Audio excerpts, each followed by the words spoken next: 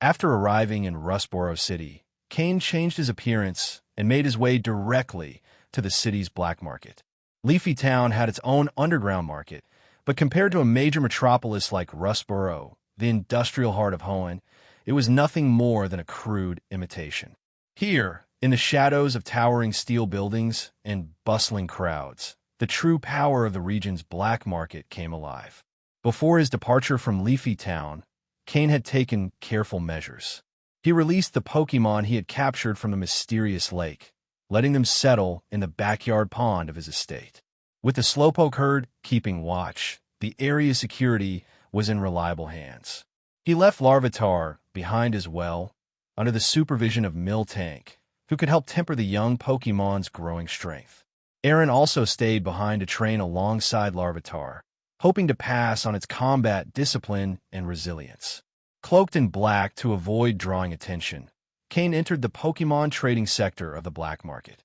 He first sold off several Pokémon, ones captured from the defeated Void Organization team and the Shadow Unit's Captain Ray.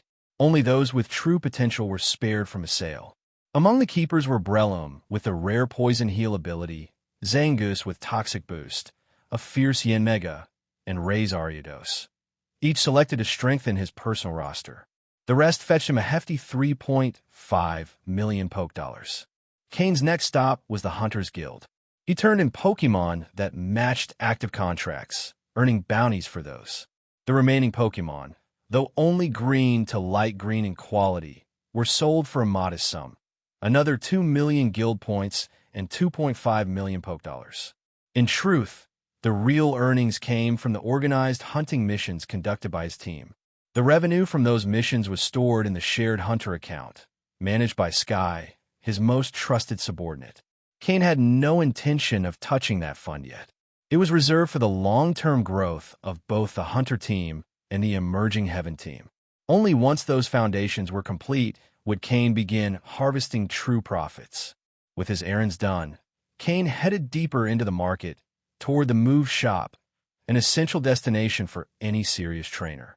Common TMs like Protect and Hidden Power lined the shelves, but rarer techniques were hidden away, available only to those with enough coin and luck. Cain was searching for a very specific move, Trick Room. For Slowking, it was vital. Though it offered no direct attack, Trick Room could flip the speed order in a battle, allowing Slowking's slow, powerful strikes to land first. For nimble fighters like Weevil or Honchcrow, it would be a drawback, but for Slowking, destined to serve in Cain's future gym roster, it was indispensable. He found it at last, but the price was steep. 3 million Poke Dollars, non-negotiable. Still, Cain didn't hesitate. Psychic TMs, especially ones with spatial properties, were incredibly rare. And with his finances healthy, he could afford the expense.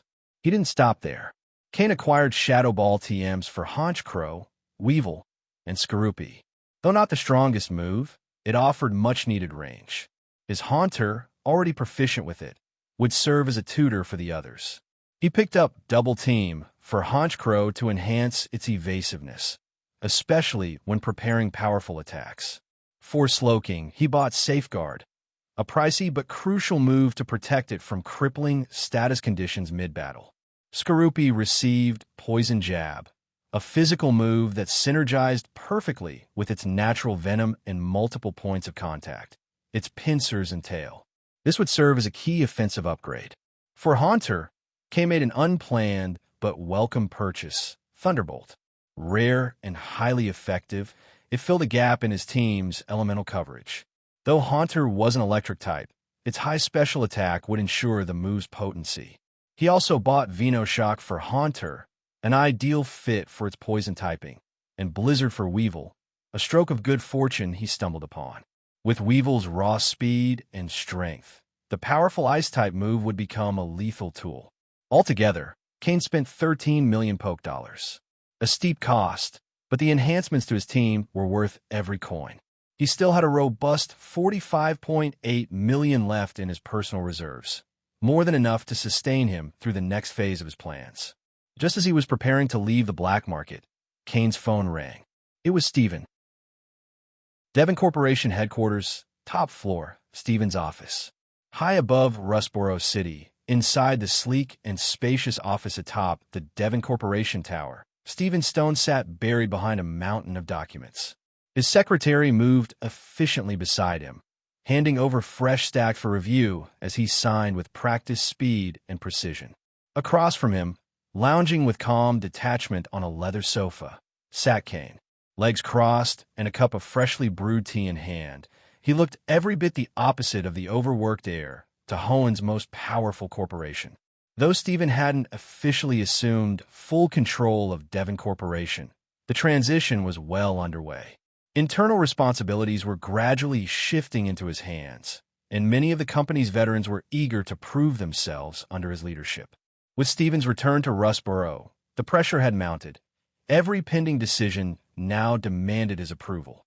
Cain, having just returned from the black market, had received news of Stephen's arrival and paid a visit. But ever since stepping into the office, he had watched his friend remain glued to paperwork, completely immersed. It made Cain wonder, once Stephen formally became president, how would he survive the workload? No wonder he gave up his title as champion of Hohen. Even Wallace, now poised as a successor, could never have surpassed Stephen in a fair battle. The only thing that had truly defeated Stephen was responsibility. Cain sipped his tea, the warmth a small comfort in the otherwise sterile atmosphere of the executive office. Though his role at Devon was that of an advisor, a title with no real authority, it still ranked him above many mid-level employees. The tea, at least, acknowledged that. Still, Cain couldn't contribute much to Stephen's endless tasks. Left idle, he examined a trio of peculiar stones Stephen had collected during a recent trip. Their etched surfaces bore strange patterns, but even Cain's system scans revealed nothing noteworthy. Yet Stephen had declared them the crown jewels of his expedition. Cain didn't understand the obsession. Maybe that was just how the wealthy found joy in discovery. After placing them back, he pulled out his torcheek. The little fire type nestled quietly in his lap, content and curious, its presence bringing a hint of warmth to the otherwise sterile office. Cain gently ran his fingers over its soft feathers, drawing a pleased chirp. Their bond had grown stronger. The torcheek's potential had stabilized, now boasting a 90% chance of retaining its rare dark blue coloration, proof that Cain's efforts were bearing fruit. 2 hours passed before Stephen finally leaned back in his chair with a sigh of relief. He rolled his shoulders, cracked his knuckles, and stood up, stretching before collapsing next to Cain on the adjacent couch. Well, Stephen said with a tired smile, eyes drifting to the torcheek. Is that the new partner you've mentioned? Cain gave a nod. Looks good. Healthy and calm. Strong potential, Stephen remarked, before suddenly narrowing his gaze on Cain. Cain arched a brow. What's that look for? Stephen's eyes lit up. You sly devil. You didn't think I'd find out, did you? Find out what? You're the youngest ever to pass the intermediate breeder exam. Stephen exclaimed. You didn't even mention it. The Breeders' Guild is already calling you their rising star. And with a gym in Leafy Town nearly under your name, you're full of surprises. Cain smirked faintly and shrugged. Impressive as those sound, they pale compared to being Devon Corporation's heir and the firstborn of the Stone family. Stephen blinked, then laughed. Can't argue with that. Now that's a title with real weight. As influential as Cain's accomplishments were, Stephen knew the difference. The Breeders' Guild granted him prestige, but not power. Until Cain reached the rank of advanced breeder, most of his influence remained honorary. In contrast, Stephen's title came with true authority, access to labs, capital, networks, and entire departments. Even so, Stephen had no regrets about trusting Cain. From their chance meeting aboard the magnetic train to now, their alliance had proven solid. Stephen's instincts had been right. Done with work? Cain asked. Mostly, Stephen replied. It was just approvals today. I'm still learning the ropes, but the structure's finally falling into place. Cain nodded and shifted the topic. The gym in Leafy Town is complete, and the Pokémon Center is under construction. The town's slowly gaining momentum. Do you think Devon Corporation would be interested in investing there? Stephen rubbed his chin, thoughtful. It's a good location. A developing town, no strong factions in place, and now, with both a gym and a center, Definitely room for strategic expansion. Cain had expected a professional answer. Stephen always weighed both friendship and corporate interest. But that was what made him trustworthy. I'll dispatch a team to evaluate the site, Stephen added. Once we get a full report, we'll talk about joint development. Satisfied with the answer, Cain moved to his next request. I need some high-grade minerals. The best quality you can find. Stephen raised an eyebrow. For Aaron, I presume. And Larvitar, too, Cain confirmed. Their growth depends on it. Consider it done, Stephen said with a grin. I'll have the inventory team prepare a list of our finest stock. As Stephen leaned back and closed his eyes for a brief rest, Cain glanced at the stones on the desk one last time. Perhaps, he thought, someday he'd understand why Stephen valued such things so much. But for now, he had Pokémon to raise and a gym to build. Hey, everyone! If you enjoy my quantum audiobooks, you can support me by becoming a Patreon member. Your support helps me keep creating, and you'll get exclusive perks. You can also access my audiobooks directly through Google Drive. Check out the link in the description. Now, let's get started. That's easy. Minerals are never scarce in my family, Stephen replied with a nonchalant gesture. Having your own mine was definitely an advantage. How great it would be to find my own mine, Cain thought to himself. He didn't need to keep everything, half would be more than enough. How has Aaron been lately? Stephen asked, showing concern for the Pokémon that had come from his family. He's been fine. I haven't trained him much yet since he endured a lot of pressure before something unusual for a Pokémon his age. After spending time playing with other Pokémon of similar levels, his mood has improved significantly, though his combative nature hasn't changed, Cain replied with a smile, recalling Aaron. Being able to follow an excellent trainer and breeder like you is a great stroke of luck for him. Maybe one day he'll surpass his grandfather. No, actually, I'm sure he will, Stephen said admiringly. Stephen had come to respect Cain for his dedication and responsibility toward his Pokémon. I'd like to visit Leafy Town with you someday, Stephen said suddenly, completely unrelated to their prior conversation. Cain looked at him in surprise, his eyes clearly saying, do you really have time for that? Stephen had just returned, and now he wanted to leave again. Stephen understood Cain's look and smiled, saying, it's not that I want to go out for fun, but to inspect the Leafy Town area. Plus, we could take a little detour to visit Chimney. It's said there are some very valuable volcanic stones there, and last time, I didn't get the chance to explore it properly. There are also some pretty powerful wild Pokémon on the mountain, and having a companion would make everything much easier. Your real goal is Chimney, and Leafy Town is just an excuse, Cain thought incredulously. However, the idea was also tempting to him.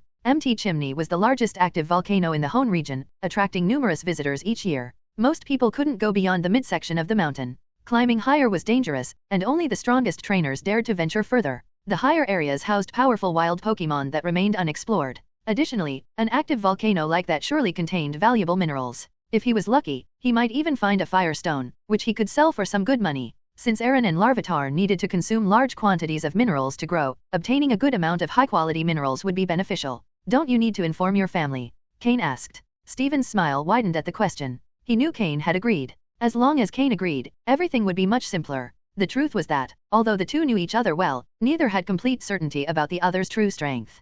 Cain was sure Stephen was hiding his true power, and likewise, Stephen suspected Cain was also concealing part of his abilities. For now, I still have the freedom to manage my time. In a few years, who knows? Stephen replied with an expression Cain couldn't decipher. Such was the life of heirs to powerful families. What they gained always came with sacrifices. This reflection led Cain to think of James, another member of a great clan, who had chosen to join Team Rocket. Unlike Stephen, James had fled his family to do what he truly wanted, even if it meant enduring hunger and facing all sorts of hardships. But that was the life he had chosen and loved. Stephen, on the other hand, had accepted the responsibilities of his family, but only after doing everything he wanted. That was why neither the Stone family nor Devon Corporation had ever limited his decisions. He had fulfilled his desires before taking on his role. James and Stephen were completely different people. Though they shared a similar background, their decisions had led them down distinct paths. Cain nodded, understanding that Stephen had his choices, just as he had his own. In his case, he was caught between the Pokémon League and Team Rocket. If he wanted to benefit from both sides, he'd also have to be prepared to be exposed at any moment.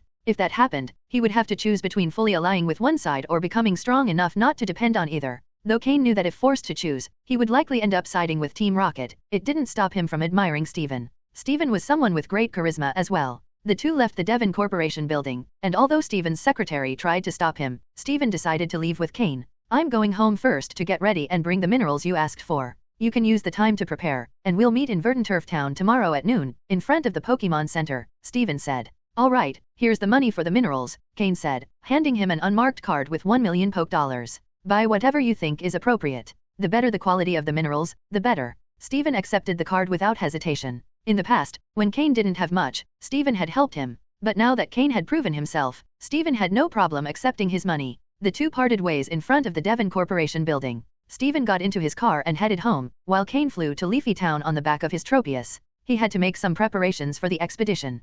Primarily, he needed to organize training for his Pokémon, especially Aaron, Mudkip, Poliwag, and Torchic, who would benefit from the practice. He also had to start planning training for Larvitar, which was progressing quickly and would likely be ready soon. Upon arriving in Leafy Town, Cain went to his backyard. Some of his Pokémon would stay there to train while he took the younger ones on the expedition. Torchic had finally stabilized its potential and now had a considerable level, with exceptional talent and speed, making it a future key member of Cain's team. This time, Cain left his newly evolved Weevil and Honchkrow in the backyard. Both had reached level 39, just one step away from the advanced level. However, since they had just leveled up, they couldn't improve again immediately. They needed time to train and accumulate experience. Moreover, Cain and Stephen were heading out, and neither Honchkrow nor Weevil were suitable to appear in front of Stephen. Since going out wouldn't provide them with training and they'd be confined to their Pokeballs the entire time, why not leave them in the backyard? There, they could train freely, and hardly anyone would show up. When Honchkrow and Weevil got bored, they could even find some wild Pokemon in the backyard to battle for training.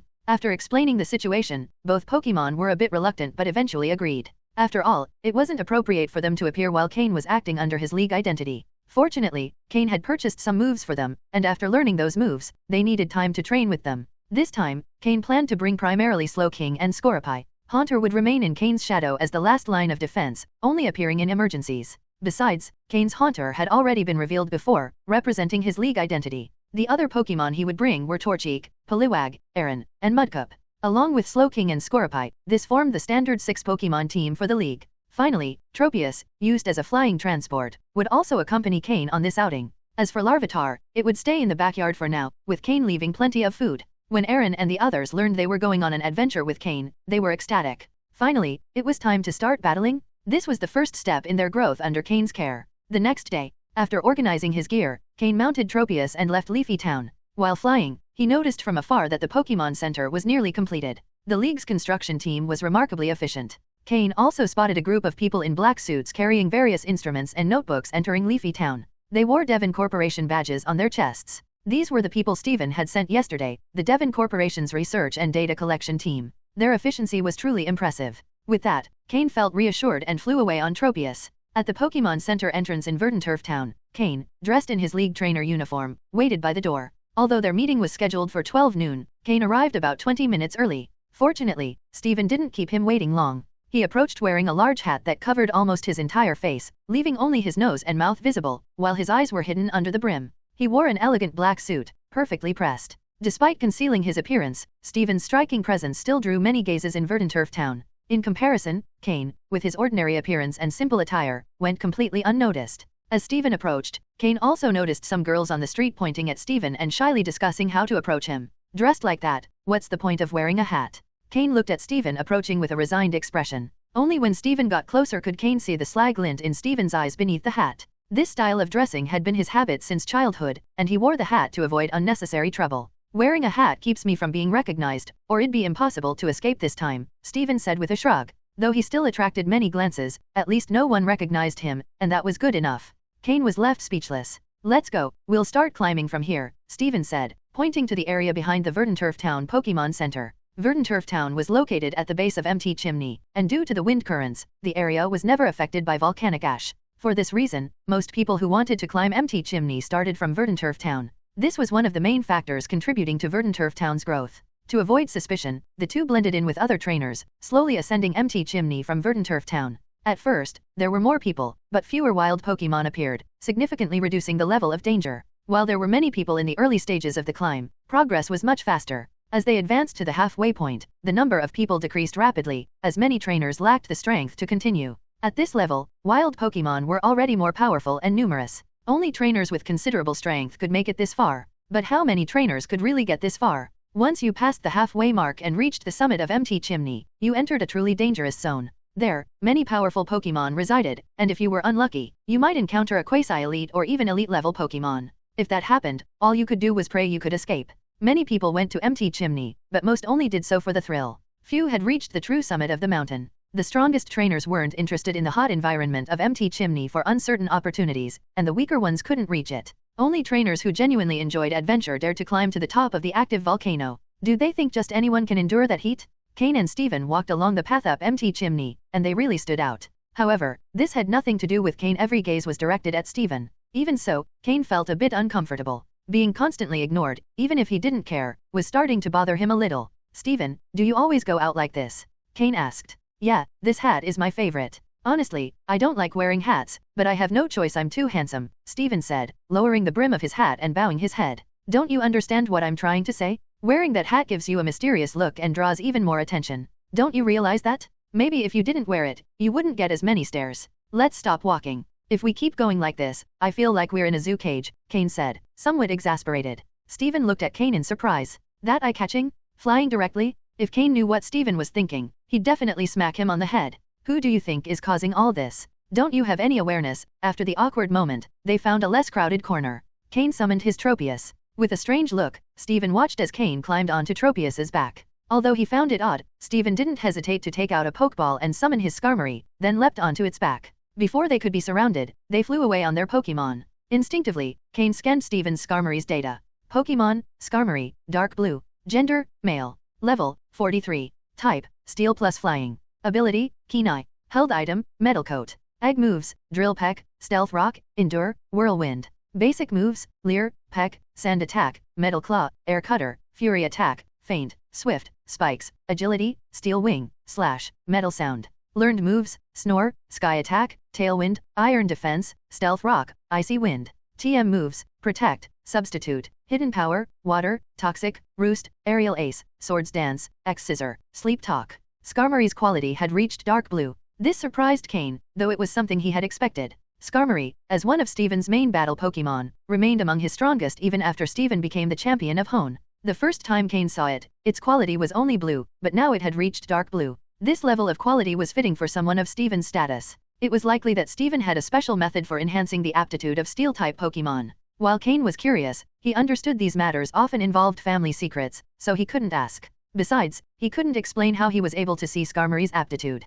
So, Cain remained silent, flying behind Steven, occasionally casting curious and admiring glances. The two flew far from Verdant Turf Town as if fleeing. Midway through the flight, Steven removed his hat, letting out a long sigh. Finally, I don't have to wear this hat anymore. It's so uncomfortable, Steven said as he had Skarmory slow down to fly alongside Cain. Earlier, Steven's Skarmory had been flying at nearly the same speed as Cain's Tropius, but now Skarmory had to slow down to avoid leaving Tropius behind. After all, Skarmory had previously been at level 38, but now it had reached level 43, becoming an advanced level Pokemon. This was how Steven managed to level up his Pokemon so quickly, explaining why he would soon become the Hone region's champion. Cain felt a bit jealous. However, what he envied the most was the Swords Dance move Skarmory possessed. The day before, Cain had searched all the black market move shops but couldn't find a TM for Swords Dance. It was clear that it was a very rare move. Yet, Skarmory had already learned it from the first time Cain saw it. The powerful and wealthy truly were terrifying. While Cain observed Skarmory, Steven was also eyeing Tropius. From the beginning, he had been curious. The last time he saw Tropius, its strength seemed to be at a similar level to now. After all this time, it appeared Tropius hadn't improved much. However, it looked a bit chubbier perhaps because it had been well fed. If you don't understand something, ask. Cain, it seems like your Tropius's strength hasn't improved much, right? Steven asked. Had Cain been focusing more on his home responsibilities, neglecting his Pokemon's training? Cain glanced at him sideways and said disdainfully, it doesn't seem like it hasn't improved. It hasn't improved at all. Plus, it's been eating well lately but hasn't exercised enough, so it's gained a little weight. Saying this, Cain gently patted Tropius's neck. For some reason, Tropius felt a chill run down its spine. And this under a blazing sun, with its chlorophyll ability active. Tropius quickly flapped its wings to accelerate its flight, aware it would need to curb its appetite next time. Hearing Cain, Steven burst out laughing. Ha ha ha, yeah, it's true, it has put on a bit of weight. I just didn't want to say it. Tropius doesn't enjoy battling much. When I captured it, we agreed it would only serve as a flying mount. When it becomes stronger, it'll decide whether to stay or leave, though I'll still provide for its food at Leafy Town regardless. That was what Cain had promised. Though he didn't mention that he initially captured Tropius by overpowering it with brute force. Steven, hearing this, understood better. Not all Pokemon enjoy battling. Once, when Cain accompanied him to his family's mines, they noticed that within the group of Aaron, several preferred spending their days eating and sleeping, living extremely comfortable lives. If not for Agron's supervision, half the Aaron might have succumbed to laziness. The belligerent Aaron Cain had captured was already a unique case within its group. After understanding Tropius's situation, Stephen didn't dwell on it further and had Skarmory slow its pace. At the same time, Stephen began considering whether he should have a flying Pokémon exclusively as a mount. Skarmory was good and fast, but its armor made traveling very uncomfortable. The flight wasn't exactly pleasant. Additionally, being a steel type, Skarmory's metallic armor absorbed heat under the sun, becoming increasingly hot. Skarmory didn't feel it as much, but Stephen felt it clearly. Tropius, on the other hand, thanks to its chlorophyll ability, absorbed the sun's heat before it could cause discomfort. And its back was much cooler, a clear advantage of having a grass-type Pokémon.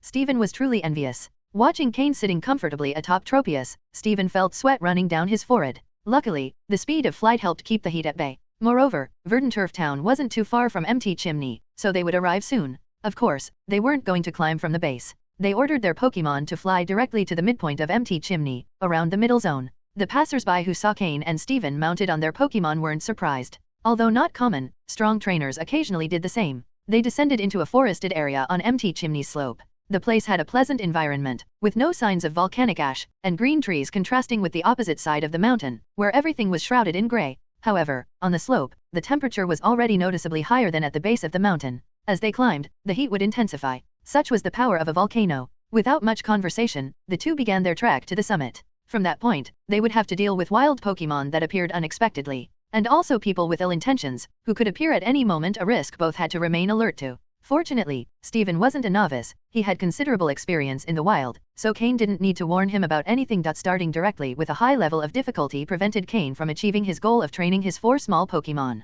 Perhaps, when he returns, there will be a good opportunity. After reaching the mountainside, the wild Pokémon were almost always above level 30. In this situation, Cain called out Scoropy. In this kind of forest, Scoropy, being a bug and poison type, could perform very well and also be trained. Stephen, seeing Cain's Scoropy, lit up. Has Scoropy grown this much already? That size is a little intimidating, Stephen said, looking at the energetic Scoropy. Cain smiled and replied, yeah, this little one has grown ridiculously fast. Stephen also released a Pokeball. A silver Pokémon, fully covered in armor, appeared before Cain. Laren, the evolution of Aaron.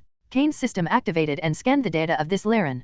Pokémon, Laren, dark blue. Gender, male. Level, 39. Type, steel plus rock. Ability, sturdy. Held item, hard stone. Egg moves, body slam, smelling salts, head smash, stealth rock. Basic moves, tackle, harden, mud slap, headbutt, metal claw, rock tomb, roar, iron head, rock slide, takedown, metal sound, iron defense. Learned moves, earth power, magnet rise, stomping tantrum, iron tail. TM moves, protect, hidden power, water, earthquake, shadow claw, stone edge, bulldoze, swagger, substitute. The dark blue quality was within Cain's expectations. Before, when Cain observed the quality of Stephen's Pokémon, he couldn't help but be amazed. But now, seeing them again, he felt he could accept it. Stephen's family definitely has methods for improving the quality of steel-type Pokémon. This Laren, already at level 39, would likely reach light purple quality soon after evolving. Other than Professor Oak's Dragonite, Cain had yet to see a Pokémon with light purple quality. Stephen likely already had 2 fully formed Metang, but it was unknown how far the Metang he kept hidden had progressed. The appearance of this Laren demonstrated that the Pokémon Stephen most needed to train now was this Laren. Its average strength was above the advanced level. Although this Laren was only level 39, an average advanced level Pokémon might not necessarily be its match. It's very well trained, Cain couldn't help but remark. Hearing Cain's words, Stephen smiled. Praise from Cain, a prodigious breeder, was more gratifying than recognition from an average advanced breeder. Thus, the two began ascending the mountainside. They were both considered among the best in this area, and the wild Pokémon that appeared rarely posed a challenge to Scoropy and Laren. There even seemed to be a healthy competition emerging between the two Pokémon. They began competing to see who could defeat their opponents first, take the least time, or defeat the most enemies. Stephen, being a prominent member of the Alliance, wouldn't use lethal force against the wild Pokémon that attacked them. The most he would allow was for Laren to defeat or incapacitate them. In response, Cain also refrained from allowing Scoropy to use lethal force. However, Scoropy, born to fight and eliminate its opponents, found itself somewhat restricted under these circumstances and couldn't perform at its best. Even so, Scoropy had its advantages. Against lower-level Pokémon, its sniper ability allowed for greater explosive power than Laren's. Although Laren's Stone Edge move had been exceptionally trained by Stephen, Scoropy excelled at exploiting its opponent's weak points. Therefore, even though Laren's strength far surpassed Scoropy's speed in defeating enemies wasn't much slower than Laren's.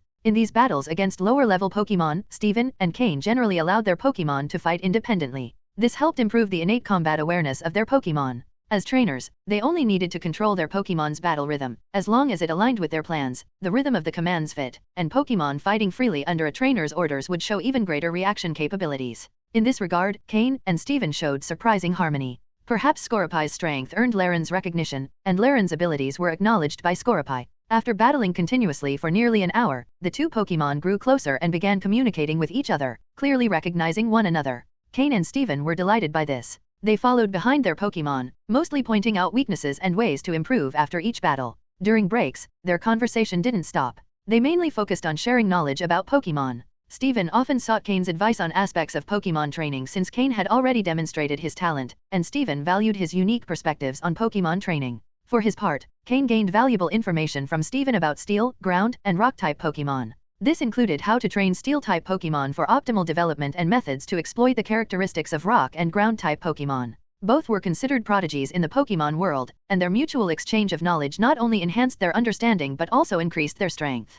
Though Cain had a system, the data in the system came from various databases, and his knowledge of Steel-type Pokemon wasn't as extensive as Steven's. However, this calm atmosphere ended 2 hours later. As they ascended, the strength of the wild Pokemon also increased. Eventually, 2 Pokemon appeared that required their direct intervention to battle. 2 level 35 Magmar? Although their quality was only light green, this level was quite formidable in this area. After all, Fire-type Pokemon were evidently more dominant against Grass and Bug types. For Bug-type Scorpy and Steel-type Laren, they also posed a considerable threat. Cain and Steven's expressions were somewhat serious, not so much because of the Magmar's strength, but because of the reason these 2 Pokemon appeared here. Magmar is a pure fire-type Pokemon, and its main habitat is volcanoes. However, this was still just the mountainside. They hadn't yet reached the volcano's peak. Magmar shouldn't leave its habitat so easily. Why are those Magmar here? Steven asked, looking at the 2 Magmar approaching from the distance. This wasn't Steven's first time climbing Mt. Chimney. He was a frequent visitor in search of oddly shaped volcanic rocks. He was quite familiar with Magmar,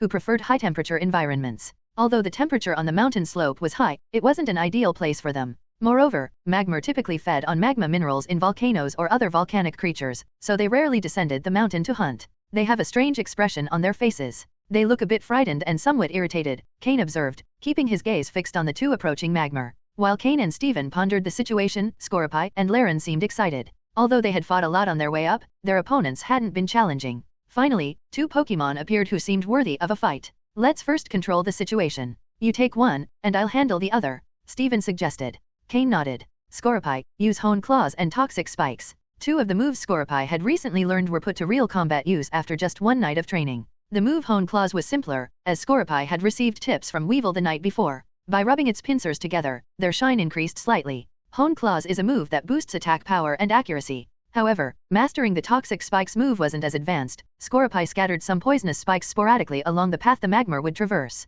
Although there weren't many, given the Magmar's current state, they were unlikely to notice the spikes. Laren, use Stealth Rock and Hidden Power, Steven commanded. Several invisible rocks appeared along the Magmar's path. Whether intentional or not, the invisible rocks complemented Scorpy's toxic spikes, exposing the latter. If the Magmar continued moving forward, they were bound to step on the spikes. Noticing the smile on Steven's face, Cain knew it was intentional. Although the 2 had never fought together before, they already displayed seamless coordination. A perfect coordination? Next, a blue energy orb materialized in front of Laren. Laren's hidden power move was water-type. Having a water-type hidden power greatly compensated for Laren's weakness against fire-type Pokemon. The 2 Magmar still wore panicked expressions, but noticing Scorpy and Laren blocking their path, their temperament, typical of fire types, flared up. Having been driven away elsewhere, they thought they could vent their frustration on this slope. How could they not handle these 2 Pokemon? It was evident the 2 Magmar had been together for a long time. Even in their panicked state, their coordination remained intact. 2 large bursts of flames shot out from the Magmar's mouths, aimed at Scorpy and Laren. It was the move Flame Burst, an attack with a wide range that caused fiery splashes, damaging nearby Pokemon. However, before the flames could reach Scorpy and Laren raised its water-type energy orb to meet the flames. Boom! SSSSS! The clash between the flames and the water energy produced a hissing sound. The surrounding temperature noticeably increased. Seeing their attack fail, the Magmar pressed forward. Boom! But the result was that they collided directly with Laren's invisible rocks. Although they broke through some of them, they couldn't pass completely. Staggering, the Magmar didn't understand what had happened. After adjusting themselves slightly, they tried to maneuver around the rocks, but to avoid colliding with more invisible rocks, they slowed down. In doing so, they stepped on Scorpy's toxic spikes. The poisoning effect activated, and although they were fire types, the poison was still quite potent. Eventually, they noticed the spikes on the ground and slowed down even further to avoid them. At this speed, they no longer posed a threat to Scoropy and Laren. Scoropy, use Shadow Ball, Cain ordered. In this situation, Scoropy's newly acquired ranged attack proved useful. At such a slow pace, the Magma were easy targets. Laren, use Stone Edge, Steven added. Both orders were given almost simultaneously. Compared to the Ghost-type move Shadow Ball, the Rock-type move Stone Edge was not only stronger in power but also super effective against fire types. Moreover, Stone Edge was the same type as Laren, further boosting its power. Here, the advantage of a well-resourced trainer became apparent. Even if Pokémon had the same level and potential, those who received better resources tended to excel. Steven's Pokémon had better move combinations and selections compared to Cain's. After all, Steven could obtain any TM he wanted, while Cain relied more on luck. Boom, boom, the Shadow Ball struck one Magma, and Laren's Stone Edge hit the other. With the double effectiveness of the Rock-type move, the Magma attacked by Laren suffered significant damage. Despite enduring Scoropy and Laren's attacks, the Magma barely made it past the invisible rocks and toxic spikes. Cain, be careful. Laren, use Earthquake, Steven warned. Cain quickly understood. Scoropy, jump and use Venoshock. Scoropy, with its great attack power, wasn't going to fall behind. Additionally, the Magma were poisoned, doubling the power of the Venoshock move. In terms of data, Venoshock, which normally had a power of 65, doubled to 130. Shockwaves from Laren's Earthquake began forming around it, causing smaller rocks to hover in the air. The strongest shockwave expanded outward from a central point toward the Magma. Following Cain's instructions, Scoropy jumped quickly over the Magma to avoid the Earthquake. The Magma weren't so fortunate. With their double weakness to ground-type moves, the multi-target Earthquake caused significant damage. Scoropy, upon landing, capitalized on the momentum from the Earthquake and charged toward one of the Magma. Venoshock struck one of them. Scoropy's sharp eyes focused on the Magma, targeting a weak point in its body. The instability of the Magma after the Earthquake gave Scoropy the perfect opportunity to exploit a weak spot. The sniper ability activated. One of the Magma lost its ability to fight. Originally, Laren was about to use another attack on the remaining Magma, but Scoropy was already unleashed. Excited, it spun and charged at the remaining Magma. Under the terrified gaze of its opponent, Scoropy's Venoshock hit that Magma again.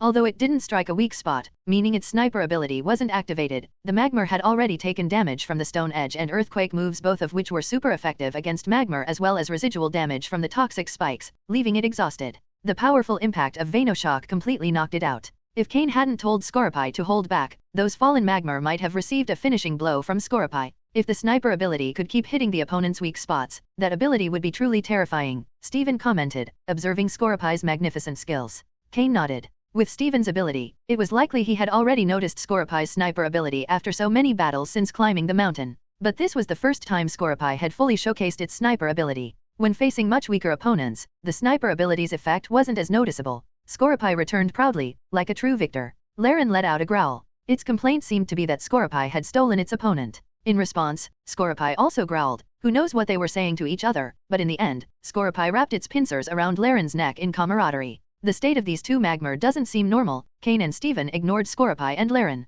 Steven agreed. I've been to MT Chimney many times, and I've seen lots of Magma, but they all lived near the volcanic crater. They wouldn't come down without reason. Besides, their usual prey isn't found down here. The body temperature of a Magma can reach 1,200 degrees. They usually live in high-temperature areas. The edge of a volcanic crater is ideal for them. The hotter the environment, the more energetic they are, Cain explained, sharing some of his knowledge about Magma. He then added, a Magma wouldn't leave its habitat without reason. In this situation, either there's been a change in the volcano, or a powerful enemy has appeared in their habitat, one so strong they can't face it. Hearing this, Steven looked somewhat serious. Either scenario seemed unfavorable. MT Chimney is an active volcano, but it's generally in a stable state. Normally, it only emits volcanic ash, something the residents of Hone are accustomed to. In fact, volcanic ash is a distinctive feature of the Hone region. If MT Chimney has changed and is about to erupt, the consequences would be unimaginable. On the other hand, if the second scenario is true, and an enemy has appeared in the Magma's habitat, it would be slightly better by comparison. After all, we don't know if the Magma's enemy is part of the League or some other organization. I think the second possibility is more likely. MT Chimney hasn't erupted in nearly 100 years. If there were any changes, we wouldn't be the first to know. The League has had people investigating here all the time. Those experts wouldn't ignore it, Cain added after a brief silence. After a pause, Cain said, in any case, it seems like this time things won't be so simple. We'd better be careful. Steven nodded with a serious expression. Hopefully, it's nothing serious. After all, we just wanted to enjoy a trip. Just as Steven was ready to move forward, he noticed that Cain wasn't moving. Steven, puzzled, turned to look at Cain, who stood still with a frown, eyes closed. Cain, what's wrong? Steven asked. Cain sighed silently. If he could avoid it, he really didn't want to reveal that he was psychic. But if he wanted to hold a high position in the league in the future, he would inevitably encounter psychics already part of it. At that point, it would only be a matter of time before his psychic ability was discovered. Moreover, wouldn't he use his psychic abilities when facing a strong opponent in the future? Impossible? He worked hard to become a novice psychic and learn telepathy to gain an edge in battles. Lies, one is enough. The more things you try to hide, the more lies you'll need to cover them. When one small lie is discovered, all the others covering it will mercilessly crumble. So Cain thought that if he was going to hide something, it should only be one thing. Besides, Steven was one of the few people in the league he trusted almost on par with his mentor, Matsuda Takashi. Since the topic of his psychic abilities would eventually come to light, why not prepare his friend in advance? That way, when it's discovered, at least he'd have someone to back him up. Cain closed his eyes just for show. In the second he defeated the Magma, he had already considered all these possibilities. Wait a moment, I think I can find out what's going on, Cain said, walking toward the less injured Magma. Magma's head and tail are pure fire. When it lost consciousness, the flames on its head extinguished. Cain pulled out some heat-resistant gloves, put them on, and took some healing sprays from his storage space to quickly treat the Magma's surface wounds. With Cain's skill as a breeder and by combining medicines, Magma soon regained consciousness. Scorapi stayed close to Cain, ready to prevent any outburst from the Magma. However, upon waking, Magma seemed less frantic and less aggressive than before. It looked at Cain, who was treating its wounds, and at the Scorapi beside him, the same one that had defeated it. Magma remained calm. Cain sprayed the last bit of medicine on the damaged scales, treating the final bleeding wound. Given Magma's constitution, these injuries weren't severe. After Scorapi had extracted the poison, there was no real danger. A few hours of rest would be enough for recovery. But Magma also knew that its previous aggression was the cause of its injuries, so it was quite grateful for Cain's treatment. This is for you. I've removed the poison from your partner. There shouldn't be any problem. It will wake up soon. Cain placed some high-quality poke blocks in front of the Magma. Smelling the fragrance of the poke blocks, Magma's eyes lit up immediately. Steven stood behind Cain, observing everything he did. Although he didn't fully understand his intentions, he decided not to interrupt or stop him and watched patiently. Magma accepted the advanced poke blocks that Cain offered. Cautiously, it took one and put it in its mouth, savoring it like a delicacy. After eating one, it paused and cleverly hid the rest in a spot so ingenious that even Cain couldn't clearly see where it went. Then came the moment to witness a miracle. A characteristic psychic glow appeared in Cain's eyes. The eyes are the window to the soul, and psychic abilities are a combination of the mind and heart's capabilities, so the most visible part of using a psychic skill is, precisely, the eyes. Cain's eyes shone with a blue light, and a thin thread of light blue psychic energy connected his mind to Magma's. Telepathy. Or, more precisely, an advanced use of telepathy that allows one to directly perceive the intentions of the other party through psychic energy. In other words, Cain could communicate with Magma and understand its thoughts, just as Magma could comprehend Cain's words. Steven, standing to the side, looked at Cain with wide eyes, as if he had seen a ghost. What am I seeing? Psychic powers? No, a psychic? Cain is a psychic? Is this what Cain had been hiding? A genius breeder and also a psychic? This is incredible. Steven's amazement was exactly what Cain had anticipated, but at that moment, he had no time to worry about it. The advanced telepathy he was using was a skill he had only recently learned. It requires extremely precise control of psychic abilities, something Cain was still perfecting. So, for him, using this skill was quite challenging. Patiently, Cain began connecting with Magma's thoughts. Magma, can you hear me? Cain asked mentally. Hearing Cain's voice in its head, Magma jumped, looking around for someone else, but it didn't see anyone. Stop looking around. It's me, the person in front of you, the one who gave you that delicious food, Cain said with resignation. When Cain said these words, Magma, with some doubt, focused on him. It had never seen anything so incredible before. It took 5 minutes before Magma finally accepted Cain's special ability. Then came the crucial moment of communication. Magma really struggled to articulate its thoughts, likely because wild Pokemon generally aren't skilled at organizing and expressing their ideas. Cain could only understand it with difficulty. After 15 minutes, Cain withdrew his psychic ability and wiped the sweat from his forehead. He felt slightly dizzy, as that specific use of telepathy had pushed him to his limit. Whew! He exhaled deeply. At that moment, a handkerchief appeared in front of Cain. Steven had already regained his usual calm demeanor. Cain had revealed his psychic ability, which had shocked Steven greatly. However, Cain had also shown him trust by doing so. Thanks, Cain said with a simple word of gratitude as he took the handkerchief and wiped the sweat from his forehead. He then added, I just communicated with Magma, but it's true that wild Pokemon have serious difficulty organizing their thoughts and expressing them clearly. Cain couldn't help but complain a little. If it had been Honchkrow, it could have explained the entire situation in under 3 minutes, but with Magma, it was another matter. Not to mention Slowking, a Pokemon whose intelligence rivals that of humans. No comparison, no harm. Cain had mentally prepared himself for a complicated process, but he hadn't expected it to be this troublesome. From what I could understand from Magma, it seems that some creatures similar to us have appeared at the top of the mountain, which should mean humans. Moreover, they brought Pokemon that Magma had never seen before. Although they didn't attack directly, they caused damage to its habitat. The Magma tried to resist but were easily repelled, Cain explained briefly. Such a simple situation, how could it become so complicated?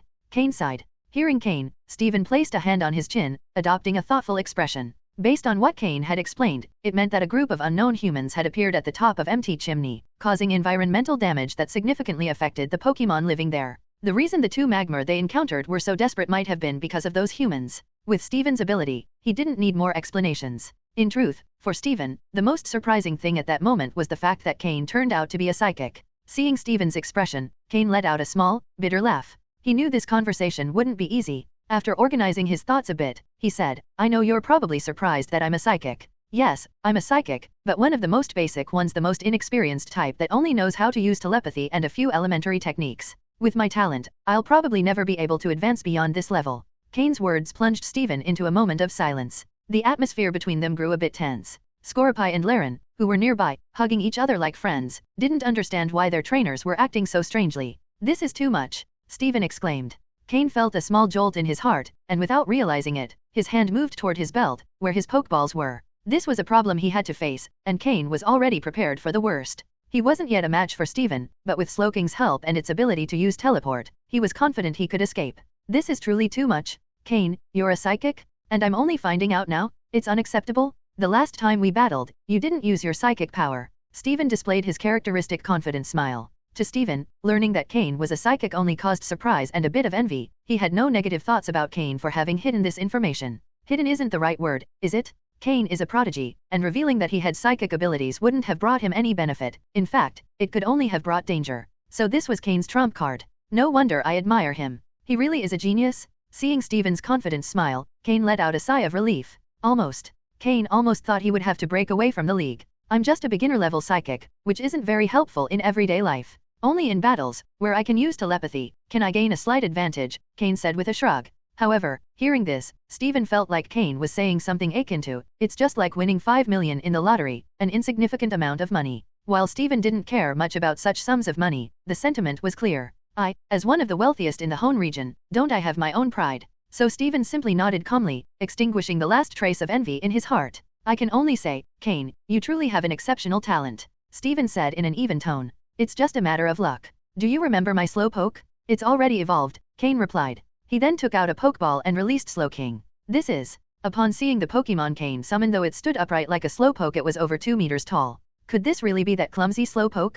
Is this Slowking? Though it was phrased as a question, the meaning was clear. Cain nodded and said, yes, do you remember the last time I asked for your help to find a King's Rock? By chance, when Slowpoke was holding the King's Rock and was bitten on the head by a Shelder, it was able to evolve into Slowking. So Slowking really is the evolution of Slowpoke. The King's Rock. That evolution requirement is truly rigorous. Stephen was already becoming immune to being surprised by Cain's discoveries. After all, if it was related to Cain, it seemed almost normal. The point isn't Slowking's evolution. I've already provided the method of Slowking's evolution to Professor Oak, but it hasn't been made public yet. It needs verification. Cain continued, during Slowking's evolution, the massive increase in its psychic power caused me to awaken and boosted my psychic ability to the beginner level. But I've tried to improve since then, and it seems the beginner level is my limit. I understand, Stephen said, nodding while stroking his chin. A brilliant Slowking is indeed a very rare Pokemon, and this one seems to have been perfectly trained, with excellent talent for psychic abilities. This is too much. Stephen gave Cain a look that signaled he should tone it down.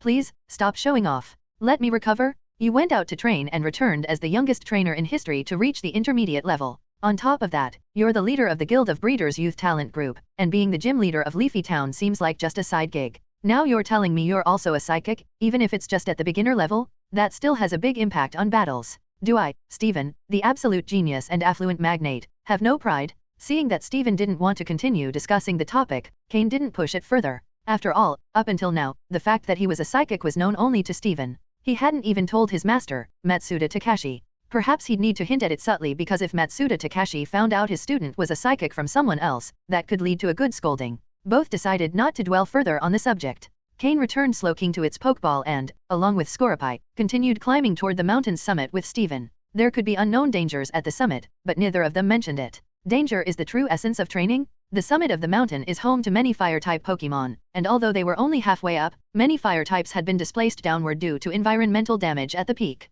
And since Scorepi is a Poison and Bug type, and Laren is a Steel and Rock type, both Pokémon were at a disadvantage against fire types. However, neither Cain nor Steven chose to switch Pokémon. There was no need. They hadn't yet reached the point where their Pokémon couldn't prevail. Only when the opponent's type presents a disadvantage can true training occur. Based on the type Laren gained from the move Hidden Power, it was clear that Steven had certain means to counter fire types, which are effective against steel types. On the other hand, Cain didn't have a direct counter for fire types, which were strong against Scoropy. But if fire types couldn't land an attack on Scoropy, what use would that advantage be? A critical hit? That's the proper way for Scoropy to fight. They walked along a mountain path, surrounded by dense forests. With their continuous ascent, the temperature, which should have decreased with altitude, didn't. Instead, it gradually rose. And possibly due to the disruption of fire types, this temperature increase was inconsistent. Many grass and bug-type Pokémon living in the forest, disliking this rising temperature, had no choice but to migrate downward. Since the Pokémon here were relatively high level, their descent would force other Pokémon further down to do the same.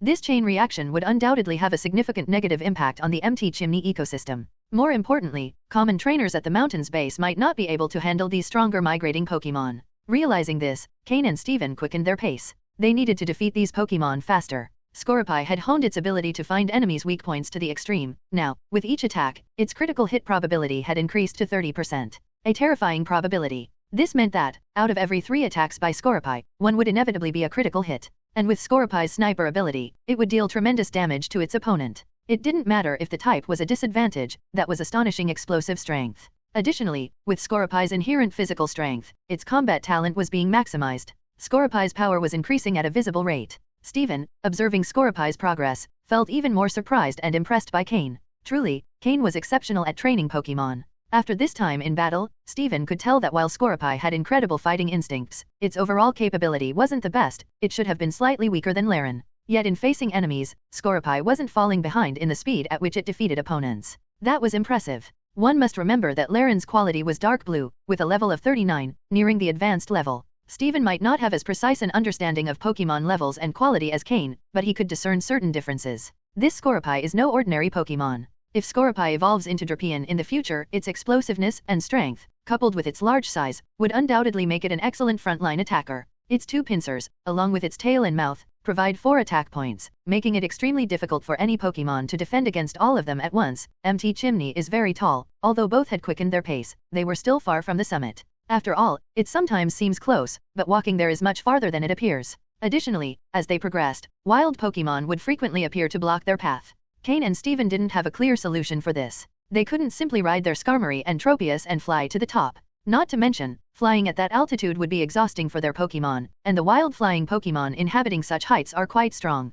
Cain and Steven wouldn't have many means to defend themselves in the air. After all, they each only had 1 flying Pokémon, and if they carried them, who would handle the attacking? When night was about to fall, they barely managed to traverse the mountain slope and arrived at an arid area near the summit. Here, due to the high temperatures, neither flowers, grass, nor trees could survive. Cain and Steven already knew what the environment would be like, so before coming to empty Chimney, they had prepared breathing devices. These were gadgets similar to masks that covered the mouth and nose, capable of filtering hot air and preventing oxygen deprivation caused by the altitude, a rather useful accessory. Steven had been to empty Chimney several times before, so he had prepared these devices in advance. Although the sun had already set and night was beginning to fall, the temperature remained high. Upon reaching the summit, wild Pokémon became much less frequent. The area was covered with bare rocks and volcanic stones formed by heat, an ideal habitat for rock and fire-type Pokémon. It was also a favorite place for rock enthusiasts like Steven. However, Steven wasn't very interested in searching for stones this time, as the people who had suddenly appeared at the mountain's peak made both him and Cain uneasy.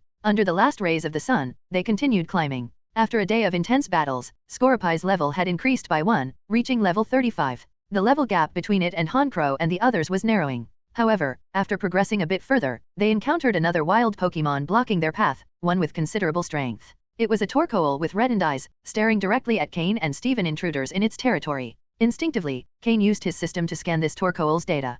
Pokémon, Torkoal, green, in a state of rage. Gender, female. Level, 39. Type, fire. Ability, white smoke. Held item, none. Egg moves, endure, fissure, flame burst. Basic moves, ember, smog, withdraw, rapid spin, fire spin, smoke screen, flame wheel, curse, lava plume, body slam, protect, flamethrower, iron defense. Learned moves, heat wave, earth power, stomping tantrum. TM moves, none. Upon seeing the data for this Torkoal, Cain frowned. State of rage. This reminded him of the Breloom his Sneasel had defeated during its evolution, which was also in a state of rage. Torkoal's condition was almost identical to Breloom's back then. Could there be a connection? Or had they simply been unlucky enough to encounter another enraged Pokémon? Steven, be careful, this Torkoal seems to be in an abnormal state, Cain warned. Steven nodded. Seeing this Torkoal, he also felt something was off. It was the strongest Pokémon they had encountered so far, a quasi-advanced level Pokémon, matching the level of Steven's Laren. We'll subdue it first, Steven suggested. Regardless of why Torkoal was in this state, it was best to control it first. 10 minutes later, thanks to the teamwork of Scorepi and Laren, the Torkoal fell before them. After a day of battles, Scorepi and Laren had developed some synergy. Both Pokémon could execute simple combinations based on each other's abilities. Thus, their combined combat power was quite remarkable. Of course, the main reason was the synchronization developed between Cain and Steven as trainers, allowing their Pokémon to work together effectively. Watching Scorepi and Laren behave like good friends, Cain couldn't help but shake his head. Torkoal's condition was similar to Breloom's that day, so Cain treated it lightly and then let it go. In its current mental state, not even telepathy would allow Cain to obtain useful information. However, he had a preliminary suspicion about the people at the mountain's summit. He hoped it wasn't them. Cain thought silently. If it really was that group, with the current strength he and Steven had, they would likely only be able to escape. Placing Torkoal in a discreet corner, Cain and Steven didn't linger, but both wore grim expressions, clearly thinking the same thing. As they advanced, a brief silence fell between them. Finally, Steven was the first to speak. Cain, have you heard of Team Magma? Hearing Steven's words, Cain paused briefly and then replied, I have a general idea. This surprised Steven a bit. Not many people knew about Team Magma, as they kept themselves quite hidden. Only a few high-ranking league members knew about them. That Cain knew surprised him. The last time I was at sea with my mentor, we were attacked by Team Aqua. I didn't know at first, but after investigating a bit, I learned about Team Aqua and Team Magma, Cain explained briefly. With this explanation, Steven understood better. I see. You encountered Team Aqua. Team Aqua and Team Magma are not well known in the Hone region, but that doesn't mean they lack power. These two factions have existed for a long time, but they've mostly remained hidden, as if waiting for something. The League has sent people to investigate them thoroughly, but so far, no one has returned alive. At this point, Steven's expression grew very serious. One of the people sent to investigate Team Magma was from the Stone family.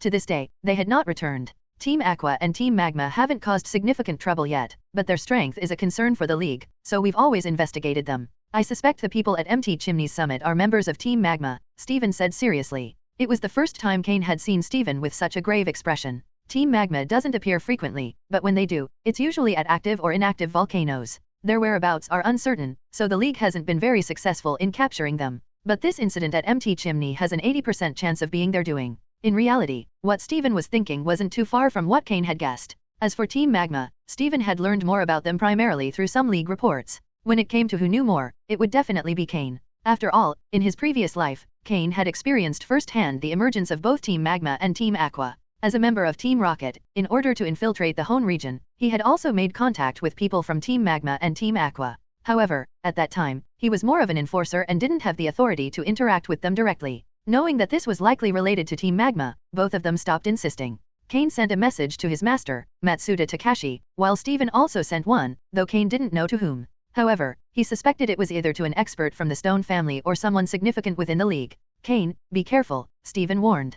Cain nodded. Neither of them mentioned the possibility of leaving. Both concealed their presence. After climbing over a pile of large rocks, they finally spotted human silhouettes. Hidden behind a large rock, Cain and Steven observed several people dressed entirely in red in the distance. They wore red hooded vests with hoods over their heads. On the vests, there was a black emblem. At first glance, it looked like a small mountain. Team Magma? Both Cain and Steven wore grim expressions. If it were another underground group in the Hone region, even if they couldn't defeat them with their current strength, they wouldn't feel as much pressure. But Team Magma was different. Although they hadn't fully surfaced yet, ever since a member of the Stone family mysteriously disappeared after getting involved with Team Magma, Steven had thoroughly investigated the organization and had a rough idea of their terrifying strength. Cain, of course, knew even more. In his past life, both Team Magma and Team Aqua were capable of going head-to-head with Team Rocket, so the strength of these teams was undeniable. There were several elite-level trainers within Team Magma. What they didn't know was who was leading the group this time or whether there was an elite-level individual present. Two members of Team Magma were chatting, but due to the distance and the swift airflow around the volcano, Cain and Steven couldn't hear what they were saying. There was no choice. After a moment's hesitation, Cain moved closer, using the massive rocks along the way to stay hidden. Steven watched Cain's movements. Although he intended to stop him, he ultimately decided not to say anything. Cain crept closer and, using his psychic ability, could barely hear what the two were saying. The two Team Magma members, a man and a woman, were guarding the entrance. I wonder how much longer we'll have to stay here. We've been on this mission for days, and there isn't even a place to bathe, the woman complained. Who knows? This mission is pretty simple, we just have to guard the entrance, and we'll receive big rewards. When we return, we can exchange points for supplies to enhance our skills, the man replied. Guarding is easy, but I'm curious about what they're doing inside. Stop being so curious. This mission is led by Lord Butler. Don't ask questions about things you shouldn't know. Even though his strength is average compared to other superiors, his temper is notoriously bad, the man said nervously. I've heard that. Lord Butler only has this position because he's backed by Lord Tabitha, the woman muttered under her breath. Shut up. How can you say something like that? Do you want to get killed? After that, their conversation shifted to rumors about Team Magma's upper ranks, which Cain wasn't interested in, so he stopped listening. However, he had learned some important details from their conversation. Although he didn't know exactly what Team Magma was doing here, at least Maxie wasn't in charge, which gave Cain some relief. If Maxie were leading, Cain wouldn't even bother looking back before fleeing with Steven. They were on completely different levels. A confrontation with Maxie would be a death sentence. As for Butler, Cain didn't recall him being one of Team Magma's high-ranking members. But the name Tabitha was familiar to Cain. In his previous life, he'd heard of Tabitha as one of Team Magma's important leaders and potentially an elite-level trainer. At that moment, Steven, who had followed Cain's lead, arrived by his side. Cain used telepathy to share all the information he had obtained. What do we do? Retreat or go in for a closer look? Cain asked Steven telepathically. Steven didn't respond immediately, but after some thought, he nodded decisively. The message was clear, let's go in. In truth, Cain had the same intention, but since there were two of them, he preferred to get Steven's agreement. Cain took out a Pokeball again. To avoid detection, both Scorpii and Laren had already been returned to their Pokeballs. This time, Cain didn't use Scorpi's Pokeball but instead brought out Slowking. Steven also refrained from bringing out Laren and instead used his strongest Pokemon. This could be life-threatening, so they had to go all out from the start. Slowking and a completely silver-bodied Metang appeared. The moment Steven's Metang appeared, Cain obtained its data.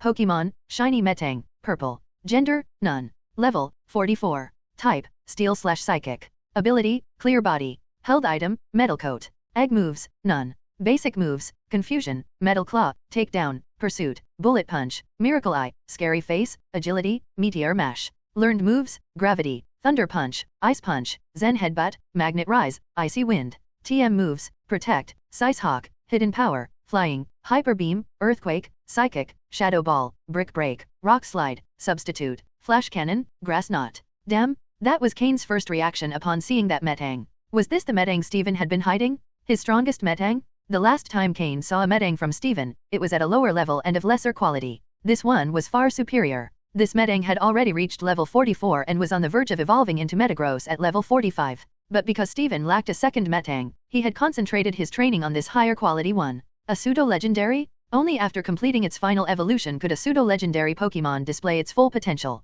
This shiny Metang was incredibly strong but wasn't yet at its peak. Once it evolves into Metagross, its strength will skyrocket. Steven will reach the level of an elite trainer in no time. Cain also needed to accelerate his own growth. Steven's Metang truly reflected his status. This also highlighted the disparity among people in the Pokémon world. For ordinary citizens, becoming trainers meant giving their all to obtain even the most common Pokémon. But for someone like Steven, born into a noble family, from the day he was born, he already had a considerable advantage. This is the norm in this world and the main reason Cain didn't resist joining Team Rocket. The issue wasn't with people like Steven but with the world's system. Slowking and Metang, two psychic-type Pokémon, combined their strengths in a way that 1 + 1 wasn't 2 but far more. The two exchanged glances, and their newly formed cooperation that day allowed them to make the right decisions in this situation. Slowking, take Metang and teleport next to those two people. Use your psychic powers to control them and ensure they make no noise, Cain ordered telepathically. Steven didn't give any orders to Metang, but it understood his intent. Slowking's psychic powers activated, and along with Metang, they disappeared from the spot.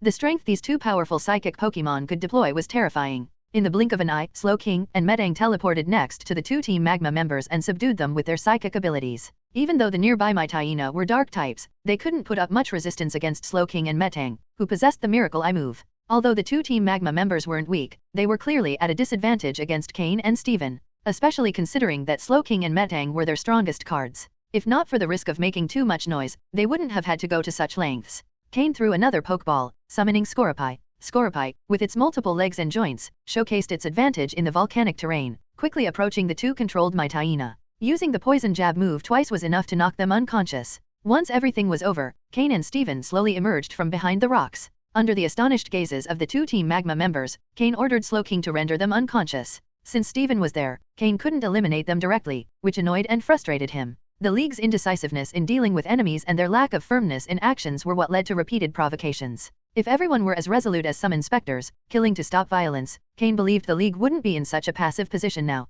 Underground groups were on the rise, all because of the League's unnecessary compassion. After knocking them out and tying them up with ropes, Cain and Steven took the Team Magma jackets the two were wearing. They put them on and, surprisingly, felt a cool sensation despite the hot environment. Obviously, these jackets were specifically designed to withstand high temperatures. With their red hoods on, they now looked like Team Magma members. This was the solution Cain and Steven devised after discussing it. Entering without a disguise would have been much riskier. At least this way, they could avoid detection in basic checks. They woke the two Team Magma members by splashing water on them. When the two realized the people in front of them were wearing their jackets, their faces immediately turned pale. They knew they'd been attacked and wanted to raise the alarm, but their bodies wouldn't respond. Upon waking up and realizing their Team Magma jackets had been stolen, they knew they were finished. If the intruders didn't kill them, Team Magma's higher UPS would. Their faces quickly filled with despair. Seeing their expressions, Cain understood what they were thinking. Looking down at them, he said, "We're from the League. If you answer our questions, we might let you live, otherwise." Hearing this, the two Team Magma members regained some hope.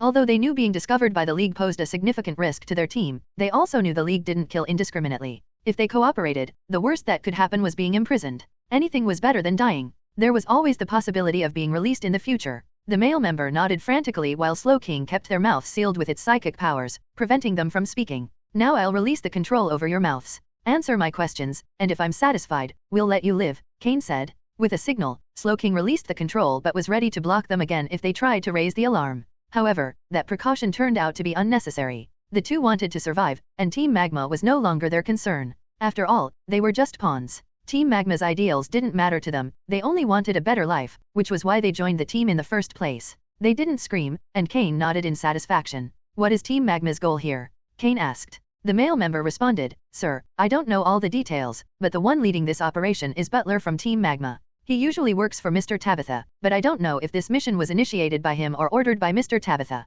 We're just pawns following orders." "How strong is Butler?" Cain asked. For Cain and Steven, the most important thing wasn't Team Magma's objective but Butler's strength as the operations leader. If he was too strong, they would prefer to withdraw, as League reinforcements would soon arrive. However, if he wasn't too strong, they'd be willing to investigate what was inside. The male member responded, "As for Butler's strength, I'm not sure about the details, but within Team Magma, it's said he got his position because of his relationship with Mr. Tabitha. In terms of rank, he's just below the executives, at the level of the strongest officers." Team Magma's ranks were similar to Team Rocket's, but Cain wasn't sure if their power classification was also similar. If it was, a high-ranking officer could be at the level of an advanced trainer nearing elite status. But since Team Magma wasn't yet as strong as Team Rocket, he might only be an early-stage advanced trainer. Cain relaxed upon hearing Butler's described strength. As long as Butler wasn't elite level, everything would be fine. After knocking the two Team Magma members unconscious again and hiding them in a corner, Cain and Steven ventured deeper into the cave behind them. A blast of hot air immediately hit them.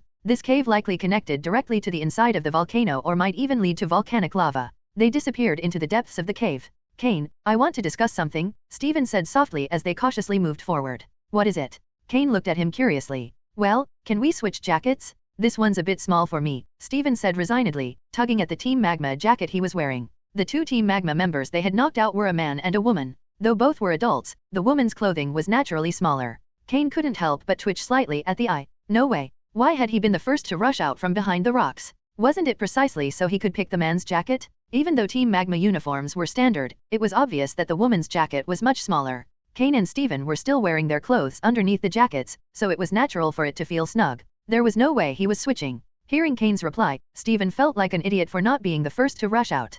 Cain barely managed to hold back a laugh. If Steven hadn't mentioned it, Cain wouldn't have even noticed that Steven's jacket didn't fit. But none of that mattered now. The important thing was figuring out what Team Magma was planning inside empty Chimney. Elsewhere, after receiving messages from Cain and Steven, the Pokémon Trainer Alliance, which had already been monitoring Team Magma, convened an emergency meeting primarily involving the Hone Division. Cain and Steven, being prominent figures in the Alliance, had managed to put the higher UPS in a tricky position. "Why are we still debating? Just send reinforcements already," exclaimed someone at the far end of a long meeting table. The Alliance had detected Team Magma's activities some time ago, but since their objective was still unclear, they hadn't wanted to act rashly. Now, with Cain and Steven involved, perhaps they could uncover one of Team Magma's objectives and tell those two boys to return immediately. "What are they doing getting mixed up in the empty Chimney mess?" said another elder with white hair. Sitting at the head of the table, Hone Division President Juan rubbed his temples. He was responsible for hosting alliance meetings in Hone, but every time he convened one, it ended in a headache. The attendees weren't nobodies, but chaos always ensued.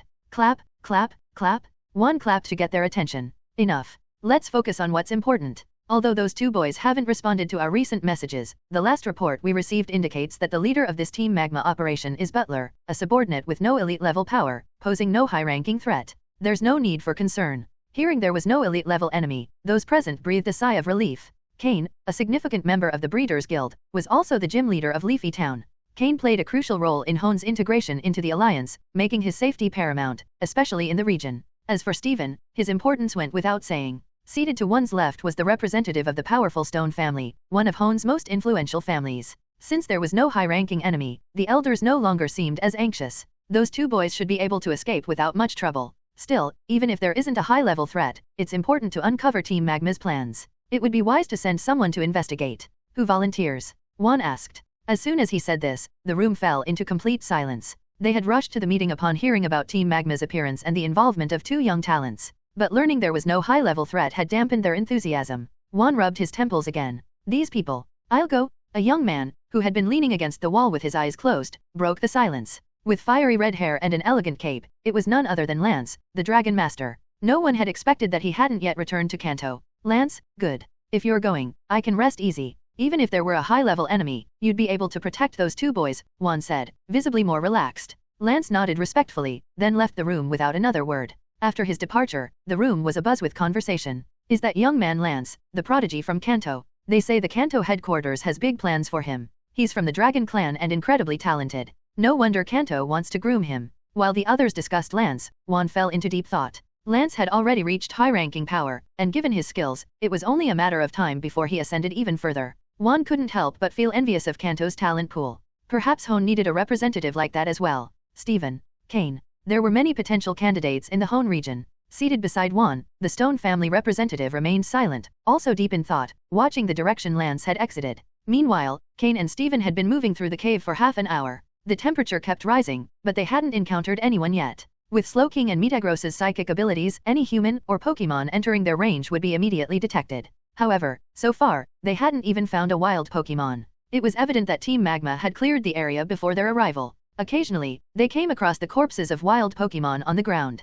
Cain wasn't surprised, having been in similar situations before, but for Stephen, who had grown up in a much more sheltered environment, the sight visibly unsettled him. Even when attacked by wild Pokémon, Stephen had always spared their lives after each battle. That was the mindset instilled in him from a young age. Lance, riding on his trusty Charizard, was speeding toward empty Chimney. However, Cain and Stephen were unaware of this. And, in truth, even if they knew, they wouldn't have stopped their advance. The corpses of some wild Pokémon they encountered along the way had completely enraged Stephen, who was usually a very calm person. After advancing for another half hour in the cave, the passage began to widen. There are excavation marks on the walls, Cain observed, noticing some traces on the cave's walls. Let's go in and see what's happening, but cautiously, Stephen suggested. Understood. The two crossed the last corridor and entered what appeared to be the interior of empty Chimney. The surroundings were covered with reddish rocks, and the uniforms of Team Magma blended surprisingly well with the environment. Initially worried about being discovered, Cain and Stephen found no one once inside. It was as if Team Magma wasn't there. However, the fresh excavation marks in the cave clearly indicated that someone had been there.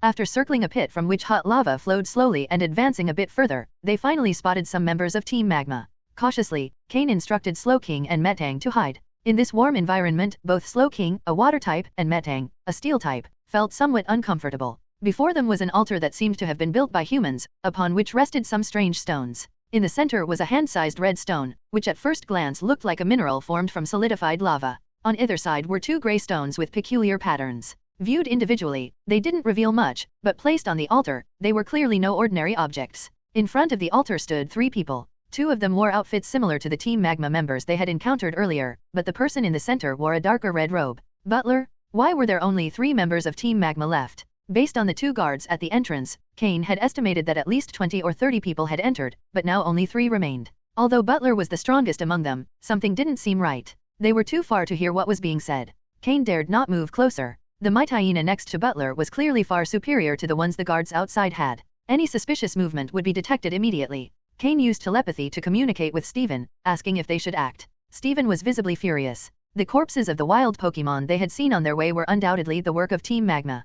Steven nodded without hesitation and took out another Pokeball from his belt. Sometimes, it's not about having many Pokemon in a battle but about properly managing the ones you have. Taking out another Pokeball signaled that Steven was ready to fight seriously. Cain, understanding the gesture, also retrieved the Pokeball containing Scorpy. He had brought Slowking and Scorpy on this mission, along with Haunter, who remained hidden in the shadows. Initially, he hadn't expected to encounter significant trouble and had planned to train Aaron and his other Pokemon, but meeting Team Magma had changed the situation. However, with Slowking handling its water-type moves well, Cain felt they were adequately prepared. Follow my lead. If anything goes wrong, use your Pokemon to reach me. Slowking can use teleport to get us out of here instantly, Cain telepathically instructed Steven. Steven nodded, confirming he understood. Cain also issued telepathic orders to Slowking to use some support moves. Simultaneously, Steven instructed Metang to do the same, preparing for the upcoming battle. It would be a tough fight, and they needed to maximize their defenses. When we start, focus on distracting Butler. I'll handle the other two. Although we don't know why there are only two left, this is an opportunity for us. If we can't contain Butler, we retreat immediately, Cain concluded, giving final instructions before initiating action. Clearly, Butler was the primary threat, but the other two couldn't be underestimated.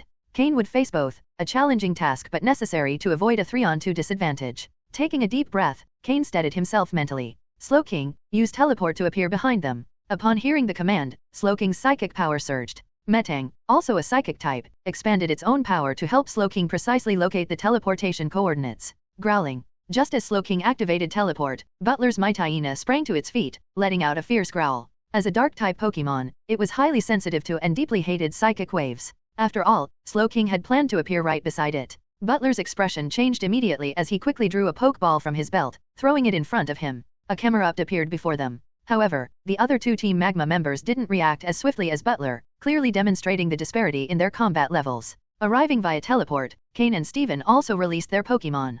Cain sent out Scorpy, while Steven revealed a second Metang. 2 Metang? Steven at his strongest? He was serious? The second Metang was the same one Cain had seen when they first met, but now it had also reached the advanced level, and surprisingly, its potential had improved. Cain couldn't believe it. How many resources would it take to raise a blue-tier Pokemon to light purple? It required far more effort than buying a light purple-tier Pokemon outright. And this was a Metang, a pseudo-legendary Pokemon, making the process even more difficult. Pokemon, Shiny Metang, Light Purple. Gender, genderless. Level, 44. Type, Steel plus Psychic. Ability, Clear Body. Held item, Uxaberry. Egg moves, none. Basic moves, Confusion, Metal Claw, Takedown, Pursuit, Bullet Punch, Miracle Eye, Scary Face, Agility, Meteor Mash. Learned moves, Gravity, Thunder Punch, Ice Punch, Zen Headbutt, Magnet Rise, Signal Beam, Ally Switch. TM moves, Protect, Size Hawk, Hidden Power, Rock, Hyper Beam, Earthquake, Psychic, Shadow Ball, Brick Break, Rock Slide, Substitute, Flash Cannon, Grass Knot. Was this the potential of Steven, Hoen's talented trainer with such a powerful background, and the future Steel-type champion?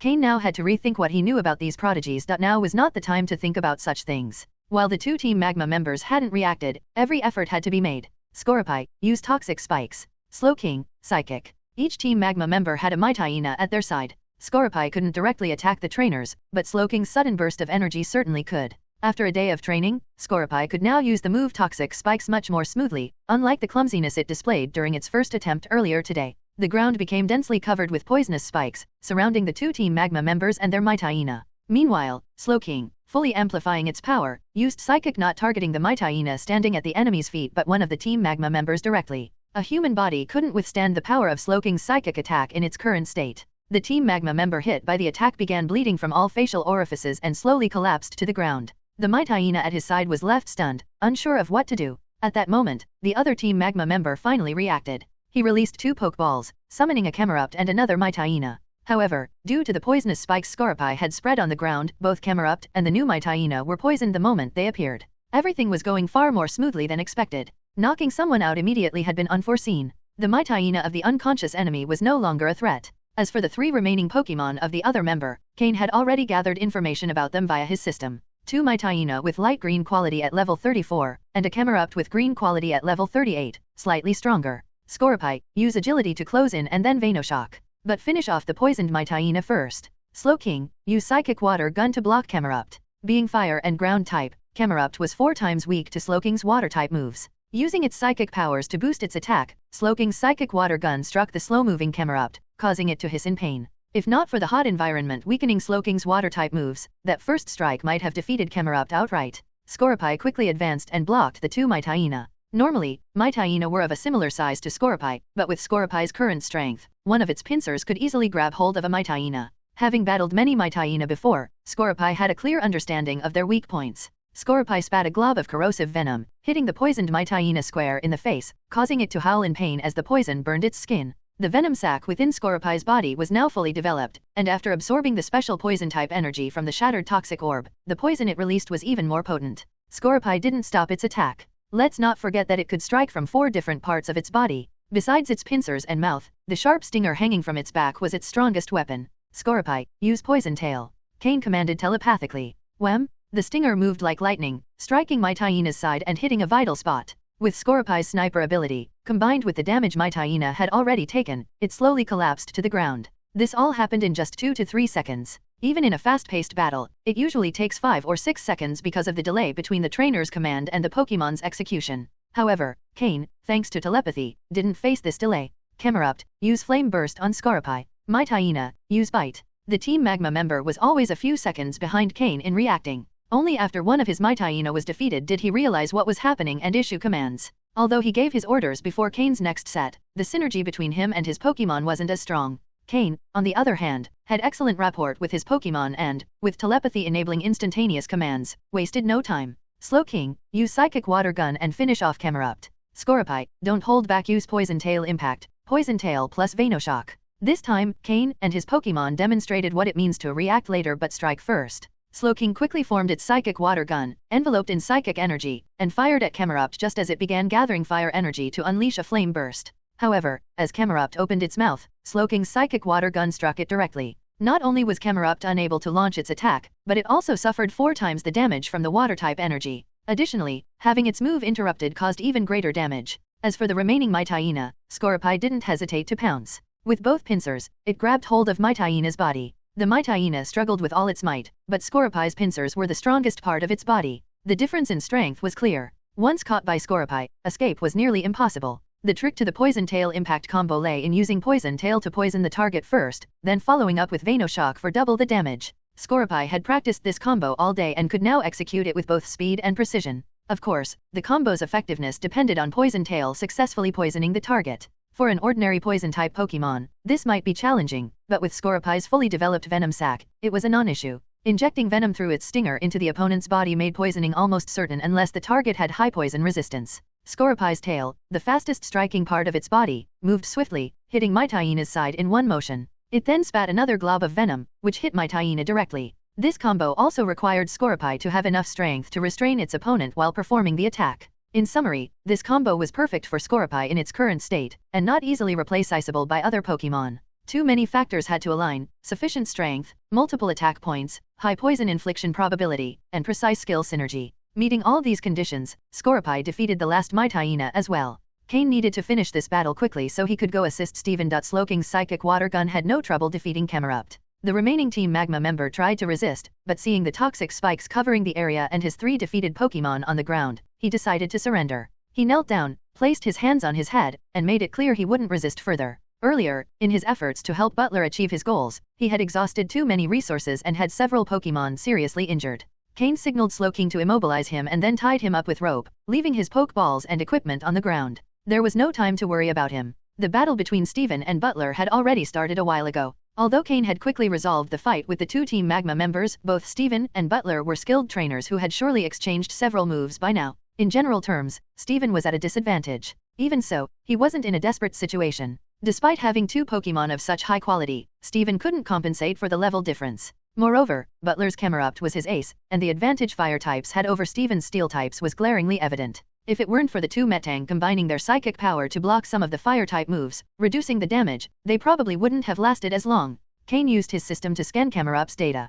Pokémon, Camerupt, light blue, anomaly. Gender, male. Level, 50. Types, fire plus ground. Ability, magma armor. Held item, none. Egg moves, body slam, rollout, mud bomb, yawn. Basic moves, rock slide, fissure, eruption, growl, tackle, ember, focus energy, magnitude, flame burst, amnesia, lava plume, curse, takedown, yawn, earthquake. Learned moves, earth power, stomping tantrum, snore. TM moves: Protect, Hidden Power, Flying, Flamethrower, Stone Edge, Bulldoze, Sleep Talk. This Camerupt had the typical moves a normal trainer's Pokémon would have, while the moves Steven had taught his Pokémon via TM seemed like cheating in comparison. However, seeing Camerupt's data made Cain's face darken. No, in fact, his expression turned extremely grim. A level 50 Camerupt, a near elite level Pokémon. In his past life, the strongest Pokémon Cain had ever trained had barely reached level 52. Only when you reach near elite level do you understand how terrifyingly powerful such a Pokémon can be. Even though this Camerupt had only just reached near elite level, it was still extremely formidable. But what worried Cain most was the anomaly status in its data.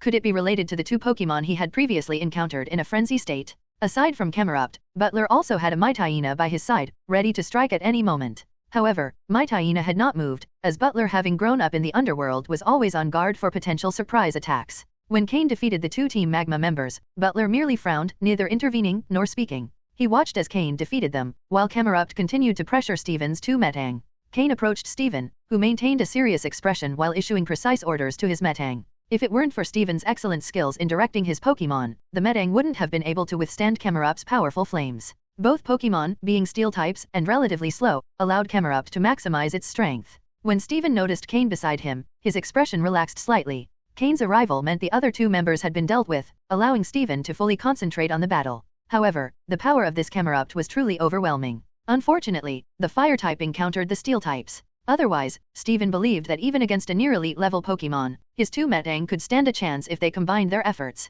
Fire and ground-typed, Camerupt boasted impressive resistances. Apart from its quadruple weakness to water-type moves and double weakness to ground-type moves, its other resistances were exceptional. It was resistant to poison, bug, steel, fire, and fairy types, and it was also immune to electric-type attacks. In short, it had very few weaknesses. No wonder Camerupt was one of Team Magma's signature Pokémon. You two. Could it be that one of you is the heir to the Stone family and the other is the famous prodigy who recently made the news? What was the name again? Cal. Something. Butler said, trying to recall the identities of the people standing in his way. Recognizing Steven was easy, with his two shiny Metang, but it took him a little longer to identify Cain, who had made a name for himself in Kanto and appeared on the news. After a moment, Butler finally remembered Cain's identity. Both Cain and Steven were momentarily taken aback. They hadn't expected anyone from Team Magma to recognize them, especially Cain. Recognizing Steven made sense, but identifying Cain was much harder. Ha ha ha, what a surprise to run into two young talents of the league here. It's my lucky day. My Camerupt just reached near elite level, and here are two geniuses to celebrate with me. This is a sign that my rise to power within Team Magma is near. Ha ha ha. Butler burst into arrogant laughter. Cain frowned. Butler's words contained a lot of information. Camerupt's power had just increased, reaching near elite level. And it seemed this ascent wasn't natural. He had used some kind of object to gain that power. The anomaly detected by the system was likely related to this sudden enhancement. Moreover, Butler clearly harbored great ambitions. He was determined to take control of Team Magma.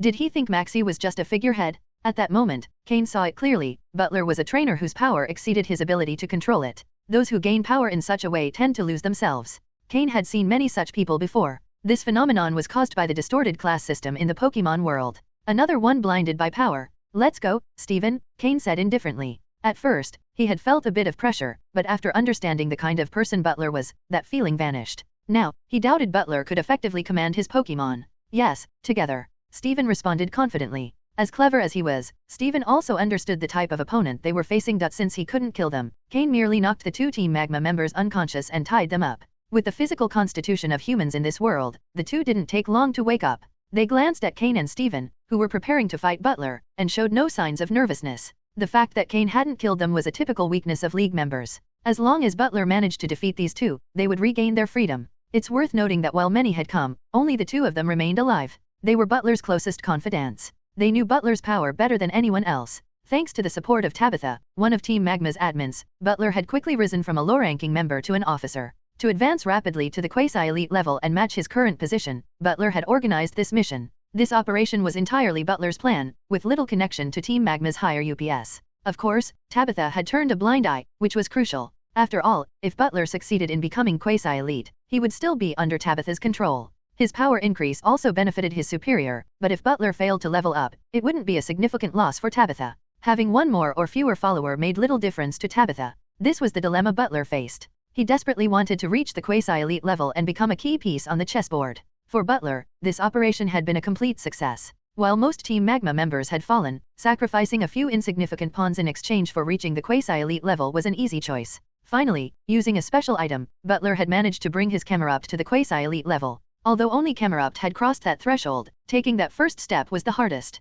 It could be said that Butler did not yet fully possess the level of a quasi-elite trainer, but he had one foot in the door. If he could further improve Camerupt or have another Pokemon reach that level, he would be a legitimate quasi-elite trainer. People only care about results, the details of the process often go unnoticed. After Camerupt gained this power, Butler began to show more ambition. He didn't just aspire to become an admin like Tabitha, now, he had his sights set on controlling Team Magma. This was the side effect of sudden power. However, a quasi-elite level Pokemon was still formidable, far surpassing an advanced level Pokemon. The two Team Magma members had full confidence in Butler. They were certain that Butler would win. They were convinced that the two who had tied them up, despite being strong, wouldn't stand a chance against Butler. Moreover, this place was an ideal battlefield for fire-type Pokemon. The fiery energy in the air allowed Camerupt to launch continuous attacks. If Butler won, their status would also rise. The future looked bright for the two. They weren't worried in the slightest about being tied up on the ground. 2 shiny Metang, plus a rare shiny Slowking? Are these the gifts you brought me? If I keep these Pokemon and lie low for a while, Team Magma will be mine.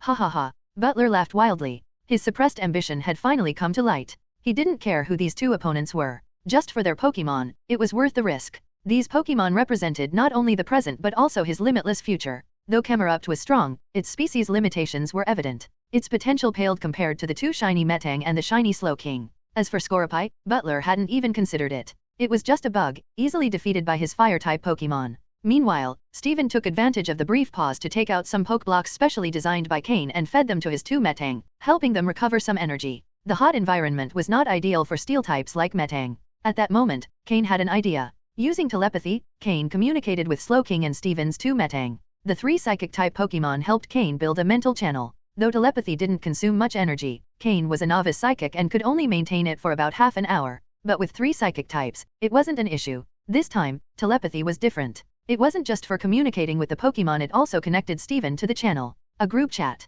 Steven was momentarily surprised but quickly understood. It was his first time trying such a strategy, and he found it quite innovative. He didn't need to give orders to his Metang or talk to Cain out loud. They could say everything mentally. Scorpy, use Toxic Spikes. Slowking, heal the Metang with Heal Pulse. Cain gave the commands. Butler, who had been boasting a moment ago, was ready to attack Steven's Metang but froze when he saw his opponents unmoving. However, Scorpy and Slowking acted without hesitation. Scorpy scattered Toxic Spikes around Camerupt, especially near Butler, covering the ground. Meanwhile, Slowking used Heal Pulse to restore the Metang's energy. Butler couldn't believe it. He had barely managed to weaken the Metang, and now they were recovering. A cold, icy rage appeared in Butler's eyes. If he wanted to take their Pokemon, these two had to die, no matter who they were. Camerupt, Earthquake. Butler ordered coldly, suppressing his growing ambition. After Butler gave the order, Camerupt's actions were a bit slow, but only by half a second. A shockwave from Earthquake spread from Camerupt toward the 2 Metang, Slowking, and Scorpy. The toxic spikes Scorpy had scattered on the ground were shaken and scattered by the earthquake.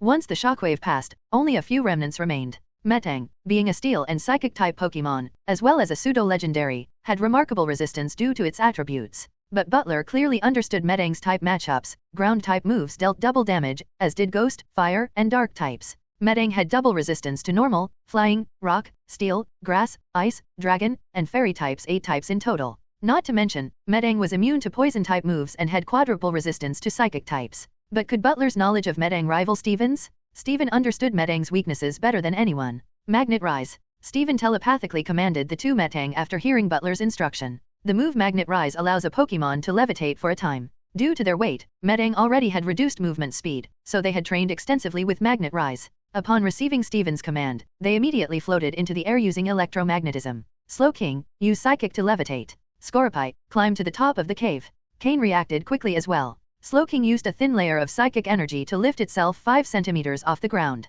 Scorpy, on the other hand, made a strong leap and used its 4 legs to cling to the cave ceiling, leaving its tail dangling. Against a quasi-elite level Camerupt, Scorpy had very little utility. However, Slowking, being a water type, could be a key factor. Slowking might be the key to defeating Butler's Camerupt. Steven, help me keep Camerupt occupied and prevent Butler from using another Pokemon. I'm preparing Slowking for an all-out attack, Cain said telepathically. Steven's expression was serious. He knew that in this environment, Metang could only serve as distractions. Victory would depend on the quadruple damage Slowking's water-type attacks could deal. However, when Slowking attacked with full power, it might not be able to focus on defense simultaneously. Leave it to me, Steven responded with determination. As long as he was there, he wouldn't let anyone interfere with Cain's attack. Alright, Slowking, do you remember the move you learned from Haunter? Use skill swap on Scoropy. Scoropy, stay up there. Use Toxic Spikes and Venoshock to keep Camerupt busy. If you can attack Butler directly, don't hold back, but make sure you stay safe. Since their last return from training, Cain had been working with Slowking to learn the move skill swap from Haunter. Though the Grumpig Cain had forcibly captured last time still had no clear purpose, Slowking had already mastered the use of skill swap. Slowking's psychic energy emitted a strange frequency as it exchanged its ability with Scoropy's. Now, Slowking's ability was Sniper. Slowking, go all out. Use Psychic Water Gun continuously. Seeing Camerupt fail its attack, Butler remained unfazed. If it were that easy to hit them, they wouldn't be league prodigies. Camerupt, use Amnesia, and then launch Flame Burst at Metang. But what Butler didn't know was that Cain and Steven issued their commands much faster than him. A series of water guns shot from Slowking's mouth, wrapped in psychic energy. It was as if Slowking had turned into a cannon tower, and the psychic water guns were its ammunition. Swoosh, swoosh, swoosh. With the help of psychic energy, the speed of the water guns reached its peak. Under Butler's command, Camerupt used Amnesia, boosting its special defense. Against 3 psychic types, boosting special defense made sense. But just as Camerupt was about to use another move, it was bombarded by a downpour of water guns. Butler's face hardened. He clearly hadn't heard Cain give any orders, yet Slowking's attacks were relentless. With Camerupt's speed, there was no way it could dodge. If evasion was impossible, it had to face the attack head-on. Camerupt continued charging its Flame Burst. Despite enduring Slowking's continuous attacks and although the environment gave it an advantage, Camerupt's attack speed was slightly delayed. However, as a quasi-elite level Pokémon, Camerupt launched a blazing fireball directly at Slowking. This hateful Pokémon kept attacking it with water, the type it despised most. But when Butler saw Camerupt targeting Slowking, his expression abruptly changed. Camerupt, I ordered you to attack Metang, not Slowking. Rug. Camerupt roared in frustration, largely ignoring its trainer. It felt its trainer was becoming increasingly annoying. If it was going to attack an enemy, of course, it should target the one posing the greatest threat. The side effects of Camerupt's forced power boost by Butler were starting to show, but Cain and Steven began to smile. In that case, things would be much easier. Slowking, use Psychic Water Gun to block that attack, then keep attacking. Metang, move in front of Slowking and use your psychic power to weaken the fireball. Cain and Steven issued their orders simultaneously. Slowking quickly formed a water gun and fired it. In midair, it collided with Camerupt's Flame Burst. Boom! SSSSSSH. The heat evaporated the water. The flame burst overpowered the water gun and continued forward. But the 2 Metang were in its path. With a double dose of psychic power, combined with the weakening caused by the water gun, they managed to stop the attack. Meanwhile, Slowking's water guns continued striking Camerupt, occasionally triggering the sniper ability. Bang, bang, bang. The water shots hit Camerupt with strong impact. Damn it! Listen to my orders. Use Eruption this time and attack both Metang. Butler yelled, his face filled with rage. Although Camerupt was powerful and the high-temperature environment gave it an endurance advantage, it couldn't keep taking Slowking's attacks. Rug. Camerupt roared, though clearly more irritated with its trainer. This time, however, it obeyed the command. Butler saw Camerupt finally following his orders, and his expression improved slightly, though the fury inside him had yet to subside. Eruption? Among fire-type moves, this is one of the most powerful. The maximum power of this move reaches 150 points, but only if the Pokémon using it is in peak condition. As its energy decreases, the power of eruption diminishes as well. However, Camerupt still had plenty of energy, despite being repeatedly attacked by Slowking. Its resilience was in good shape, partly due to the environment. A flame more intense and darker than the Will-O-Wisp move emerged from Camerupt's mouth. With the activation of this attack, the 2 volcanic humps on Camerupt's back began spewing black smoke, signaling that Camerupt was giving its all. Upon hearing Butler's command, Steven became serious. If this attack hit the Metang, even though they were pseudo-legendary Pokémon, they could sustain severe injuries. Cain, don't worry about this one. Keep attacking. Steven exclaimed firmly. Cain hesitated for a moment, considering whether to have Slowking help weaken Camerupt's attack. But after hearing Steven's words, he decided to focus even more on his assaults. Slowking, remember how Scoropy identifies enemy weak points. Use Psychic Water Gun all over its body and locate its weak spot, Cain commanded with determination. Yadin. Slowking nodded seriously. Its attack rhythm increased as it aimed Psychic Water Gun at Camerupt's humps. A wave of fire enveloped the Metang. Protect. Steven ordered. Earthquake was his next command. Although Steven called both Metang by the same name, somehow the 2 knew exactly which one was to act in each situation. This was the kind of synergy that only time and constant practice could produce. One of the Metang raised a protective shield, completely blocking Camerupt's eruption move. Meanwhile, the other stopped levitating and struck the ground, sending a seismic wave back toward its opponent. At the same time, Slowking's attack reached Camerupt's humps. Rug. Camerupt roared in pain. Slowking had found its weak spot, and with its sniper ability, the damage was amplified, compounded by the 4 times water-type disadvantage. The attack was devastating, followed by Metang's earthquake move, which also struck an already weakened Camerupt. Rug. Camerupt roared again, its eyes beginning to glow red. Cain, using his scanning system, detected that Camerupt had entered an uncontrollable rage state. It was similar to what they had seen before with Breloom and Torkoal. Butler also noticed the change. With a cold expression, he pulled a syringe from his pocket and began walking toward Camerupt. Stephen. Cain shouted upon seeing this. Understood. Metang, use Hyper Beam. Stephen commanded. 2 destructive rays were unleashed from the Metang, blinding Butler and forcing him to stop in his tracks. He narrowly avoided the attack by rolling on the ground, but the surprise on his face was evident. I can't let Camerupt fall to these attacks, Butler thought. However, Camerupt was already in a full-blown rage. So, he's the one who's driven them to this. Cain murmured to himself, understanding the situation. Camerupt, now completely frenzied, launched another eruption attack, this time targeting one of the Metang, which couldn't move after using Hyper Beam. But just before the attack landed, Scoropy fell from the top of the cavern, shielded by a green energy barrier. Stephen smiled in satisfaction. A masterstroke, Scoropy, Stephen commented. This explained why Stephen had allowed the Metang to use Hyper Beam without too much concern. Got it, Cain replied cautiously. Although Camerupt had lost control, its attacks were stronger than ever. Return, Scoropy, Cain called out. Having fulfilled its role, Scoropy quickly scurried back to Cain's side. Its greatest utility had been exhausted, and now everything depended on Slowking and the Metang. The repeated psychic water gun attacks from Slowking, combined with the Metang's Hyper Beam, had left Camerupt severely weakened. But now that it was in its rage state, it seemed immune to pain. Despite everything, the outcome of the battle was almost decided. If Butler had no other Pokémon, Cain and Stephen were on the verge of victory. But did Butler have more Pokémon?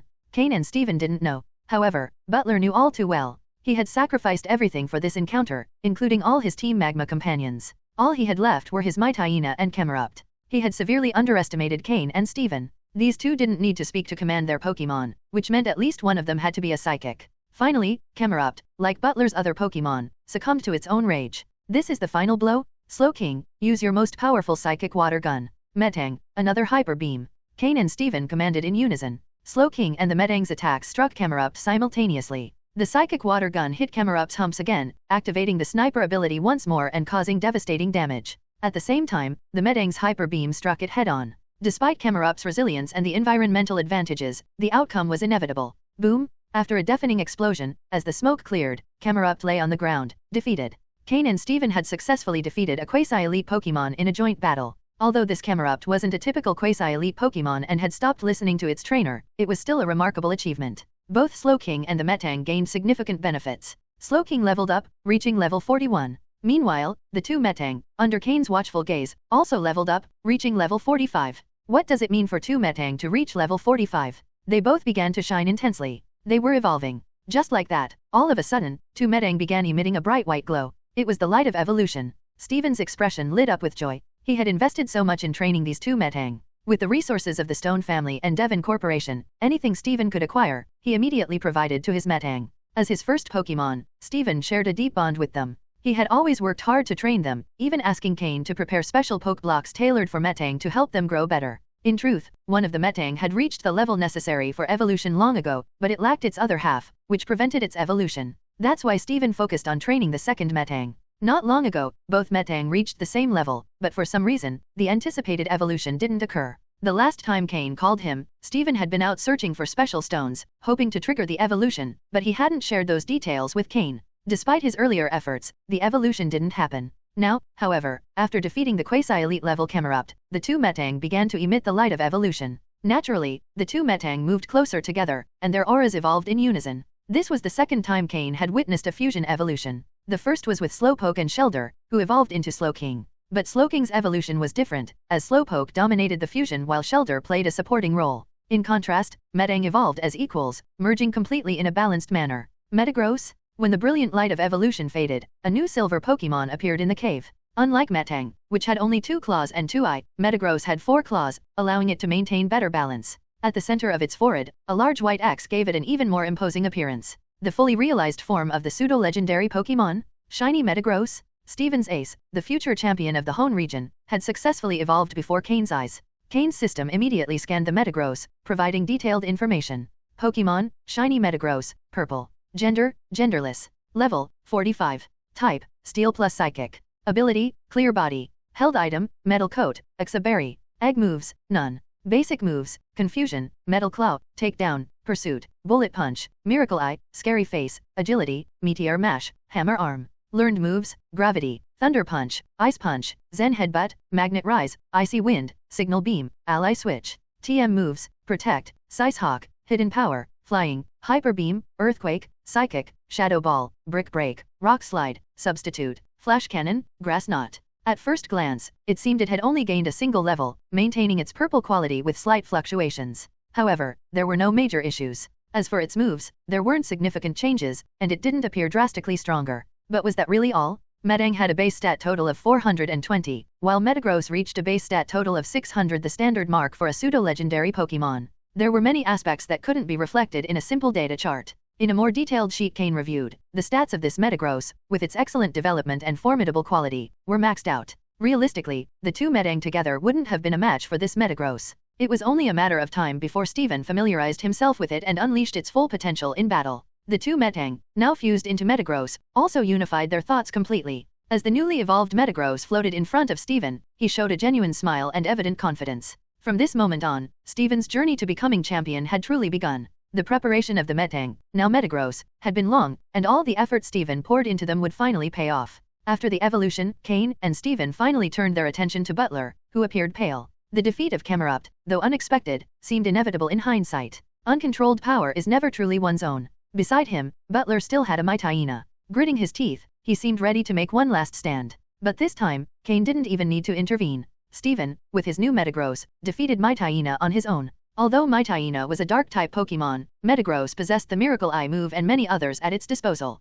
A Mythical of dark green quality and level 48 quickly fell under the claws of the newly evolved Metagross. The power of a pseudo-legendary was fully revealed. Mythical had no chance to counterattack, being struck repeatedly. With a dull thud, Butler slowly collapsed to the ground. He had believed the sudden surge of power from Camerupt would bring him great benefits and elevate his position within Team Magma. The appearance of Cain and Steven had made him dream of greater possibilities, but harsh reality struck again. The effort to turn Camerupt into a raging beast had been his final mistake. Of course, the coordination between Cain and Steven was key to their victory. Together, they defeated a quasi-elite level Pokémon. Clap, clap, clap.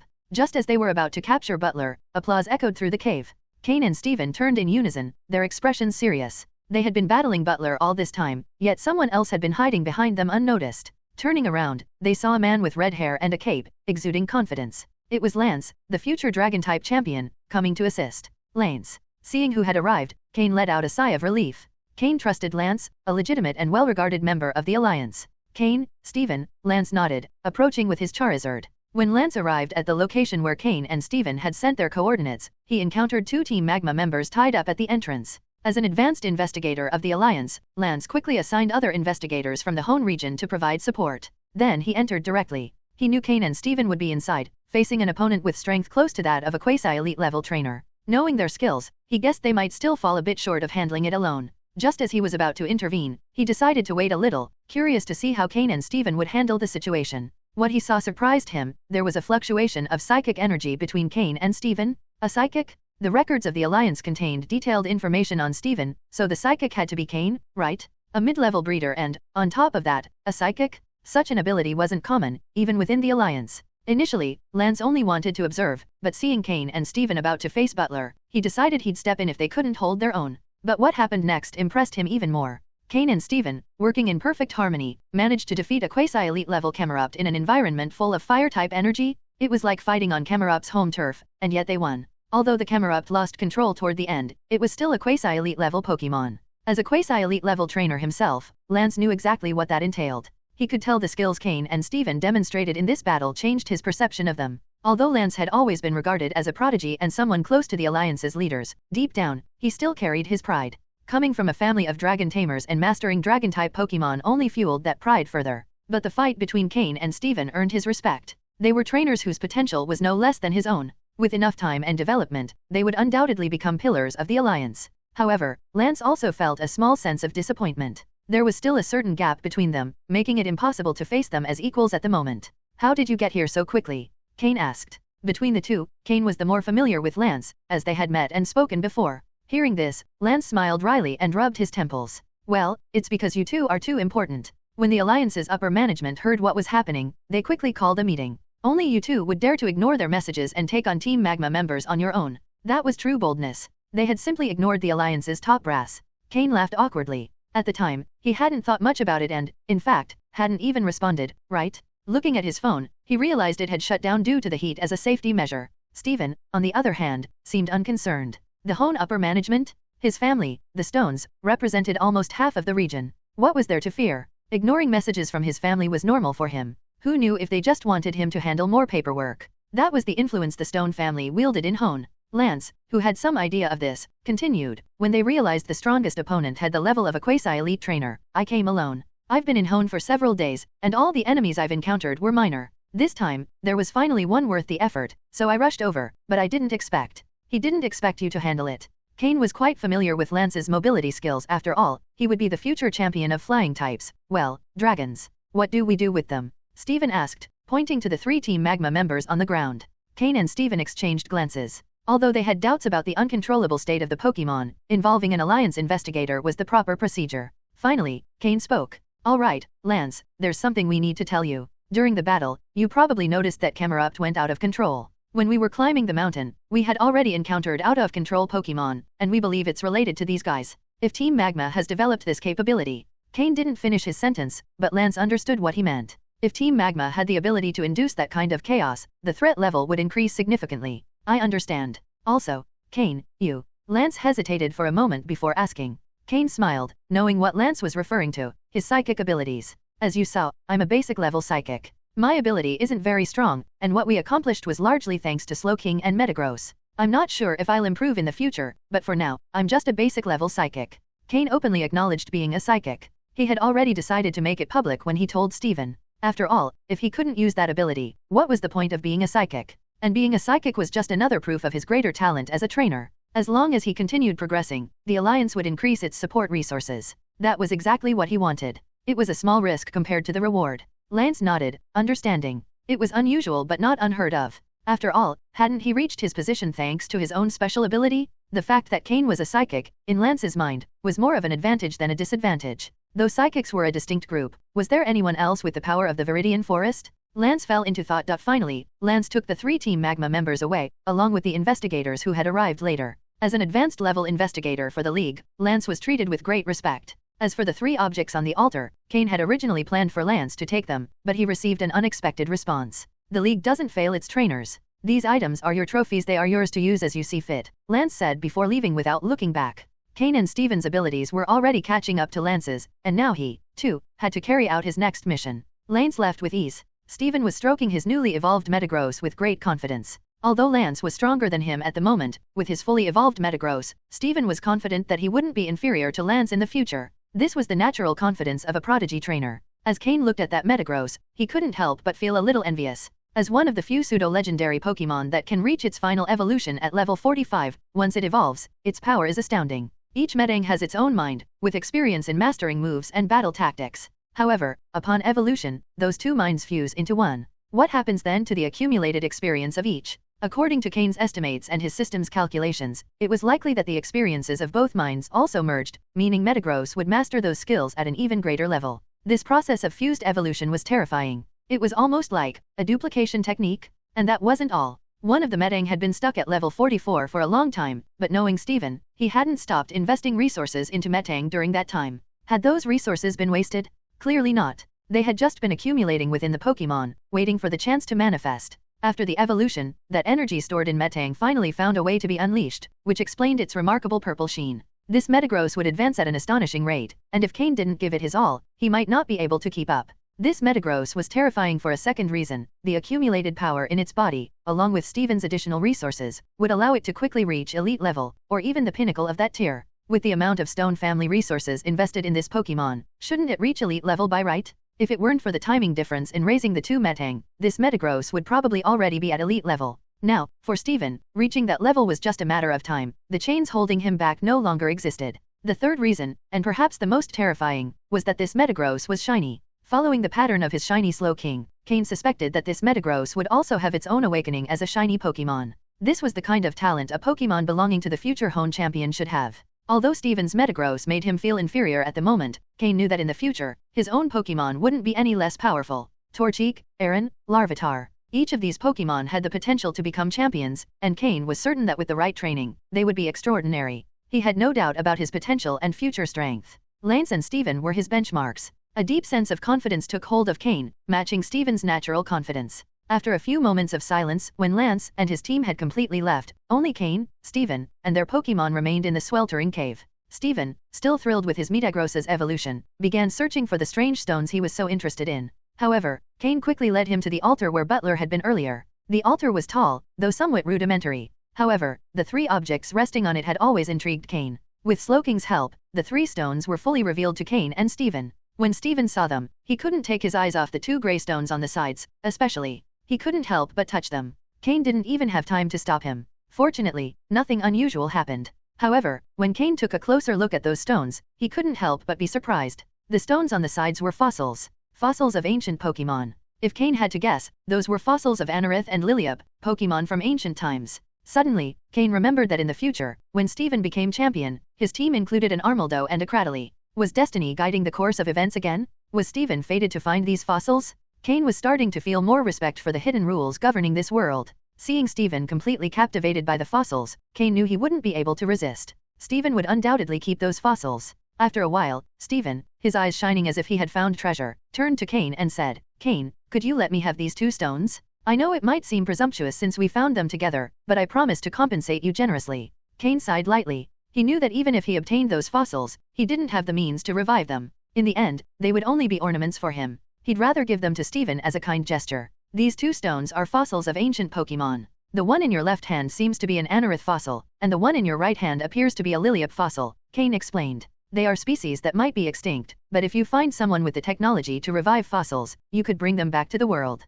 Steven's eyes sparkled even more upon hearing that. However, now that he understood their value, Steven felt slightly guilty about his request. So these are fossils of ancient Pokémon, meaning these two pieces have incredible value, Steven said as he listened to Cain. However, Cain shook his head and replied, "Those fossils aren't of much use to me, and I can't revive them. You can have them, as long as I can keep the red stone in the middle, that's enough for me." Cain managed to suppress the surprise in his heart. From the very beginning, Cain had ordered his system to scan the three stones. The two fossils were quickly identified, but the small red stone in the center, roughly palm-sized, took much longer to scan, with no immediate results. However, just as Steven requested the fossils, the system's results appeared before Cain. Item name, Fragment of Groudon's Armor, incomplete. Description, a fragment of Groudon's armor, the legendary Pokémon, left behind after a battle. It contains the mysterious energy of the legendary Pokémon. Functions. 1. Allows the Pokémon holding it to perceive the earth energy contained within, enhancing the Pokémon's control over ground-type energy. 2. Absorbing its energy can rapidly increase a Pokémon's power, but overabsorption may cause mental disturbances and trigger Groudon's fierce nature.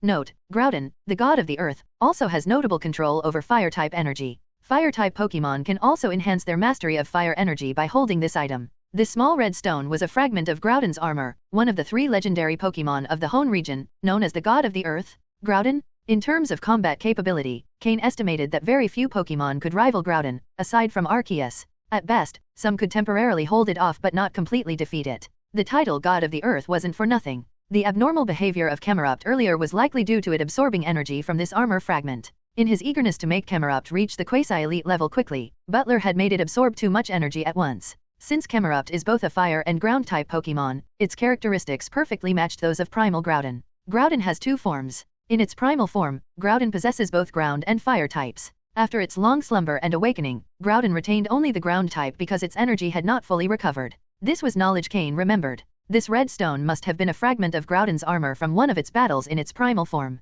With the energy from just an armor fragment, Camerupt was able to reach the quasi-elite level. This also explained why some of the Pokémon Cain had encountered exhibited a state of rage. It was likely not the work of Team Magma but rather Butler experimenting with this stone. Butler probably didn't even realize that this stone came from Groudon's armor. What was Team Magma's goal? Although the League was unaware, Cain knew it very well. Their aim was to find Groudon, believing that with Groudon, they could rule the world. If the legendary gods didn't reawaken, using Groudon's energy to expand land masses would make world domination possible. Maxie had always been searching for something related to Groudon, but what he could never have imagined was that a fragment of his prized objective had fallen into the hands of a mid-ranking Team Magma member. And the most ironic part was that Butler hadn't even realized the object belonged to Groudon, using it merely as a tool to strengthen his Pokémon. The true power of this Groudon fragment had been completely wasted. If Team Magma had obtained this piece, they would surely have advanced their plans rapidly, and Groudon's resurrection would have been just around the corner. But now, this Groudon fragment was in the hands of Cain and Steven. While Steven was clearly more interested in the two fossils, Cain would keep the fragment of Groudon's armor.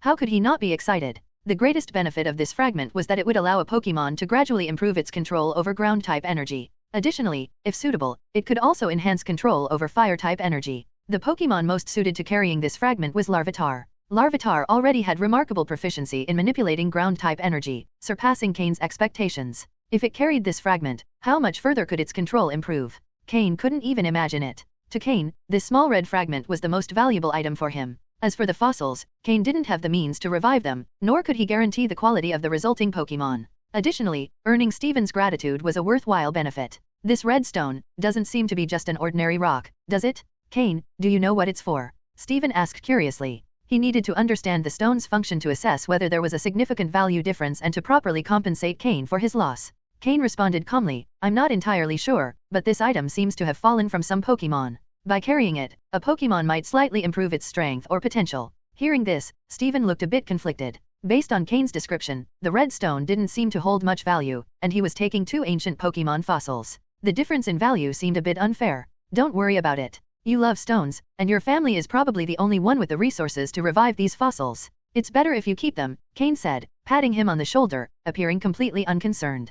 But the more carefree Cain acted, the more uncomfortable Steven felt. Cain, these fossils truly fascinate me, so I'll accept them with gratitude. I promise to compensate you properly, Steven said with a determined look. He knew he would have to talk to the elders of his family. Cain had captured an Aron, but its quality didn't seem exceptional. If he could gain the elders' support, perhaps they could help improve Aron's quality for Cain. That way, Steven could return the favor to Cain. Although he knew it would be difficult, he hoped the elders of the Stone family would support him. The Stone family had long refrained from sharing this type of knowledge with outsiders, so Steven couldn't be sure he would succeed. If Steven couldn't find a way to enhance Aron's quality, he'd have to think of another way to compensate Cain. For now, Steven stored the two fossils in his storage space with great satisfaction. Obtaining these two fossils suddenly made Steven feel very pleased. In addition to Metang's evolution, this day had been perfect for him. Cain truly is my lucky charm, Steven thought. In just one day, Metang evolved, and he also acquired two extremely rare fossils of ancient Pokémon. Meanwhile, Cain had also obtained something valuable. Just getting that Groudon fragment alone made the expedition worthwhile.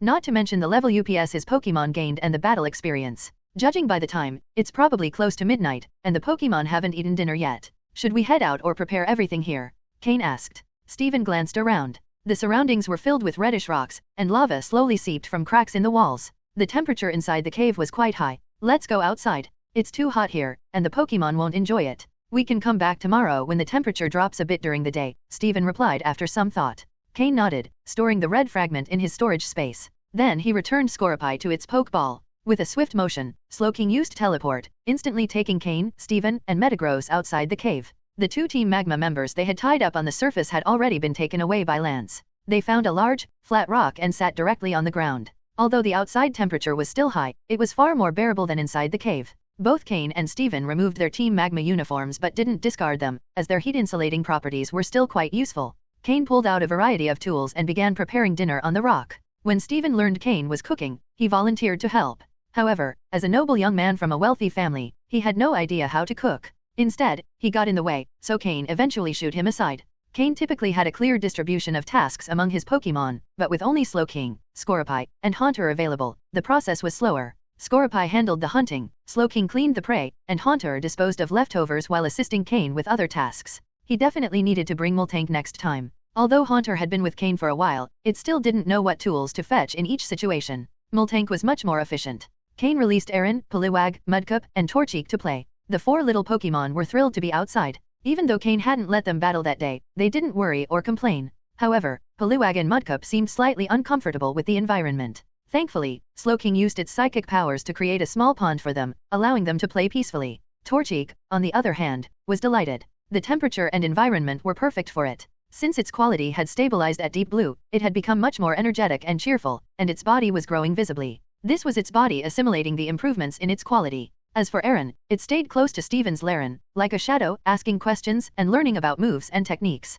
Steven's Laren didn't ignore Cain's Aron. It patiently explained how to use certain techniques. Perhaps Aron had a natural talent or was particularly adept, as it quickly learned a new move under Laren's guidance. Magnet Rise. Watching Aron float awkwardly in the air using small electrical currents, Cain was genuinely amazed. It had learned Magnet Rise so easily. For Aaron, which was heavy and slow, this move would be incredibly useful. It also allowed Aaron to avoid ground-type moves, meaning it wouldn't have to endure that kind of damage in battles. It was definitely an unexpected bonus. Scorepi successfully completed its task, capturing a few wild goats that lived on the mountainside and summit, which would serve as dinner for Cain and the others. Cain skillfully added the final seasonings, and the barbecue was ready. Seeing Stephen, who had been sitting at a distance but was now by the grill, almost drooling and shedding his noble demeanor, Cain knew the barbecue was a complete success. If Stephen was acting like this, the rest of the Pokémon didn't stand a chance. Although Slowking, Scorepi, and Haunter were also eager, they tried to hold back. Unlike Stephen and his Laren, who were practically diving toward the grill. After spending so much time with Cain, these three Pokémon had enjoyed plenty of such meals. Scorepi was suffering the most, glancing at its big brother, Slowking, who pretended to stay calm while swallowing saliva. Slowking even closed its eyes, trying to ignore the sight and smell of the food, which made Scorepi even more desperate. Its small eyes looked up at Slowking with a clear message. Big brother, stop pretending. I'm hungry. It smells so good I can't take it anymore. Slowking glanced down and, using telepathy, told Scorepi, hold on. Don't embarrass us. Gulp. Scorepi swallowed hard and nodded with effort. However, aside from those three, Torchic and the others weren't holding back. They were already clinging to Cain, eagerly waiting for the food to be ready. All done? Dig in. Cain wiped the sweat from his forehead and sighed in relief. It had been a lot of work preparing food for so many Pokémon. And with gluttons like Scorepi, Aaron, and Laren, Cain genuinely worried it wouldn't be enough. He could already imagine that when Aaron evolved into Laren and eventually Agron, along with Drapion, which would also be large and voracious, every meal would be a challenge for him. As soon as Cain gave the signal, Stephen and the Pokémon pounced on the food. Stephen grabbed a piece of roasted meat, and after tasting it, his eyes lit up. He gave Cain a thumbs up. With his status, Stephen had eaten many delicacies, but Cain's barbecue truly surprised him. Perhaps because Cain had added special ingredients often used in Pokeblocks, the flavor was unique. Plus, thanks to Cain's system, the meat was cooked to perfection. After such a long day of battling, Stephen was ravenous. All of this combined made Cain's barbecue one of the best Stephen had ever tasted. After finishing the delicious dinner, both Cain and Stephen, accustomed to surviving in the wild, quickly went to sleep. The next day, at the summit of Empty Chimney, in the lava cave they explored the day before, Cain and Stephen decided to continue investigating the area. This place seemed to have never been visited before. They didn't know where Butler got the information about the existence of this cavern leading to the volcano's interior, as it appeared to have been sealed until Team Magma manually opened it. Aside from some Pokémon inhabiting the cave's corridors, there were probably wild Pokémon living inside, but it seemed Butler and his team had already dealt with them. Therefore, during this second cave exploration, Cain and Stephen decided not to take any risks by sending only one Pokémon each. Cain chose to keep his Scorepi and Slowking close, with Haunter appearing sporadically. Meanwhile, Stephen brought out both his Laren and Metagross. After the battles of the previous day, Stephen's Laren had reached level 40, advancing to the advanced level. Scorepi, on the other hand, despite contributing in the battle against Camerupt, didn't level up but gained significant experience. The cave was primarily filled with fire-type Pokémon, though some rock types occasionally appeared. The predominance of fire types made both Stephen's Laren and Metagross a bit uncomfortable. However, Stephen welcomed such challenges, wanting his Pokémon to adapt to hostile environments, gradually improving their fire resistance. The most common Pokémon in the cave were Slugma and its evolution, Magcargo. As they approached the volcano's core, the area appeared to be a vast habitat for them, filled with nooks where they lived in large numbers. The absence of predators due to the harsh conditions had allowed these species to thrive. Toward the end of their exploration, Cain and Stephen encountered a Magcargo emanating a powerful presence, a Pokémon at the elite level, forcing them to retreat immediately. Despite this, both achieved what they needed. Scorepi and Haunter leveled up. Scorepi reached level 36 and Haunter 37, narrowing the gap with Honchkrow and the others. Once Scorepi reaches level 40 and evolves into Drapion, its combat damage capacity will be devastating. As for Haunter, Cain was still unsure how to evolve it, though he suspected it would require taking it to a place rich in ghost-type energy. In the Hone region, such a place exists. Besides Scorepi and Haunter's progress, Slowking's improvement pleased Cain the most. Though it only leveled up once, reaching level 42, the difficulty for Slowking was far greater than for the other Pokémon. The environment and the Pokémon they encountered allowed Slowking to shine, facilitating its progress. The biggest surprise for Cain was Stephen's Metagross. After its evolution, Metagross had accumulated a large amount of energy, allowing it to level up twice in one go. This left Cain astonished. It was no wonder Stephen showed such confidence after Metagross's evolution. At level 47, Metagross was on its way to the quasi-elite level. After an entire day of battles, Cain and Stephen finished exploring the cave. It wasn't the right time to venture further into the Magcargo habitat. Both decided to leave the cave and descend Empty Chimney. Clearly, Empty Chimney still held more secrets, but amidst their exploration, Cain received a message from his mentor, Matsuda Takashi, telling him to return to Leafy Town. The League agents had arrived. The League had designated the town as suitable for establishing a gym, and the Pokémon Center staff were already in place. Officer Jenny had started working at the local police station some time ago. Leafy Town was starting to operate like a well-oiled machine, but it hadn't reached its full potential yet. The reason was the absence of a key figure, Cain, the Leafy Town gym leader and the driving force behind its development. Without his presence, the town couldn't meet its expected potential. Additionally, old Matsuda was on his way to the town, as members of the Pokemon Breeders Guild saw this as an opportunity to establish the first branch in the Hone region, and Matsuda had been sent to negotiate. At the same time, Steven's evaluation team had sent a detailed report about the town, prompting him to join Cain in returning to Leafy Town to discuss cooperation plans. Leafy Town was full of potential and no longer a forgotten corner. Once Cain formally assumed his role as gym leader, all the systems would begin operating at optimal capacity. The town's development would accelerate dramatically. The Devon Corporation had already set its sights on this place. So, after finishing their day of battles, the two decided to return to the town. However, they weren't in a rush. Cain still remembered his promise to Aaron and Torchic that they would participate in battles. As a trainer, he couldn't break his word. As for the League agents, they would just have to wait a little longer. After a night of rest, when Cain and Steven reappeared, they were already in the forest at the foot of empty Chimney. They deliberately chose a spot with few people to descend the mountain, to avoid drawing unnecessary attention. Cain released Torchic and Aaron, along with the rest of his Pokemon. The wild Pokemon at the mountain's base, due to frequent visitors, were not very high level, making them ideal for Torchic and the others to battle. Pokemon around level 10 were perfect for Torchic and his team. Although Torchic and Mudcup were only level 5, Poliwag level 12, and Aaron level 16, their excellent qualities and Cain's solid training meant they had no trouble facing common Pokemon. Additionally, Torchic's fire type had a significant advantage in this area. With the abundance of bug and grass-type Pokemon, Torchic could battle with relative ease. However, they didn't have much time, so they simply moved forward, battling any Pokemon that crossed their path. After all, with Slowking keeping watch, there was no danger. Moreover, these battles against higher-level opponents provided substantial improvement for Torchic and Mudcup. For Torchic, this was its first real battle, where it truly experienced what fighting meant. Normally, whenever Torchic felt pain or discomfort, Cain would immediately provide the best care and comfort. But from the moment the battle began, Torchic was no longer just a young Pokemon that could cry for its trainer's reassurance. When Torchic was attacked for the first time and looked at Cain with teary eyes, expecting comfort, all it saw was Cain's calm, unflinching face. The trainer who had always been the most caring was gone, replaced by a trainer guiding it in battle and growth. Confused, Torchic almost got hit again. It was Aaron who, at that moment, drove the opponent away. After the battle, Torchic couldn't immediately process what had happened and stared at Cain in astonishment. The other Pokemon didn't react like Torchic. Aaron, accustomed to battling other Pokemon, knew that injuries were inevitable. Under Cain's direction, it was able to defeat stronger opponents than it had faced before. Aaron deeply respected Cain's training and guidance skills and felt fortunate to have followed Cain out of the mine. Poliwag, once a wild Pokemon, understood the harshness of the outside world. It knew Cain was protecting them as best as possible and believed it had already passed the most carefree stage of its life.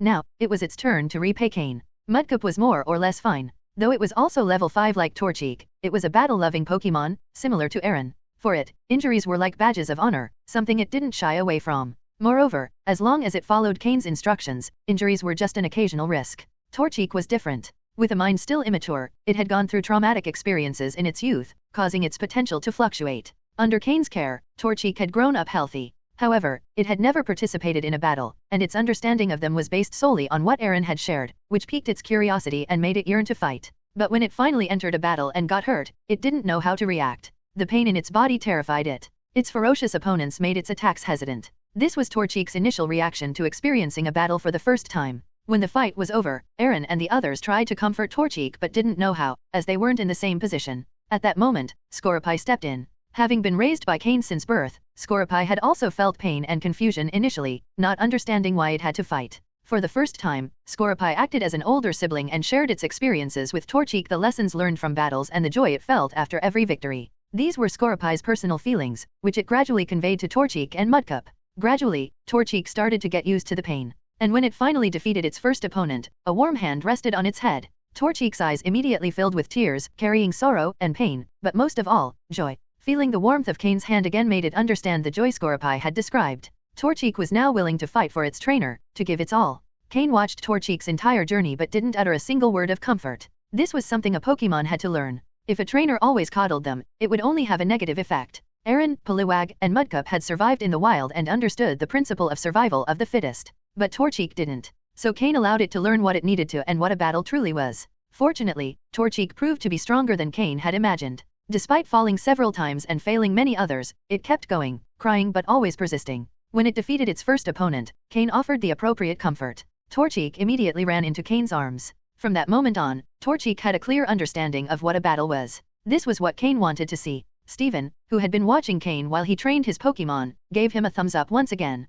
Cain truly had incredible talent for training Pokémon. The subsequent battles went smoothly. When Cain and Steven emerged from the forest at the foot of Mt. Chimney, Torchic and the others had improved. Torchic and Mudcup had reached level 8, Poliwag level 13, and though Aaron hadn't leveled up, it had grasped Cain's battle rhythm and style. This was the first step in building synchronization between the trainer and their Pokémon during battle. Due to its higher level, Aaron was the first to adapt to Cain's battle rhythm. This time, the primary goal wasn't training and strengthening the Pokémon but helping them understand what battling truly meant. Overall, Cain was quite satisfied, especially with Torchic, which had quickly transitioned from being a gentle Pokémon to a battle-ready one. After leaving the forest at the foot of Mt. Chimney, Cain recalled his Pokémon to continue his journey quickly. Alongside Steven, who was riding his Skarmory, Cain flew on his Tropius, both heading toward Leafy Town. In the Hone region, on Route 112, above Lavaridge Town, there was a hidden cave nestled amidst the mountainous trail. Inside the cave was a massive meeting hall. At the center stood a middle-aged man with red hair, clad in a red and black coat, positioned at the head of the table. His stance was imposing and commanding. Around the table, the other members of the group varied in appearance, but none dared meet the red-haired man's gaze. The atmosphere was tense. Everyone in the room controlled their breathing, afraid the leader might seize any excuse to punish them. Only 3 individuals, seated closer to the red-haired man, seemed slightly more at ease. While they too felt intimidated by the leader's presence, they didn't go as far as holding their breath. Silence reigned in the hall, and no one dared speak. Time seemed to crawl for everyone present. Yesterday, someone infiltrated Mt. Chimney and was discovered by League agents. They are now under arrest, including a key mid-level member. What do you think we should do about this situation? Said the red-haired man in a tone that brooked no objections. At his words, the people in the room exchanged glances, wanting to murmur but quickly recalling the leader's temper. This wasn't the time to make a mistake. They chose to remain silent and avoid drawing attention. The red-haired man frowned at the lack of response. His gaze landed on a burly man seated to his right, whom he addressed by name, Tabitha. What do you think? Tabitha, a stout man, forced a nervous smile and quickly stood up. Leader, this is my fault for not supervising properly.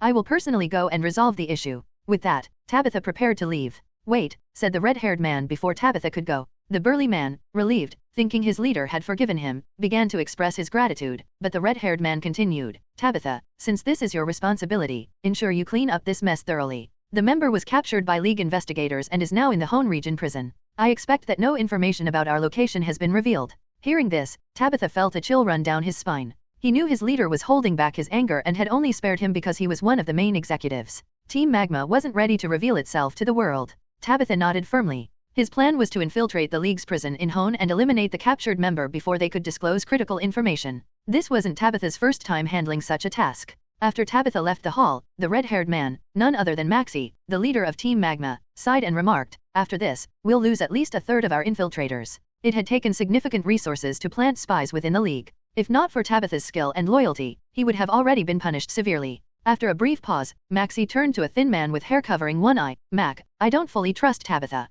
Follow him and ensure everything is resolved without loose ends. If you encounter League members, don't hesitate to eliminate them. Team Magma cannot come to light yet. The man named Mac nodded seriously and vanished from the hall in an instant. Mac was one of Team Magma's 3 top executives, a user of psychic powers. Although not as powerful as Sabrina, his ability to teleport made him a formidable opponent. The 3 flames of Team Magma, as they were called, were Maxie's chief aides, instrumental in the group's growth. But Team Magma didn't rely solely on them. There were other competent members handling important tasks. Maxie turned to a slim, handsome young man named Harland, who was seated beside Tabitha. Harland, take over Tabitha's duties until he returns. Harland stood, bowed, and responded, understood, leader. Harland was a reliable member known for managing delicate tasks. However, when he sat down, a complex and enigmatic expression crossed his face, though no one else noticed. After flying for over 3 hours, Cain and Steven finally arrived in Leafy Town. Though they had only been away for 2 days, the town had changed significantly. In front of Cain's water-type gym, a new building had been constructed, a Pokémon Center.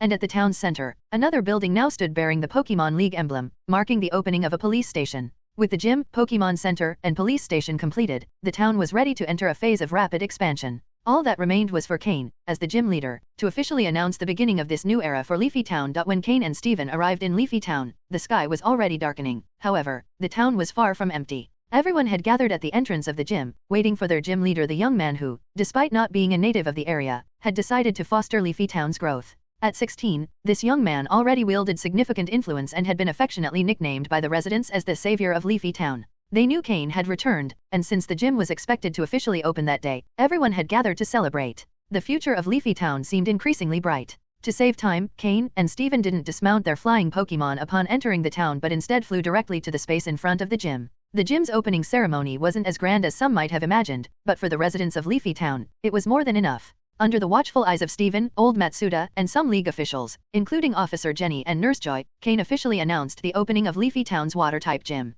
Additionally, Cain used the occasion to recruit maintenance and cleaning staff for the gym to assist with daily operations. He also offered a new employment opportunity to many of the town's strong men, helping construct a massive artificial lake next to the gym. This project, although significant, represented the first spark for the town's economic development. Despite the aid of Pokémon, it would still take time to complete. However, Cain's efforts weren't in vain. It was the first step toward Leafy Town's economic recovery. By employing the townspeople, he provided them with purchasing power, which would stimulate the local economy. While it initially seemed like Cain was spending a lot of money on the town, he knew the future benefits would far outweigh this initial investment. All jobs were paid according to standard rates, and workers were offered the chance to purchase gym entry tickets ahead of others. Naturally, Leafy Town's residents were thrilled. Many wanted to sign up, but Cain decided to postpone recruitment for the time being since the day was dedicated to the gym's opening. After calming the residents, Cain asked Officer Jenny and Nurse Joy to continue assisting with the town's management. Then, he, Steven, and old Matsuda entered the gym. The league officials present had little to say, especially with old Matsuda there. Inside, the gym's main facilities were already completed, though some of the upper floors remained empty. The gym was ready to operate like any other league gym. Cain, you're officially a gym leader now, Steven said, patting him on the shoulder with a laugh. As Steven watched his friend become a gym leader, he couldn't help but think about his own future. Now that Cain had achieved this, it was time for him to begin working toward his goal as well. Cain looked at him with a wry smile and said, "If it weren't for Leafy Town, I wouldn't have agreed to open this gym. It's a huge responsibility." Meanwhile, old Matsuda, observing the interaction between the two young league prodigies, smiled so widely that his wrinkles became more pronounced. He had heard from Lance that during their recent adventure at MT Chimney, Cain and Steven had defeated a quasi-elite level Pokémon together. Although there had been setbacks, that event solidified both young men's reputations within the league. Until now, Cain's fame had centered on his talent as a Pokémon breeder, while Steven's came primarily from being the heir to Devon Corporation. However, after that battle, both names began to resonate among the league's higher ranks. According to Lance, both young men had talent comparable to his own. The Hone League, already searching for young talents to train, found in Cain and Steven ideal candidates. The president of the Hone League, Juan, announced that the league would provide full support to Cain and Steven, hoping they could become the faces of the region, much like Lance was for Kanto. For Cain, the expectations leaned more toward his role as a breeder, while for Steven, they focused on his skills as a trainer. However, neither Cain nor Steven was aware of these plans. Old Matsuda knew of them but chose not to say anything, preferring to let the two young men develop at their own pace. For old Matsuda, the real goal was to provide a safe environment for these two geniuses to grow. The league could offer that support and protection. After chatting for a while with Steven, Cain turned to his master, feeling a bit guilty for having ignored him. "Master," Cain said apologetically. Old Matsuda simply smiled and replied, "Don't worry. My main goal in coming here was to witness the opening of my apprentice's gym. That's one of the greatest prides of my life. The second reason is that the elders of the Breeders' Guild want to open a branch here in Leafy Town, but I wanted to consult you before accepting." With that simple statement, old Matsuda made it clear that Leafy Town was now Cain's domain. Cain, besides being the gym leader, was already seen as the town's de facto leader, much more influential than the mayor. The league turned a blind eye to this, allowing Cain to manage things as he wished. Cain, who had anticipated this proposal, took only a moment to respond, "Master, you can tell them I agree, but I want to be the president of the branch." Becoming the president of a Breeders' Guild branch typically required being an advanced level breeder, and Cain, despite his talent, was still considered a mid-level breeder. However, with old Matsuda's backing and the guild's support, it wasn't an outlandish idea. Even so, the branch would likely have very few advanced breeders, perhaps none, since few would want to work under a mid-level leader, no matter how talented he was. Upon hearing Cain's words, old Matsuda's face showed a hint of concern. He understood Cain's intentions. Leafy Town was just beginning to take off, and at this moment, Cain held the reins. However, if the Breeders' Guild sent a high-ranking and more experienced breeder to oversee operations, would Cain have to follow their orders? If he did, then who would truly have control in Leafy Town? Cain would have done all this hard work only for others to take the credit. If he didn't follow orders, his reputation within the alliance might suffer.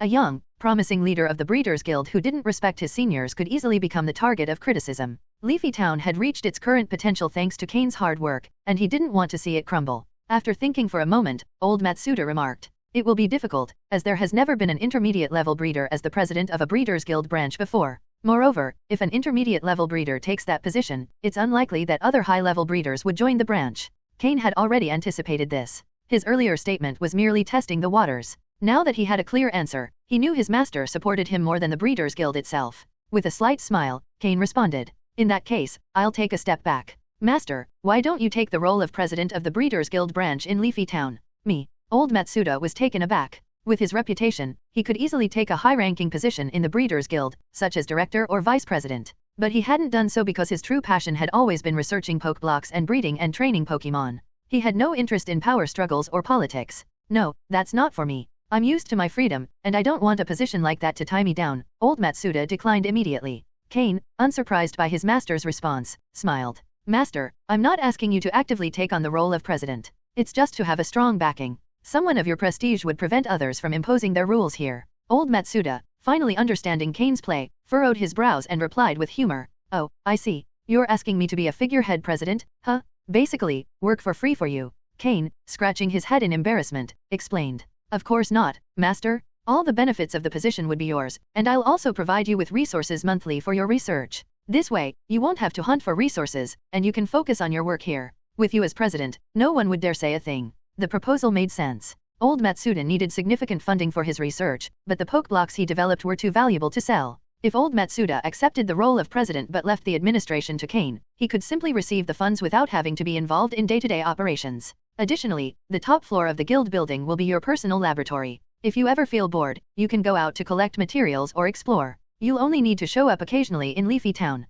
With your reputation, high-level breeders won't be in short supply," Cain continued. With Old Matsuda as the nominal president, Cain could become a vice president with real power. While unconventional, it wouldn't be unacceptable. Moreover, Old Matsuda wasn't just a renowned breeder, he was also an elite-level trainer, a veteran among elite trainers. Though he wasn't famous among the general public, he was well known among other veteran trainers. Having Old Matsuda in Leafy Town would deter many and help Cain consolidate his power. Even Cain's most secret projects, like his private team, would remain safe. If Cain planned to open an underground market, those thinking of causing trouble would have to reckon with the possibility of dealing with an elite-level trainer like Old Matsuda, increasing the market's security. In short, having Old Matsuda as a backer would bring Cain only advantages. Additionally, Cain was eager to learn from his master's knowledge and discoveries. With Old Matsuda there, Cain would have direct access to his wisdom and experience. Finally, Old Matsuda agreed to Cain's proposal, recognizing it would cause him no harm. After delegating some responsibilities, Old Matsuda departed, planning to inform the Breeders' Guild and arrange for his personal laboratory. He would also ensure that the branch's construction began immediately. After Old Matsuda's departure, Cain and Steven discussed how to boost Leafy Town's economic development. The Devon Corporation research team had conducted a detailed study of the area, providing precise data now in Steven's possession. Overall, Devon Corporation saw great potential in Leafy Town and recommended comprehensive development. Steven, representing Devon Corporation, discussed possible collaborations with Cain. Both, focused on their own interests, didn't worry much about financial details. Soon, they agreed that Devon Corporation would fund the construction of a commercial street centered around the new gym. The shops along this street would be owned by the gym, while Devon Corporation would manage their operations, sharing the profits. If Leafy Town thrived, this street would become a money-making machine. Steven and Cain completed the first annual economic development plan for Leafy Town as quickly as possible. Both, somewhat tired, returned to their respective rooms. That day, after descending empty Chimney, they participated in the first battle of Torchic and its companions in the forest at the mountain's base. After returning to Leafy Town, they interacted with the residents and finalized the official opening ceremony of the gym.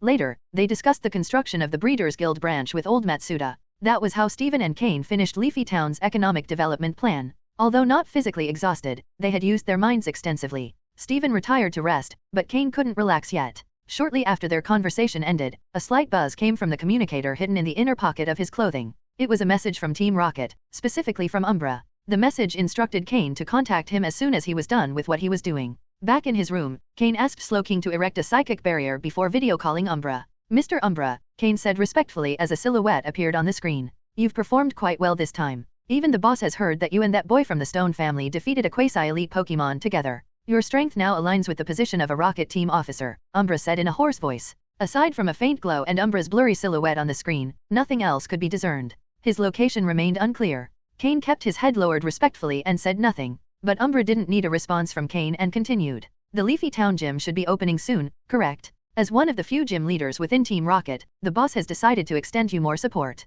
If you have any specific needs, state them now, otherwise, we'll provide supplies as planned. Cain pondered briefly and then said, I'd like information on Jengar, including its evolution method. If possible, I'd also like data on improving Pokémon quality. An electronic file will suffice. The evolution method for Jengar had always concerned Cain. Cain recalled that Umbra owned a Jengar but didn't know how it had evolved. If he could access Team Rocket's vast database on Jengar, it would bring Cain countless benefits. However, what truly mattered was the information on improving Pokémon quality, as that would affect all his Pokémon, not just Haunter. Cain's bold request even took Umbra by surprise. You certainly have the nerve to ask. It wasn't clear if Umbra was shocked by Cain's audacity or if he was consulting the boss, Giovanni, about the request. After half a minute of silence, Cain's face remained impassive, and Umbra's voice echoed again. We'll provide the information on Jengar and also give you data on improving Pokémon quality, but it won't be complete information. You'll receive a file tailored to the Pokémon you currently own, but I can't guarantee how comprehensive it will be. Even so, it's a significant concession.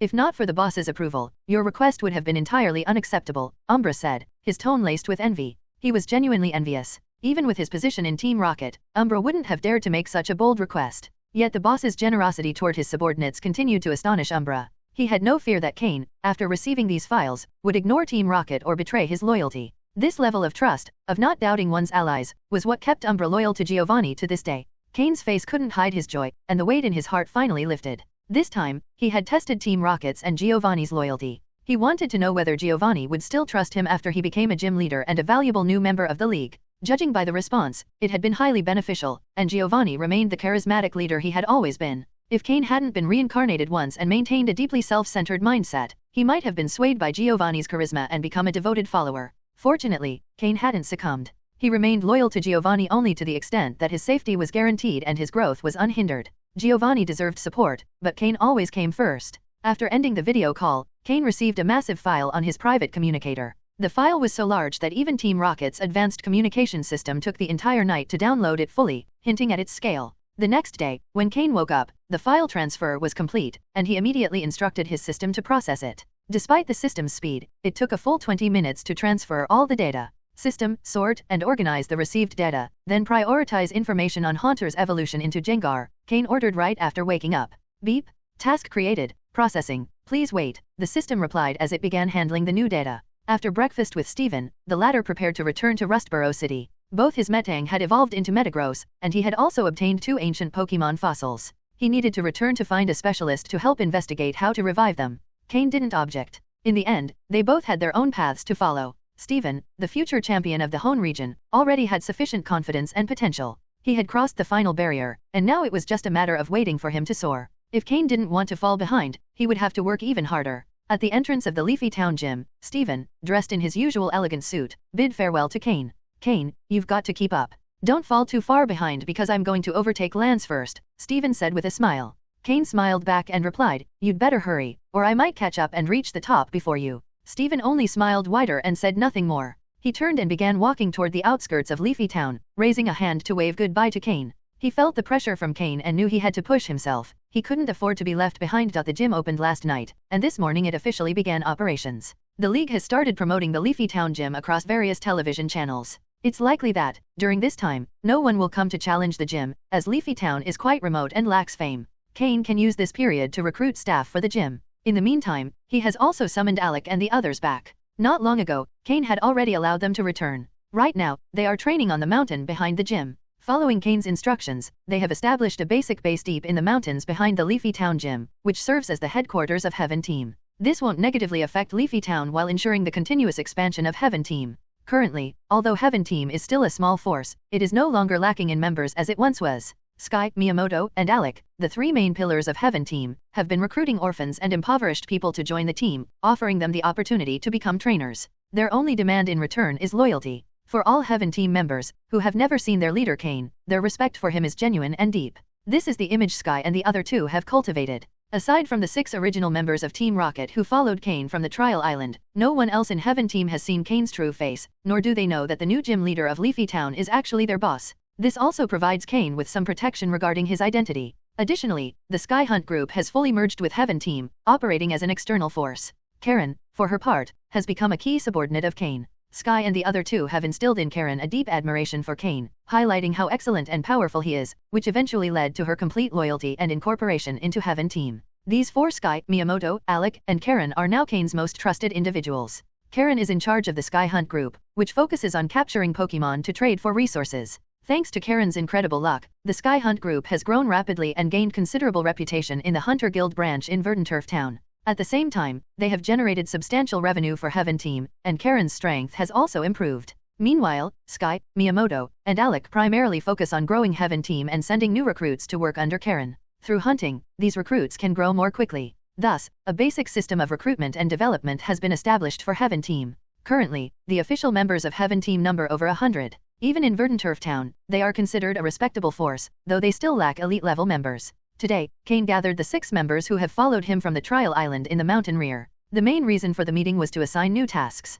Cain decided that Sky would return to help manage the daily affairs of the gym in addition to handling the finances of Heaven Team. Alec and Miyamoto would take charge of the team's operations. Alec would manage the recruitment and training of new members, while Miyamoto would oversee external battles. Cain delegated all responsibilities to them. As a leader, there's no need to personally manage a small organization. Competent subordinates handle management tasks, less capable ones handle battles, and tedious duties are dealt with by the team. Currently, the Sky Hunt group is a 3-star hunter group. If they manage to reach 4 stars, the group's level will hit its ceiling unless Cain increases his hunter rank. Thus, Cain also needs to find time to capture more Pokémon and level up as a hunter. Additionally, the most important task is that Cain assigned some of the Pokémon he had acquired. Apart from Karen, everyone received valuable Pokémon.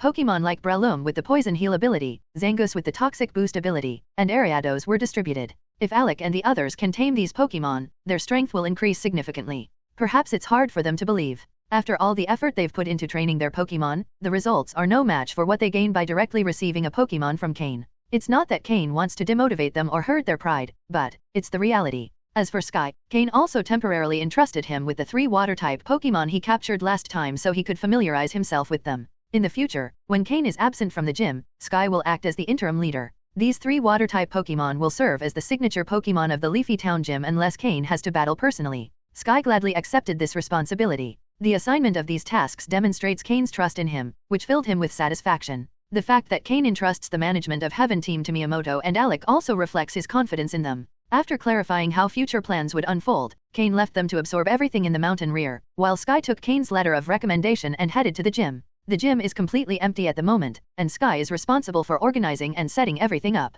From hiring staff to building an artificial lake outside the gym, it's all Sky's responsibility. Since he manages Heaven Team's finances, he has access to a large budget. Heaven Team and the Sky Hunt group already generate considerable income, and during this time, it hasn't been small. Currently, Cain has over 30 million in cash, so he doesn't need to touch Heaven Team's funds, which also provides them with a solid foundation. Thanks to their recent development, Heaven Team has already taken shape. From now on, better management planning for the entire organization will be necessary. For example, each member will need a practical and stable Pokémon team. Cain's initial plan is to form teams with the combination of Breloom and Zangoose. If multiple pairs can be formed with Breloom with the Poison Heal ability and Zangoose with the Toxic Boost ability, the team's power will increase significantly. Additionally, it is necessary to define the uniform and emblem for Heaven Team. As an underground organization, having a unique identity is crucial for their growing recognition. Cain has already shared these ideas with Alec, Miyamoto, and Sky. All he cares about are the results, and they will handle the details. Being a leader who delegates has its advantages.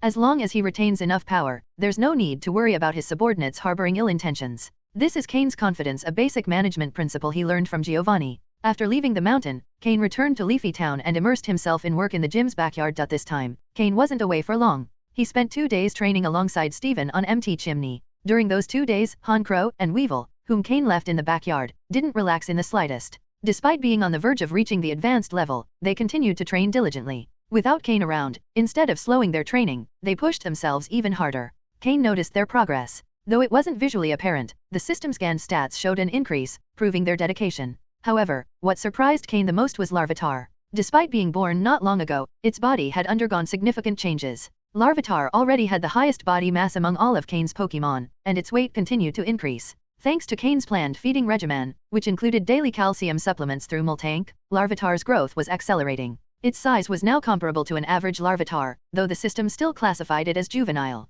What delighted Cain the most was Larvitar's growing ability to control its own weight. Now, when it ran across the ground, it no longer left deep, uneven footprints. While it still left marks, it could at least balance itself better. With a bit more training, Cain was confident that Larvitar would master complete control over its body weight. Its developing physique still required consistent adjustments, but once Larvitar entered its growth phase, stability would likely follow. Most exciting was Larvitar's innate ability to handle ground-type energy. As for its control over rock-type energy, Cain wasn't entirely certain. However, having been immersed in the geocentric cleansing milk for so long, its affinity for rock-type energy was unlikely to be weak. After all, when Larvitar evolves into Tyranitar, its rock typing will be crucial. Although Cain also had a Torchic with the speed boost ability and an Aaron with unyielding resilience, both with great potential, it was Larvitar, the youngest, who exhibited the most impressive energy control. When Cain returned to the backyard, Larvitar was visibly excited. It hadn't been many days since their last meeting, but for this baby Pokemon, it felt like an eternity. Larvitar leapt toward Cain, and with its considerable weight, it managed to maintain balance. Cain, however, had to use both his psychic and physical strength to barely hold it. As Cain patted Larvitar's armor, which was already becoming rougher, he couldn't help but sigh. The weight was truly astonishing. Once Larvitar entered its growth phase, Cain knew he wouldn't be able to carry it anymore. Releasing all his Pokemon, Cain allowed them a brief rest before resuming training. Training had become a daily routine for Slowking and the others, skipping even one day left them restless. But this time, Slowking's team wasn't the only group training. Torchic, Aaron, Poliwag, and Mudcup, the four newcomers, joined in for the first time. Although their regimen wasn't as intense as Slowking's, it was far more demanding than their previous playful exercises. After their first battle, these young Pokemon bid farewell to their carefree days. The one who adapted best to this new reality was Aaron, followed by Mudcup, Poliwag, and finally Torchic. Aaron, naturally combative, had always been the most enthusiastic about battles. Mudcup, while not as extreme, also displayed a surprising passion for combat. Poliwag, meanwhile, was more accommodating. If Cain wanted it to train and fight, it would comply without hesitation, putting aside its own preferences. Torchic struggled the most, but after its last battle, despite exhaustion and pain, it didn't show any signs of giving up or complain to Cain. Cain was pleasantly surprised by Torchic's resilience, which exceeded his expectations. And who was the most envious? Larvitar, of course. With its small eyes sparkling with excitement, Larvitar watched the Pokemon training in the yard. If Cain hadn't stopped it, it would have eagerly joined in. Now's not the time for you to train. Once your body finishes developing, even if you don't want to train or fight, I'll make you, so enjoy this time while you can, Cain said, patting Larvitar's small head. Thanks to telepathy, Larvitar understood Cain perfectly. It obediently nodded, using its tiny hands to cheer on the other Pokemon. As it waved its little arms, small fragments of sand and rocks began to float around it. Cain was thrilled to see this. Larvitar's innate talent was incredible, living up to the expectations its mother had for it. Watching the floating rocks, Larvitar grew even more excited, waving its arms faster to make the stones circle Cain. Suddenly, Cain took out a small red object, roughly palm-sized, from his storage space. Upon seeing it, Larvitar's eyes lit up. The floating stones immediately dropped to the ground as its attention focused entirely on the Groudon armor fragment Cain held. Looking between Cain and the red object, Larvitar's eyes gleamed with an unmistakable desire. Cain chuckled, tapping Larvitar's head. This is for you, but you're not ready to handle it yet. You can touch it, but you're not allowed to absorb its energy. If I catch you doing so, I'll take it away immediately. Larvitar quickly nodded in agreement. For some reason, an inner voice told it this red object would bring great benefits. Cain took out a special cord and crafted a small backpack for Larvitar, placing the Groudon armor fragment inside. And so, Larvitar now sported a tiny backpack. It looked pretty cool. 3 days later, with everything in order in Leafy Town, Cain set off again with his Pokemon, this time even bringing Larvitar along. The night before, Larvitar had entered its growth stage, so Cain stored it in its Pokeball without any issues. However, Larvitar's current size was rather shocking. Its normal height should have been around 60 centimeters, but upon entering its growth stage, Larvitar reached a full meter tall. With its considerable weight, it resembled a small growing monster, showing hints of Groudon in both size and mass. Moreover, thanks to the fragment of Groudon's armor it carried, Larvitar's ability to control ground-type energy was far greater than anyone might have expected. Cain was extremely satisfied with Larvitar's progress in mastering ground-type energy. After Larvitar finished its initial growth phase, Cain also had it practice using rock-type energy. As expected, Larvitar demonstrated remarkable proficiency in both types of energy, fulfilling its role as a sandstorm beast. The time Larvitar spent submerged in the geocentric cleansing milk, while almost preventing its hatching, had yielded numerous benefits. Not only had it increased its lifespan, but it had also significantly improved its weight, size, and energy control. More importantly, its mastery of ground-type energy could potentially reach even greater heights thanks to the fragment of Groudon's armor strapped to its back. When Larvitar evolves into Tyranitar, Cain will likely be able to call it the Little Groudon without hesitation. Even though Tyranitar is a rock/dark-type Pokemon, the ground-type moves Larvitar has learned will remain. While they won't receive the same type bonus, this won't stop Tyranitar from using ground-type moves with great effectiveness. Pokemon, Larvitar, Dark Blue. Gender, male. Level, 5. Type, Rock plus Ground. Ability, Guts. Held item, Fragment of Groudon's armor. Egg moves, Dragon Dance, Outrage, Ancient Power, Stealth Rock. Basic moves, Bite, Leer, Sandstorm. Learned moves, Snore. TM moves, none. These are Larvitar's current stats after completing its initial growth phase. Every time Cain reviews Larvitar's egg moves, he feels just how exceptional it is. This Pokémon could very well determine Cain's ultimate potential as a trainer. While he might not need Tyranitar to become an elite-level trainer, if Cain wishes to progress beyond that level, he will likely have to rely on this future Tyranitar's potential. It will be one of Cain's strongest Pokémon and a key factor in determining the limits of his growth. Seated on his Tropius, Cain flew toward Movili City, enjoying the fresh morning air. His primary goal for this trip was to help Haunter complete its evolution. Yesterday, thanks to information obtained from Team Rocket, Cain discovered the exact method for evolving Haunter. After analyzing the data, he learned that the key was to expose Haunter to extremely dense ghost-type energy, allowing its gaseous body to transition into a more solid form. This didn't surprise Cain, as when Haunter absorbed the ghost energy from the Black Pillar in the Ghost Cave on Trial Island, its body had already begun to transform unbeknownst to Haunter itself. However, at that time, Haunter's potential wasn't fully developed. If it had evolved then, its future growth would have been limited. That's why Cain stopped its evolution back then. Now, if Cain could return to Trial Island, he could easily make Haunter evolve. But returning to the island wasn't simple. Not even Cain knew its exact location. Trial Island was a major Team Rocket base, and Cain didn't yet have the rank needed to access it. So, he would have to find another place. Fortunately, every region has a renowned location where the souls of deceased Pokémon are laid to rest. In Kanto, there's the Pokémon Tower, in Sinnoh, the Lost Tower, and in Unova, the Celestial Tower, among others. In the Hone region, this place is Mt Pyre, located on Route 122. This mountain is home to many Pokémon remains and ashes, leading to a high concentration of ghost-type energy. The area is well known, as this energy has given rise to numerous ghost-type Pokémon. Trainers specializing in ghost types often visit Mt Pyre to catch some. Like other such locations, Mt Pyre is divided into external and internal areas. Most people can only explore the outer areas, where ghost-type energy is abundant but harmless to humans. However, the mountain's interior is saturated with ghost-type energy so dense it could affect Pokémon or humans, causing unpredictable consequences. Rumor has it that anyone who stays too long inside might even turn into a ghost. Cain had gathered all this information and knew that Mt Pyre was the perfect place for Haunter to complete its evolution. Thus, his primary objective was to head to Mt Pyre. However, the mountain was far from Movili City, almost near Lily Cove City, so Cain planned to rest in Movili before continuing his journey.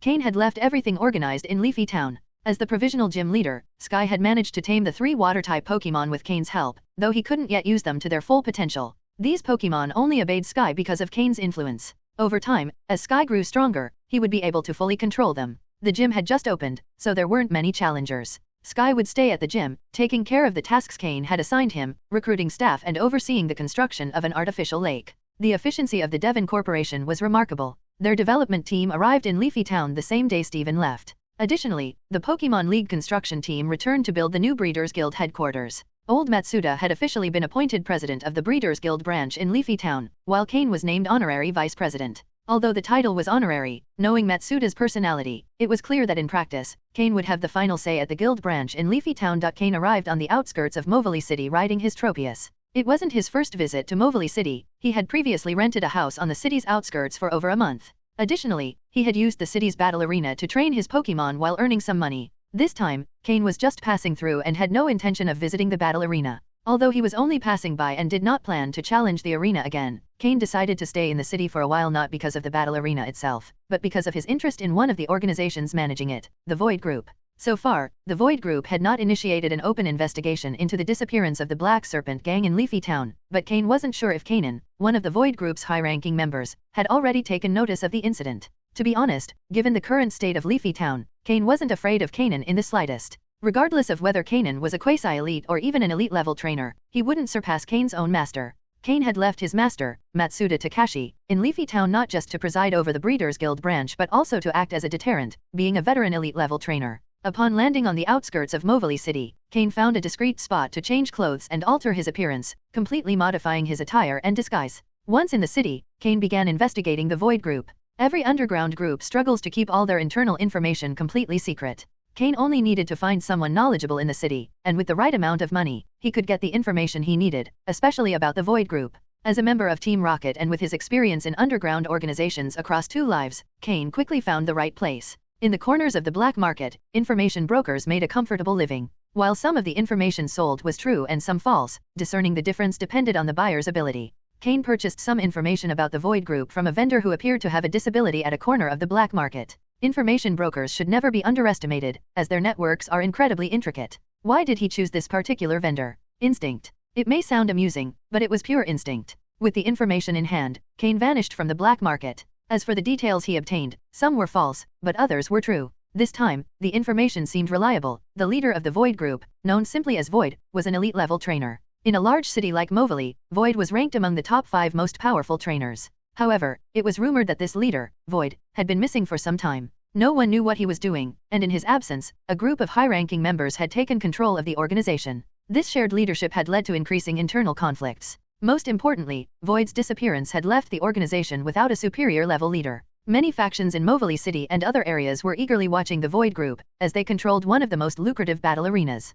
However, no one was entirely certain if Void had truly disappeared, so they didn't dare openly invade his territory. With these internal and external tensions, the Void Group had no time to concern themselves with a small place like Leafy Town. This was why no one from the Void Group had appeared in Leafy Town so far. It was likely that Cain, the member Cain was monitoring, was too preoccupied with managing the internal power struggles. To stabilize the situation, there were only 2 options: either Void returned, or a new elite-level leader emerged to take control with their power. Otherwise, the internal chaos would continue to worsen. This was excellent news for the Heaven team in its developmental stage. After obtaining the information he needed, Cain decided to leave again. Although some of the information could be false, the prolonged absence of Void seemed genuine, as Cain could sense a tense and hostile atmosphere in the black market. Things were unfolding more in his favor than he expected. Initially, Cain had planned to remain in Movili City to attack and destabilize the Void Group if they tried to interfere in Leafy Town, aiming to provoke irreparable conflicts between them and other factions in the city. This would have given the Heaven team the time it needed to grow stronger, but now, it seemed unnecessary. Cain took a taxi and crossed all of Movili City. By the end of the day, night had already fallen when he left the city again, riding his Tropius. Although he had lost a day in Movili City, he had gained the peace of mind to continue his journey. MT Pyre was located east of Movili City, and to get there, Cain would need to traverse Route 118 and Route 123. That night, he would likely have to camp outdoors. He released Honchkrow, relying on him to watch over and protect Tropius while they flew. As night fell, large groups of Zubat and Golbat began to fill the sky, eyeing Cain and his Tropius hungrily. However, intimidated by Tropius and Honkrow's presence, they didn't dare approach. But the number of Golbat and Zubat kept increasing. Frowning, Cain looked at the Golbat surrounding them with irritation. In a cold voice, he said, "I don't want to bother you, but it seems you won't leave me alone. Honchkrow, it's your turn. Show me how much you've grown these past days." "Caw!" Honchkrow cried excitedly. After several days of training in the backyard alongside Weevil, he was eager to let loose. Seeing the number of Golbat and Zubat, he felt the rush of battle coursing through him. He launched a Shadow Ball at a particularly bothersome Golbat. Boom! Honchkrow had mastered Shadow Ball with impressive speed. With a flap of his wings, he dove straight into the swarm of Golbat. Tailwind swirled around Honchkrow, and flying and dark energy mixed into his wings. Like a wolf among sheep, the Golbat tried to resist but were no match for Honchkrow. Soon, they began scattering. However, the sheer number of Zubat and Golbat in the area caused those attempting to flee to collide with those still trying to advance, creating chaos in the sky. Some clever Zubat tried to attack Cain directly, but Haunter repelled them from the shadows. As Honchkrow unleashed everything he had accumulated during his training, his level finally rose, reaching level 40 and officially entering the advanced level. Honchkrow managed to advance to the advanced level, taking down a large number of Golbat and Zubat in the sky. As the Golbat and Zubat began to scatter, realizing something was wrong, Honchkrow, satisfied with its victory, flew back. Cain smiled as he gently stroked Honkrow's soft, shiny feathers. After advancing a bit further, Cain signaled Tropius to descend. It was better not to push the Pokémon too hard at night, especially when they hadn't eaten yet. 2 days later, Cain and Torchic arrived at the base of MT Pyre. It had taken them 2 days, but not because Cain was in a hurry. Along the way, he realized that, since routes 118 and 123 were frequently visited by trainers, the wild Pokémon in the area weren't very high level. Taking advantage of this opportunity, Cain trained Torchic and the other Pokémon in battle. The weaker wild Pokémon were the perfect targets. Even Larvitar, who was just entering its growth phase, joined the battles. However, unlike Torchic, who was participating in its first battle, Larvitar displayed a fierce intensity, similar to Aaron. Both were robust Pokémon, with similar combat strategies. Additionally, Aaron and Larvitar had developed a strong friendship, and Larvitar learned a lot from Aaron's battle tactics. Thanks to its mastery over ground and rock-type energy and its impressive egg moves, Larvitar didn't lag behind compared to Pokémon like Mudcup. The wild Pokémon ranged from levels 10 to 20, which allowed Torchic, Aaron, Poliwag, Mudcup, and Larvitar to face them in coordinated efforts. When Pokémon above level 20 appeared, Weevil, observing from a distance, stepped in to protect them and defeat the opponent. This process allowed everyone to improve their skills without risk. Torchic and Mudcup reached level 12, and with just a few more levels, these starter Pokémon would be ready to evolve, expanding their combat strategies. Poliwag reached level 15. Although it didn't have as many opportunities to shine due to the environment, its progress wasn't as rapid as Torchic's. Aaron reached level 18. After following Cain and recovering from the wounds of past battles, Aaron felt its growth was more significant than ever. Even Larvitar, in its first battle, managed to reach level 10, catching up with Cain's second-string Pokémon. This was the progress of Cain's second-string team. Furthermore, after helping to face higher-level Pokémon, Weevil also advanced to the advanced level. Following in Honchkro's footsteps, Weevil became Cain's third Pokémon to reach the advanced level. With the first-string Pokémon starting to reach the advanced level, Cain's overall strength also reached that tier. The second-string team was also receiving training when time allowed, gradually increasing their levels. Overall, Cain had entered a period of balanced development. This situation was ideal. Cain no longer had to push his Pokémon for survival, which might have drained their potential. Now, with a steady growth pace, every Pokémon could reach their full potential, especially the young ones in the second-string team, who, thanks to the support of Honchkro and the others, could develop quickly. It wouldn't be surprising if, by the time the first-string Pokémon reached the elite level, Torchic and the others were already at the quasi-elite level, making for a seamless transition. Cain was quite satisfied with his Pokémon's progress. The main purpose of his visit to Mt. Pyre was to evolve Haunter into Gengar. Once achieved, he would have an even greater advantage in terms of power. Cain also had a Megastone, although he wasn't sure which Pokémon it was for. However, Gengar was a Pokémon capable of Mega Evolving. If he was lucky, and the Megastone turned out to be for Gengar, he would only need to acquire a Keystone. Along with a good bond with Gengar, Mega Evolution would be possible. Cain already had a Soothe Bell, so he wasn't worried about strengthening his bond with Haunter. They had already built a solid connection during their time on the Trial Island. Additionally, although Megastones were hard to find, Keystones were relatively easier to obtain. Therefore, evolving Haunter was one of Cain's main priorities. Mt. Pyre was a place where the remains of many Pokémon were buried, mainly those who had been trainers' companions. Some had fallen in battle, while others simply reached the end of their life cycle. Regardless of the cause, in the Hone region, trainers brought their Pokémon to Mt. Pyre for burial. Over time, the place became filled with Pokémon graves, and Ghost-type energy began to concentrate in the area, attracting Ghost Pokémon. These Ghost Pokémon roamed around the mountain. If one visited Mt. Pyre at night and encountered Ghost Pokémon, there was no need to be afraid. As long as you didn't act recklessly, the Ghost Pokémon wouldn't harm you, though they might play a few pranks. However, if you acted rashly and angered the Ghost Pokémon, the consequences could be severe. Due to the strong Ghost energy presence, trainers specializing in this type frequently visited Mt. Pyre, either to catch Ghost Pokémon or to train theirs. However, most stayed in the outer areas of the mountain, where there weren't significant dangers. But if one ventured into the interior of Mt. Pyre, they needed to be cautious, as much more aggressive Ghost Pokémon resided there. Standing at the base of Mt. Pyre, Cain looked at the mountain, which was slightly smaller than Mt. Chimney, and lost himself in thought. Wasn't Phoebe, the future Ghost-type Elite Four member of the Hone region, said to have come from Mt. Pyre? Upon arriving here, most people were accompanied by one or two Ghost-type Pokémon. However, trainers specializing in these Pokémon always appeared exhausted, with dark circles under their eyes. Unlike other league trainers, they didn't greet one another or exchange smiles upon meeting. Each focused on their own business, ignoring everyone else. Because of this, it's said that trainers specializing in Ghost-type Pokémon tend to behave in ways others might find strange or uncomfortable. Furthermore, among all Pokémon types, Ghost-type trainers are the least numerous. Cain decided it was unnecessary for Haunter to remain hidden in his shadow, allowing it to come out and accompany him. Haunter seemed very lively in this place, as the Ghost-type energy saturating the environment made it feel quite comfortable. Climbing the mountain's stairs, even though the sun shone in the sky, there was a dimness in the air, and the sunlight didn't provide its usual warmth to the body. Cain knew there was an inner region within Mt. Pyre. If Haunter wanted to evolve perfectly, it would be better to venture into that area where Ghost-type energy was more concentrated. This area was still part of Mt. Pyre's outskirts. Although the Ghost-type energy here was much more abundant than in other places, for Haunter, it only meant faster recovery. It didn't have the density he experienced on Trial Island, where he absorbed much more potent ghostly energy. In other words, the quantity here was sufficient, but the quality wasn't. Reaching halfway up the mountain, Cain stopped. While continuing up the stairs to the summit was easier and more comfortable, many trainers had already taken that path and found no entrance to the inner areas.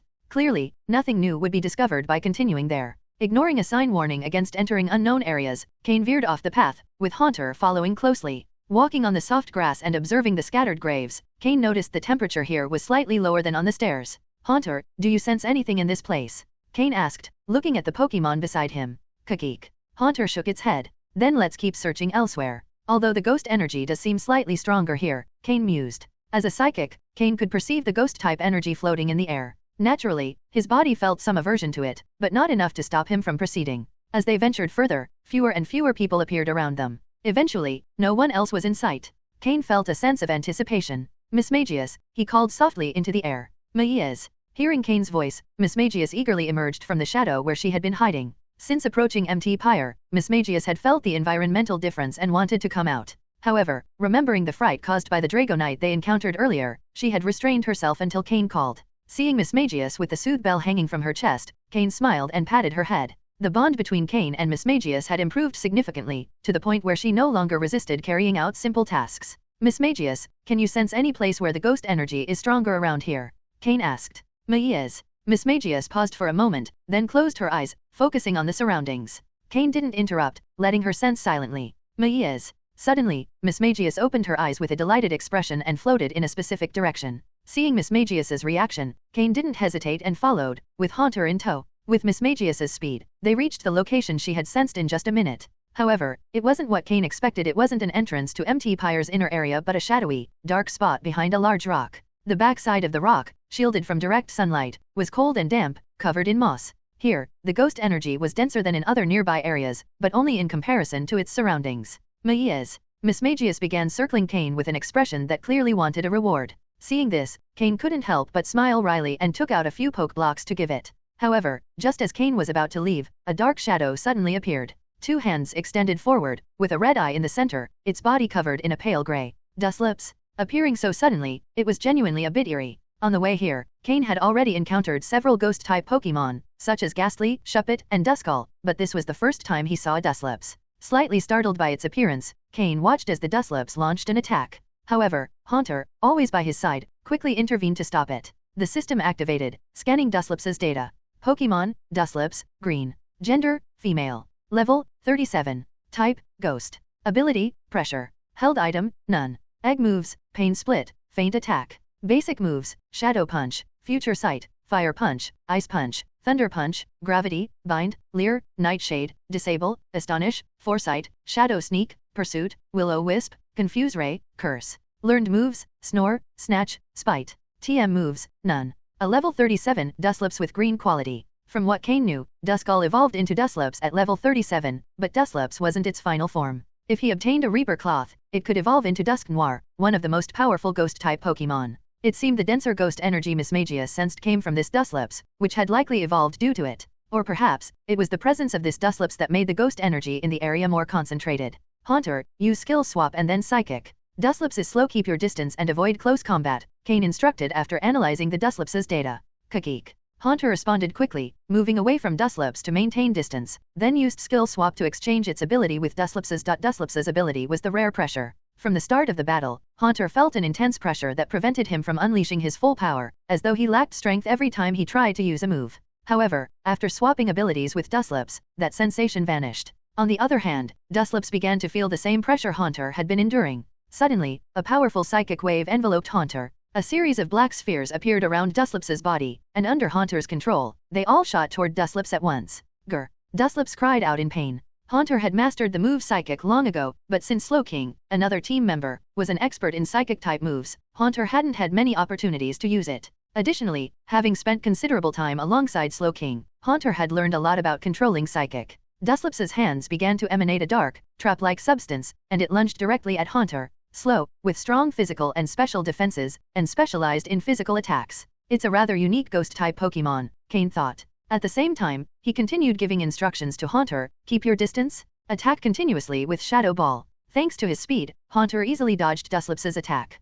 Particularly for this wild Duslips, without a trainer to guide it, there was no special strategy. It attacked directly whenever it encountered an opponent. This might also be related to the inherent nature of Pokémon like Duslips. After creating some distance again, Haunter focused two black energy spheres between his claws. Ghost-type and Dragon-type Pokémon are the only ones that can be effectively damaged by moves of their own type. Haunter's Shadow Ball would deal double damage to Duslips, who was also a Ghost-type Pokémon. With the advantage of speed and Duslips, slower and lacking effective combat methods, unable to defend itself, Duslips was soon defeated by Haunter's attacks. Cain frowned as he watched Duslips, unable to continue fighting, fall to the ground. It wasn't that there was anything particularly strange about Haunter defeating Duslips, but after doing so, Cain noticed that the ghost energy in the surrounding area seemed to grow denser. And as time passed, the ghost-type energy became even stronger. As a psychic, Cain had the ability to perceive such things. Kageek. Of course, being a ghost-type Pokémon, Haunter sensed the environmental change far better than Cain. It stayed close to Cain, ready for any surprises.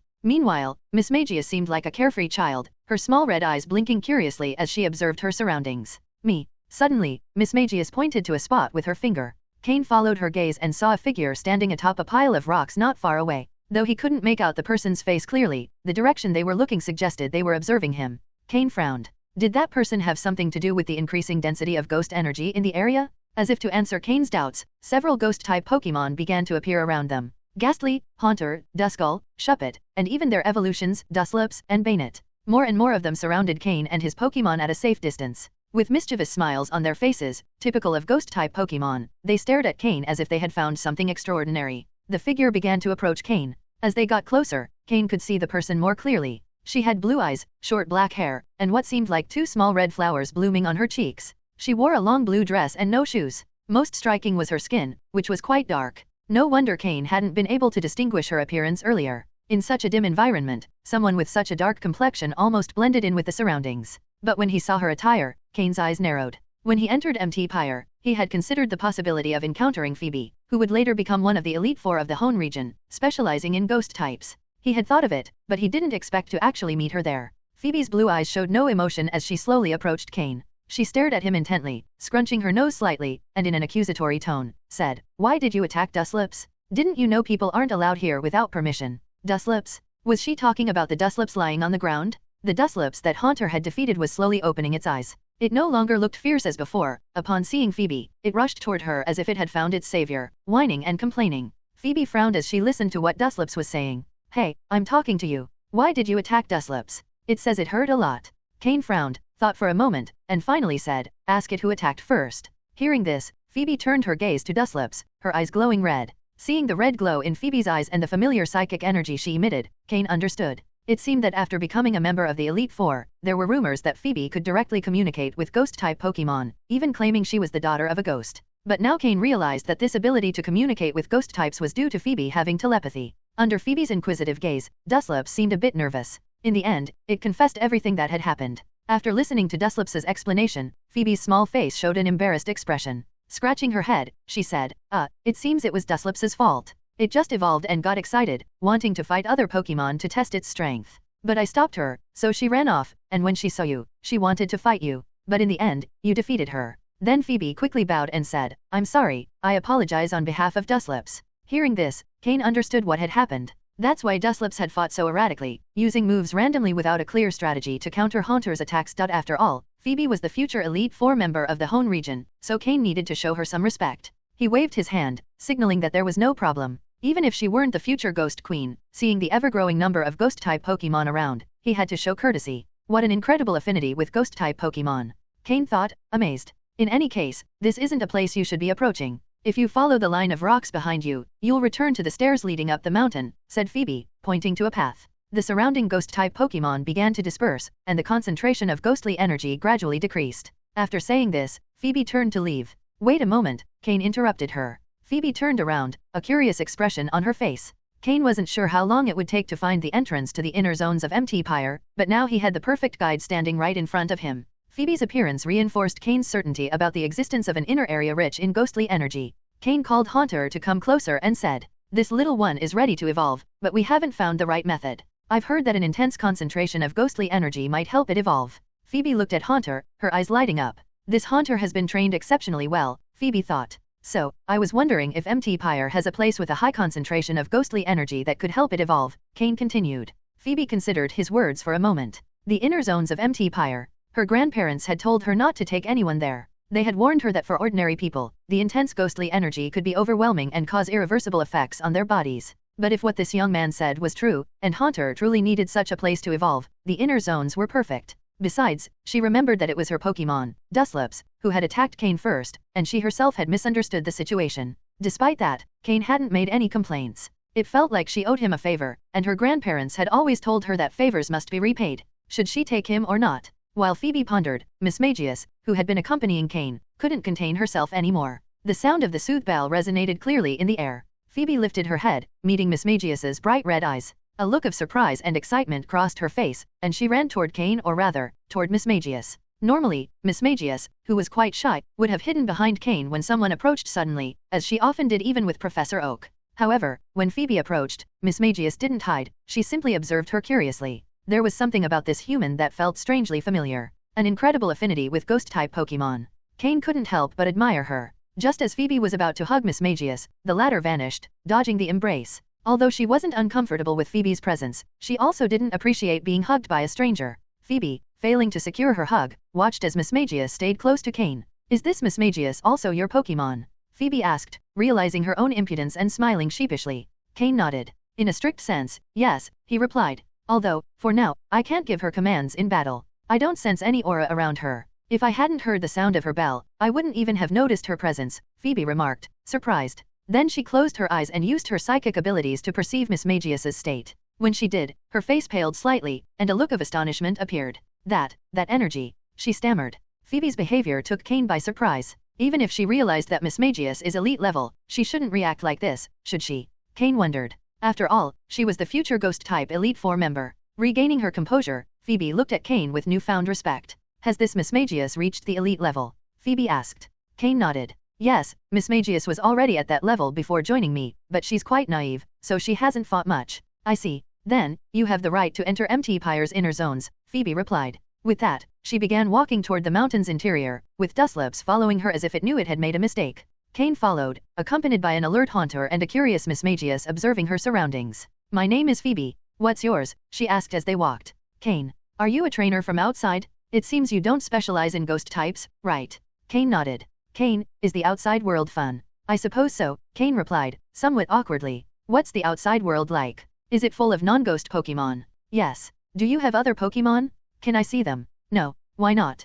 Cain. The journey, which took about 15 minutes, felt to Cain like a constant buzz in his ears. He never would have imagined that this girl, who initially seemed somewhat cold, would turn into a chatterbox once she felt comfortable. Throughout the journey, Phoebe asked questions about the outside world. For Cain, who understood that she had never left MT Pyre, it was understandable, albeit exhausting. Finally, they arrived at a large rock. When Cain touched it, it felt like an ordinary rock. Phoebe, however, extended her hand, and the rock's surface rippled like water, allowing her to pass through. "Is that how it works?" Following her example, Cain enveloped his hand in psychic energy and extended it toward the rock. Just like Phoebe, he was able to pass through. However, both Phoebe and Dustlopes stared at him in amazement, as if they had just witnessed something incredible. "You have the same ability as I do?" Phoebe asked, surprised. "My grandparents told me this ability is very rare outside of here, and it turns out I meet someone who can also communicate with ghost-type Pokémon, right on my first outing," Phoebe thought. "Are you referring to this? This is just telekinesis. What you used earlier to communicate with the Pokémon is a form of telekinesis, we call it telepathy," Cain replied, waving his hand to reveal the thin layer of psychic energy in his palm.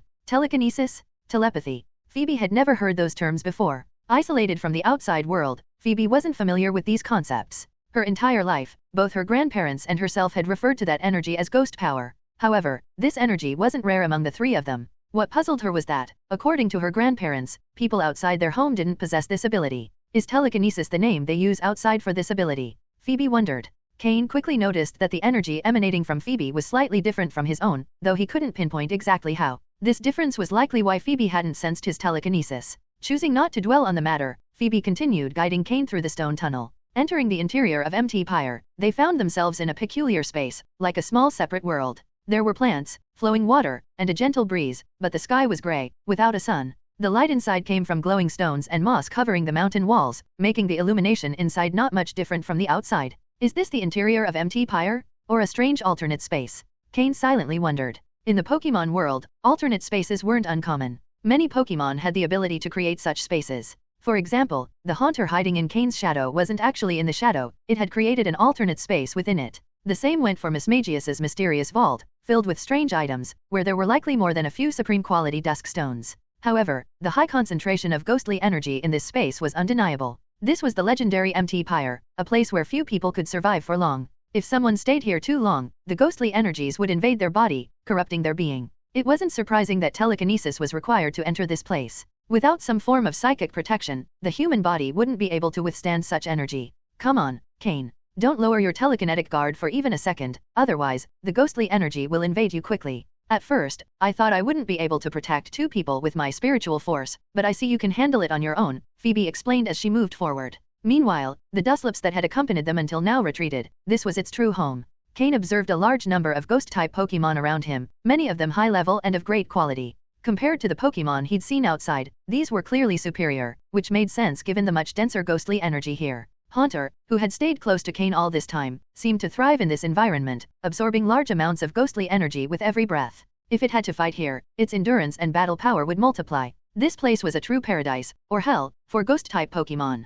Phoebe, evidently familiar with the area, knew not only every corner of the environment but also all the Pokémon living there. She had even given them all names, and while some Pokémon seemed indifferent, they inevitably responded when Phoebe called them. The Duslips that had left earlier was merely average compared to the other Pokémon here. If all the ghost Pokémon in this area organized into an army, they could easily devastate several cities. Even the combined forces of Movili City's underground groups would struggle to stop them. The level of power here was astonishing. As they walked, Cain's system kept scanning the Pokémon around him. Occasionally, he spotted one with excellent quality, near the upper limits of ghost-type Pokémon. With a bit of training, these Pokémon could reach their full potential. After about 20 minutes of walking, they arrived at what appeared to be a tranquil garden with bridges and streams, though the lack of sunlight made it somewhat less charming. In the center stood an old house, slightly out of place. In front of the house, two elderly people sat calmly, the grandmother knitting a sweater, and the grandfather enjoying a cup of tea, exuding an aura of absolute peace. This place, though a bit cold and devoid of sunlight, was the perfect retreat for a peaceful retirement.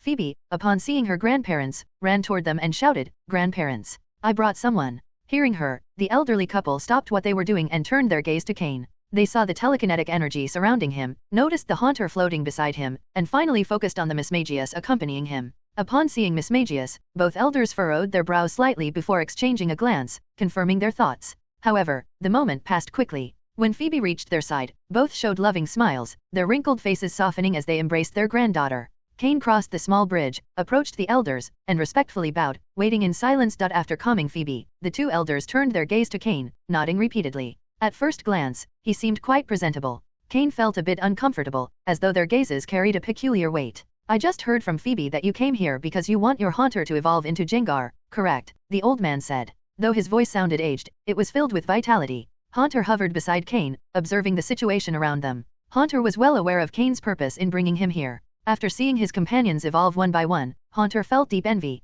Having spent so much time in Cain's shadow as his protector, Haunter had started to fall behind compared to his teammates. Even Scorpii, whom Haunter had watched grow, was now on the verge of surpassing him. Still, Haunter had never complained, diligently fulfilling his duty to protect Cain. Though mischievous at times during play, Haunter was always reliable when it truly mattered. "That's correct. I wanted to ask you, esteemed elders, if you know of a place with especially abundant ghost-type energy where Haunter could complete his evolution," Cain asked respectfully. The elders exchanged glances, sending an odd mental wave between them. Cain couldn't help but raise an eyebrow. These elders were using telepathy, yet there was no psychic energy resonance in their bodies. Could it be that their ability wasn't truly psychic power? Still, its use didn't seem very different from psychic power. After a few seconds, the white-haired elder stood up from his chair and said, "Young man, follow me." Cain was taken aback. That simple? With cautious curiosity, Cain followed the elder into a rocky cave. As soon as he entered, the resistance in the air grew exponentially. Cain felt as if he had returned to the space beneath the black stone pillar on the trial island.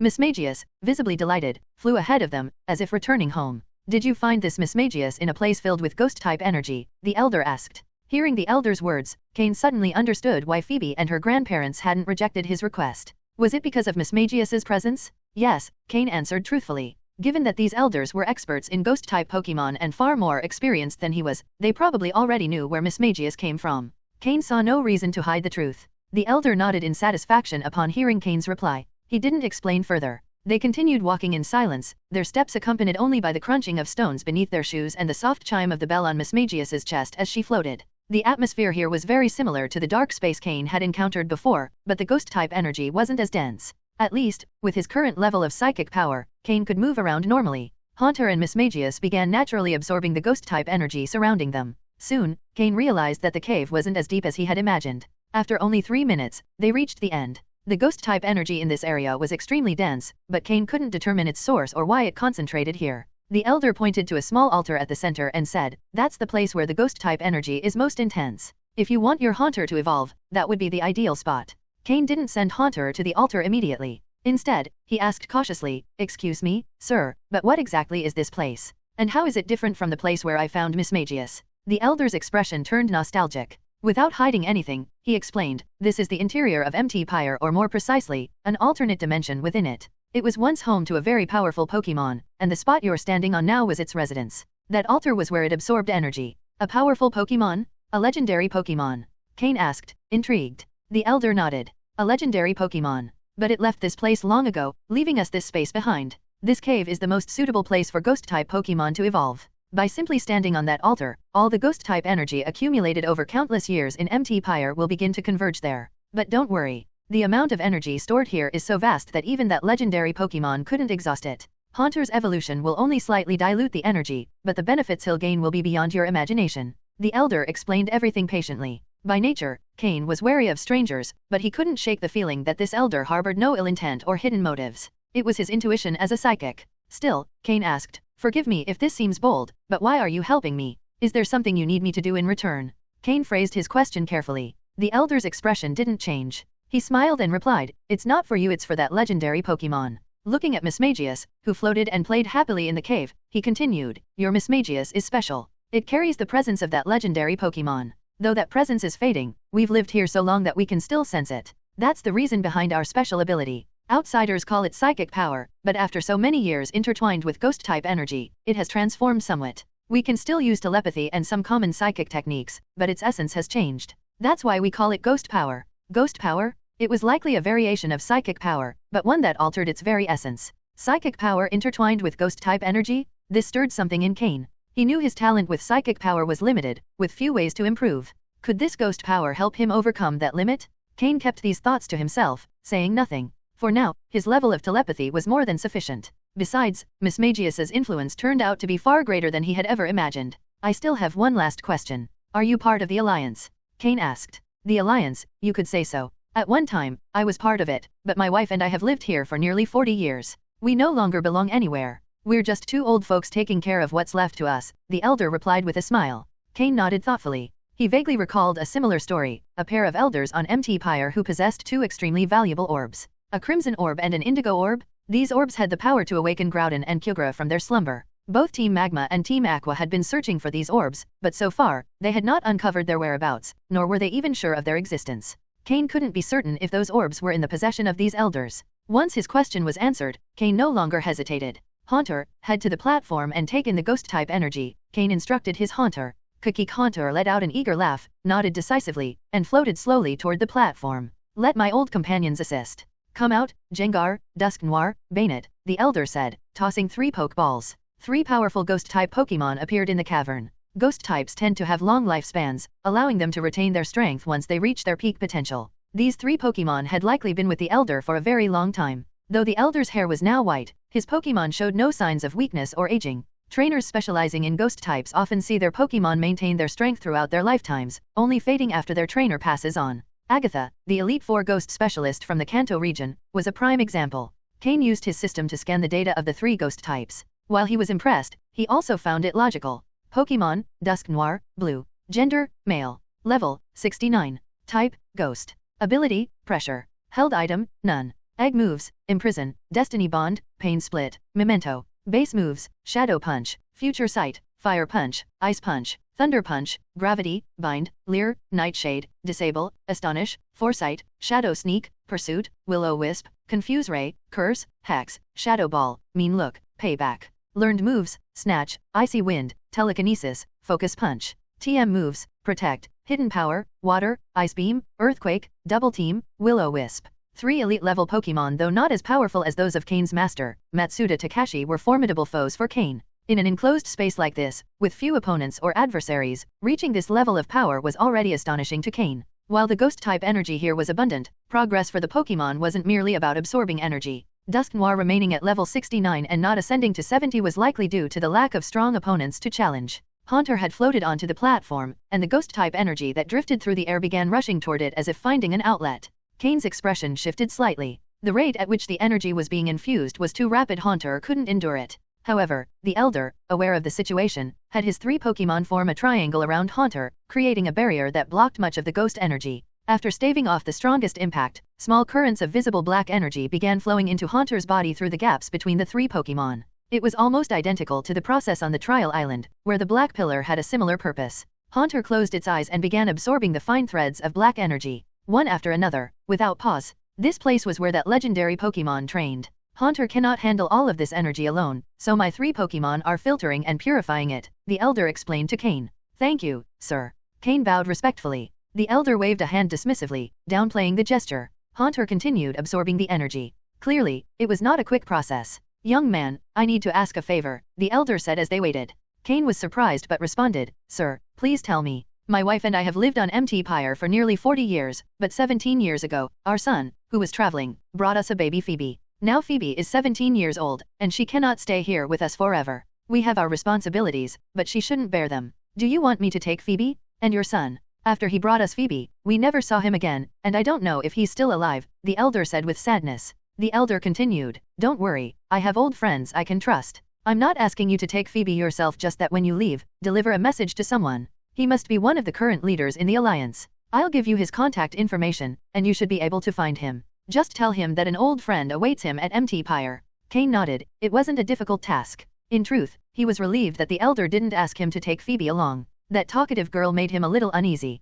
As they conversed, Haunter had absorbed enough ghost-type energy. Its body had expanded to twice its original size, and the gas surrounding it, once dispersed, had nearly condensed into a solid state. The system data showed that Haunter's stats had reached a critical point. It just needed one final push to evolve. However, that push wasn't simple. One wrong move, and Haunter could end up shattering instead of evolving. Seeing that Haunter had reached its limit, the elder pulled a black crystal from his pocket. Cain saw the elder's motion and focused on what he was holding. Item name, Strange Black Crystal, unnamed. Description, appears to be a highly concentrated ghost-type energy crystal condensed by a Pokémon, containing a small amount of that Pokémon's essence. Effect, can aid ghost-type Pokémon in growth, and the essence within the crystal can facilitate gradual transformation in ghost-type Pokémon. What is that? Cain asked. It's something left behind by that legendary Pokémon. It will help Haunter refine the energy in its body. This will be highly beneficial for its evolution, the elder explained. Then he tossed the crystal toward Haunter, who quickly absorbed it. A flash of white light enveloped Haunter. What legendary Pokémon was it exactly?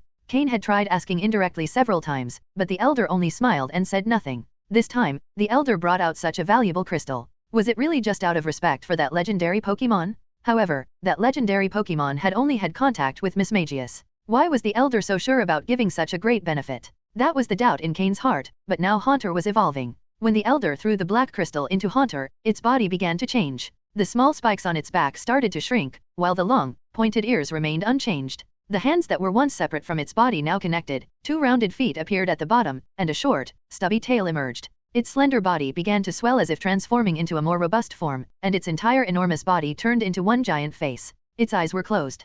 Kakik. With a loud cry from Haunter no, from Jengar the white light surrounding it dissipated, and its previously white eyes opened, revealing a light red hue that gave it an imposing air. Haunter had successfully evolved. Jengar had made its triumphant appearance. With Jengar's evolution, the Elder's 3 Pokémon released their control over the surrounding ghostly energy. A massive surge of ghostly energy began flowing toward Jengar, but this time, Jengar no longer experienced the pain it felt as Haunter. Now, it could handle the energy with ease. Jengar closed its eyes again, focusing on the energy flowing within its body. It discovered a special energy within itself that didn't align with the rest of the energy in its body. While it didn't make controlling its body difficult, having that foreign energy felt unsettling. What to do with it? Absorb it? The energy continuously pouring in from the outside was an inexhaustible resource for Jengar.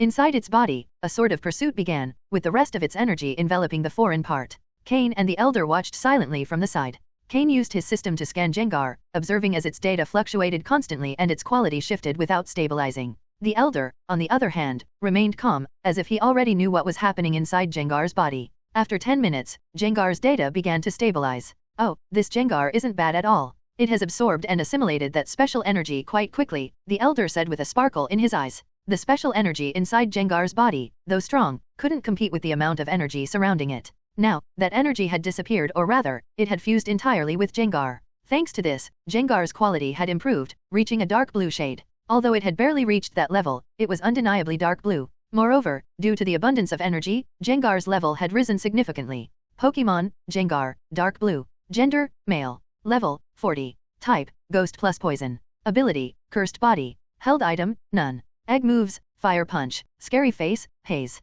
Basic moves: Hypnosis, Lick, Spite, Mean Look, Curse, Nightshade, Confuse Ray, Sucker Punch, Payback, Shadow Punch, Dream Eater. Learned moves: Rest, Shadow Ball, Psychic, Skill Swap, Snore, Perish Song. TM moves: Protect, Hidden Power, Grass, Sleep Talk, Toxic, Taunt, Poison Jab, Thunderbolt, Venoshock. In one go, Jengar had reached the advanced level. It wasn't clear if it was due to the enormous amount of energy or the black crystal. However, it was undeniable that Jengar had made great progress. Its quality had also risen to Dark Blue. Although it was likely the weakest among Cain's Pokémon of this quality, the system confirmed it as Dark Blue. What surprised Cain was that Jengar had learned the move Perish Song. Could this be thanks to the black crystal? Jengar was still getting used to its new body. Previously, it always floated, but now it seemed to have to walk on its feet. It also felt uncomfortable with its more robust body, as its hands, which once floated freely, were now firmly attached to its body, making movement a bit awkward. Jengar slowly approached Cain. Kakik. Standing at 1.5 meters tall, Jengar now reached Cain's shoulder, though its body was several times bulkier than Cain's. Miss Magius hovered around Jengar, marveling at the evolution she had just witnessed. How incredible! Is this how Pokémon evolve? When she evolved, she hadn't felt anything. Miss Magius wasn't just looking, she also carefully touched Jengar's body. What had once been a gaseous substance now felt solid. Amused, Miss Magius began playing around Jengar. Cain smiled and said, "You've finally evolved, Jengar. Plus, your power has increased significantly. We must thank the Elder for his help." Hearing Cain's words, Jengar nodded awkwardly toward the Elder. It actually wanted to bow, but discovered its body wasn't entirely responsive yet. Also, bowing was hard, it was a bit bulky. The Elder smiled and nodded, accepting Jengar's gratitude. "Let's go. It's time to leave. Jengar has gained great rewards. That discomfort in its body is normal. You can discuss it with my Jengar." The Elder's Jengar had already reached the elite level and, after many years, was a true veteran. When the two Jengar walked together, it was clear the Elder's Jengar was much larger than Cain's. The Elder recalled Dusk Noir and Bayonet, leaving only his Jengar out as they escorted Cain to the cave's exit. Outside the cave, Phoebe and her grandmother waited with smiles on their faces. Phoebe's grandmother asked cheerfully, "How did it go? Did it succeed?" The Elder nodded with a smile. "Once again, thank you all for your help. I'll complete the task you entrusted to me," Cain said, bowing gratefully. Cain spent the night inside Mt. Pyre, and the next morning, after bidding farewell and expressing his thanks once again, he departed with his Jengar, who could now move freely, and Miss Magius, who had enjoyed a day of happy play. After spending so much time there, Cain feared that his psychic power might also be affected by the ghostly energy. After Cain's departure, "Old man, did you really have to use it that way?" "Yes, it's done now. His body emanates the presence of that Pokémon. I hope it catches its attention. It's a shame we'll never see that Pokémon again. And he doesn't even know the true purpose of this place we protect." This time, the journey to Mt. Pyre was much smoother than Cain had imagined. Now, Haunter had successfully evolved into Jengar and even reached the advanced level. Although Jengar still couldn't fully control his body, it was something only time and practice could resolve. However, Jengar had a long talk with the Elder's Jengar throughout the night, which proved to be highly beneficial.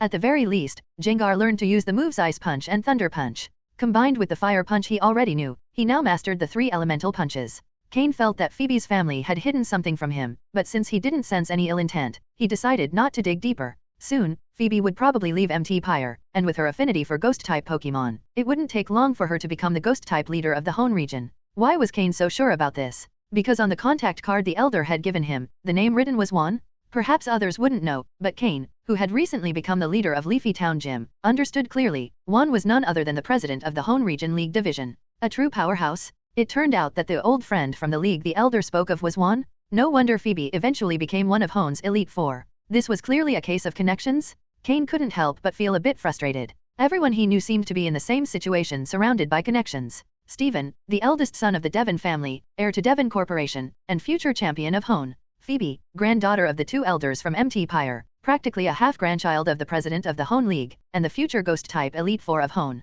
Was it true that to become a champion or an Elite Four, you not only needed skills but also connections? Cain couldn't help but feel a mix of humor and disbelief. The exterior of Mt. Pyre hadn't changed much, but now, with Jengar by his side, passers-by looked at him curiously. Having a Jengar was something all Ghost-type Pokémon trainers dreamed of, but it was incredibly rare to achieve. It was well known that while Ghastly and Haunter were relatively common, Jengar was extremely rare due to the special conditions required for its evolution. In fact, most people didn't even know how Jengar evolved. Even Cain, with all his resources, had only discovered the process after obtaining classified information from Team Rocket. Through them, Cain learned the details about Jengar's evolution and how to train it. This knowledge was, in fact, the most valuable thing Cain had right now. Jengar had already evolved, but now the important task was maximizing his potential. Gengar walked alongside Cain because he still wasn't fully accustomed to his new physical form. Cain kept him out of his Pokeball so he could adjust to his new state. As for the curious stairs, Cain ignored them. He descended the Mt. Pyre stairs and entered the forest along Route 122. Mt. Pyre was surrounded by water, with only a small part connected to the mainland. When Cain arrived from Route 123, he had to cross a small body of water. Now in the forest, Cain sought strong wild Pokemon for Gengar to train with. The physical changes Gengar had undergone during evolution required him to readjust to all his moves. Gengar wasn't like Sneasel, whose evolution to Weevil only involved a size increase without major changes. But for Gengar, who transitioned from a gaseous form to a solid body, the adjustment was much more complex. Fortunately, with the Elder's Gengar as a guide, his adaptation process was relatively swift. Additionally, with the moves he already mastered, he only needed to familiarize himself with his new body to perfect them again. After defeating another wild Pokemon, Gengar showed significant progress in controlling his new body. While Gengar continued training, Cain took out a multicolored stone from his storage. Mega Stone? Cain wanted to confirm whether this Mega Stone was suitable for Gengar. If Gengar could use it, then with his Mega Evolution, Cain would feel confident facing higher-level advanced trainers. Now, Cain already had 4 Pokemon that had reached the advanced level. Holding the stone in his palm, Cain slowly brought it closer to Gengar. As he observed, the stone showed no reaction, and his scanner system didn't detect any changes in the stone. It wasn't Gengar's Megastone. After trying for a minute, Cain came to that conclusion. Although he was slightly disappointed, he had only hoped it might work. He had placed too many expectations on this Megastone, especially since Gengar would be his first Pokemon capable of Mega Evolution. I'm pushing things too much. I should let it happen naturally, Cain thought, putting the Megastone back into storage. Looking at Gengar training, Cain remembered something. Has that Pokemon been born yet? Being the most crucial for reaching the quasi-elite level in my past life, that Pokemon should have been born by now. Cain recalled his former Pokemon and felt a strong desire. In his previous life, although Honchkrow always accompanied him, it was that Pokemon who helped him defeat his opponents. Although, in his past life, he had to use extreme methods to obtain it, which affected their trust and bond, that Pokemon ultimately tried to help him. According to his calculations, that Pokemon should have been born recently. A unique Pokemon from the Hone region? The place where it should be isn't far, right? If my calculations are correct, that Pokemon should have been born. This time, Cain was much further ahead compared to his previous life. Back then, he was merely a low-ranking member of Team Rocket, struggling to survive. Cain summoned his Tropius and mounted it, calling Gengar back to his shadow after a solid training session. Just as he was about to leave, the communicator on his clothing vibrated again. Cain frowned as he took it out. Was Umbra contacting him so frequently? He pressed the answer button. Cain, there's an opportunity right now. It's very dangerous, but the rewards are immense. Are you interested in giving it a shot? Umbra's voice sounded like that of a wolf disguised as a grandmother. Hearing Umbra's words, Cain was stunned. Is it very dangerous, but the rewards will also be great? What does that mean? Noticing Cain's confusion, Umbra continued. Team Rocket has now discovered a very hidden place in the ocean, where an exploration ship accidentally ventured. It's an isolated island with many wild Pokemon, an island that has never been explored and could become the next trial island. Umbra briefly explained the main details of the mission to Cain. This time, it's an internal Team Rocket mission, accessible only to mid-level and higher-ranking members. An unknown island, never discovered before, is surrounded by a special barrier and has been accumulating resources for many years. Any major organization would go crazy if they knew how many resources were inside. And now, Team Rocket has discovered it first. Of course, they want to explore the island quickly, gather some of the valuable resources there, and capture the many high-quality Pokemon inhabiting the island. With these resources, any organization could experience tremendous growth. If Team Rocket could absorb everything, they might even expand beyond the Kanto and Johto regions. It's such a valuable island that even the League would mobilize with all its might upon learning about it. Why has the League been searching for new regions all these years? Because they believe that in these unexplored areas, there could be large quantities of resources. By exploring and controlling these areas, the League has also reaped many benefits, accelerating its development. No wonder Team Rocket issued this mission internally after finding the island. As for why the top executives didn't intervene, it's easy to understand with a little thought. Team Rocket's top executives have strength levels above the elite tier, which is formidable, but that doesn't guarantee their safety on the island. In many of these unexplored ancient islands, there are often one or several elite tier Pokemon. Moreover, these elite tier wild Pokemon don't face resource or survival pressures, as the entire island essentially works for them. There's no doubt that they are incredibly powerful. If the executives entered recklessly, they might provoke strong resistance, and these Pokemon could even unite against them. On the other hand, lower-ranking members are not only less reliable but also lack the necessary strength. If they entered, most would simply serve as cannon fodder. That's why this mission is primarily targeted at mid-level Team Rocket members, especially officers. Some near-elite members might also be able to participate, though likely with certain restrictions. According to Umbra, the best officers would be the upper limit for this mission. Each elite officer and executive can recommend 2 or 3 officers to enter the ancient island. Once they've explored and discovered some of the powerful Pokémon residing there, all mission rewards will be theirs. That's why Umbra said this mission is very dangerous. They don't know how many powerful Pokémon are inside, and for elite-level trainers, safety isn't guaranteed. But it's also a great opportunity. An unexplored island rich in resources is perfect for future development. Now, all the officers in Team Rocket are completely obsessed, desperately seeking support from their superiors, begging for the chance to enter the island. Danger?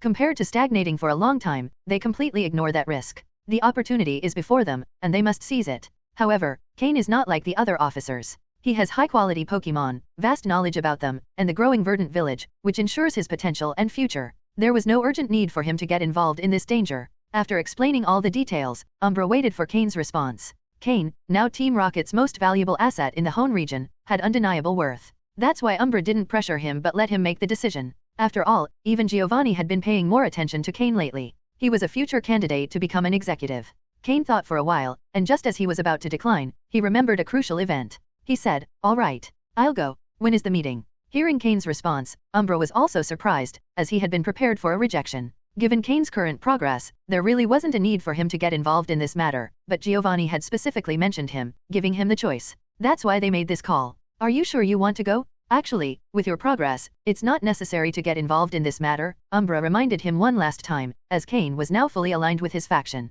Cain, with his great potential, would likely become a valuable asset for the faction in the future. Of course, other factions within Team Rocket were also watching.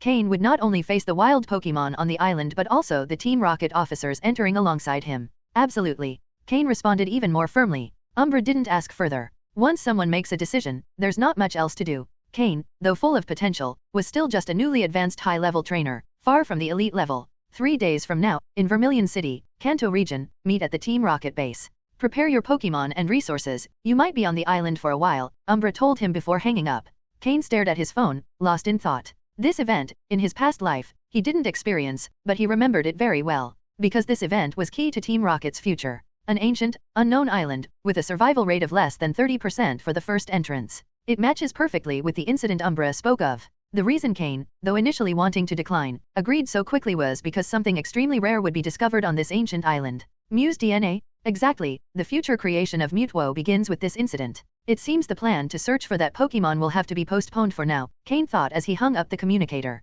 That's fine. I'll give it more time to grow and experience the true essence of this world. Sitting on the back of his Tropius, Cain changed course, heading toward Movili City. With only 3 days to reach Vermilion City in the Kanto region, the only option was to fly to Movili City and take a plane. Tropius would have to fly through the night, as time was pressing for Cain. Cain pulled out another communicator and called Miyamoto, asking him to use Team Rocket's internal contacts to gather more information about the event. Although lower-ranking members couldn't participate directly, that didn't stop them from investigating. Team Rocket couldn't maintain total secrecy, which was why they wanted to explore the island before the League discovered it and interfered. The exploration was scheduled to begin in 3 days, leaving barely any time to prepare. Team Rocket members in Kanto and Johto would have it easier, but Cain, being in Hone, would struggle to arrive on time. Sensing Cain's urgency, Tropius sped up its flight. Fortunately, the weather was clear, and the sunlight allowed Tropius to fly faster and with greater endurance. Although Tropius had gained some weight lately, its flying ability was still acceptable to Cain. When they arrived in Movili City, it was already midnight.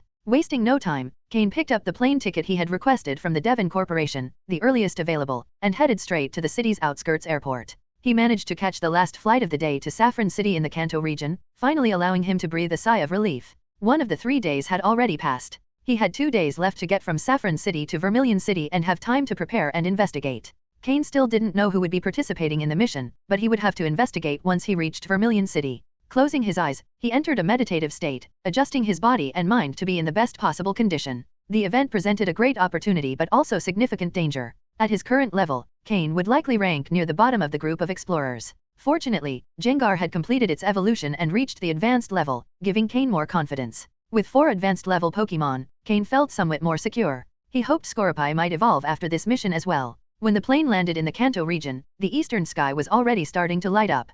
Cain disembarked without delay and took the car that the Devon Corporation had prepared in advance, heading south from Saffron City. Although he could have used Slowking's teleport, Cain decided against it. Sabrina, the Saffron City gym leader, was highly unpredictable, and Cain preferred to avoid any encounter with her. After a 3-hour car ride, he arrived at the southern outskirts of Saffron City, where he summoned Tropius, who had rested through the night. Thanks to the poke blocks he had prepared, Tropius wasn't too tired, and with the clear sky, it could fly at high speed again. When Cain arrived in Vermilion City, it was already past noon. Dressed in his League Trainer uniform, Cain didn't head directly to Team Rocket's base. Instead, he checked into the Pokémon Center. As a League member and gym leader of Leafy Town in the Hone region, Cain didn't have to pay any fees. Rather than announce his arrival, Cain chose to remain discreet. Upon entering Vermilion City, Cain clearly noticed a change in the atmosphere. The number of people on the streets had significantly decreased, and there was a palpable tension in the air. Likely, the common citizens could also sense this dangerous atmosphere. Vermilion City was full of Team Rocket members, but thanks to Lieutenant Surge's authority and strength, order was maintained. Just as Cain was about to head out to investigate, his communicator rang again. It was an unknown number. Cain hesitated for a moment before answering. "Cain? Long time no see, haha. I heard you will be participating in this mission too," said a cheerful voice on the other end. Cain frowned as he recognized the voice. He knew who it was. Regi. Regi was a trusted subordinate of Lieutenant Surge, whom Cain had met on Trial Island. Back then, Regi had tried to recruit him, but after that, Cain hadn't heard from him again. They had exchanged contact numbers, but the number Regi was using now wasn't the one he had given before. "Haha, that's right, it's me. When I saw your name on the participant list, I knew I had to call you immediately," Regi replied with a laugh. "Participant list?" Cain asked, intrigued. "Yeah, the list of those joining the mission. If you want, I can send it to you later, along with detailed information I've gathered on each of them. What do you say? Shall we meet up and chat?" Regi suggested in a friendly tone. Cain wasn't surprised that Regi was also participating, but it seemed suspicious that he knew of Cain's arrival so quickly. Had it been a coincidence, or was Regi keeping tabs on him? "All right, where should we meet?" Cain asked after considering for a moment. "In half an hour, at the local market's Black Market restaurant. I'll wait for you in the VIP lounge," Regi replied before hanging up.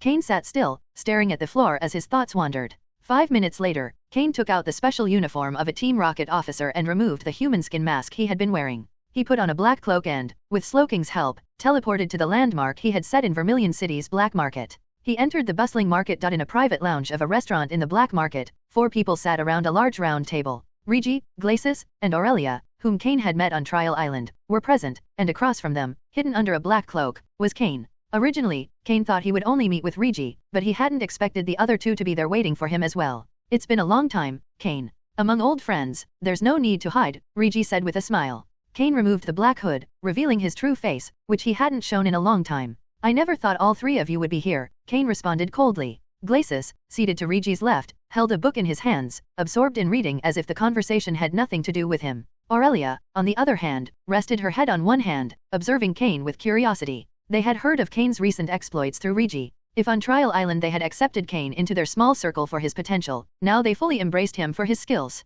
"Haha, of course, we're here for the first official meeting of our Supreme Circle of Incredible Trainers of the Universe," Regi said with a hearty laugh. Supreme Circle of Incredible Trainers of the Universe? What kind of ridiculous name was that? Both Cain and Aurelia felt slightly embarrassed hearing it, though Glacis maintained his composure. "This time, we're all participating in the mission. If we meet inside, it would be helpful to support each other. There will be many different factions, and plenty of people will want to attack us," Regi said, seemingly oblivious to the absurdity of the name. However, as he began talking about the mission, Cain's expression grew serious. "Glacis, give the information to Cain," Regi said, addressing his bookish companion. Glacis looked up for the first time and took a notebook from under his book, sliding it toward Cain. His pale blue, emotionless eyes met Cain's. Cain took the notebook and flipped through it quickly. Each page contained information about a different individual, all of them at least at the advanced trainer level. It was unclear if some were hiding even greater power, as the notebook didn't provide too many details in certain cases. The first page was dedicated to Regi, featuring a striking photo and a brief description.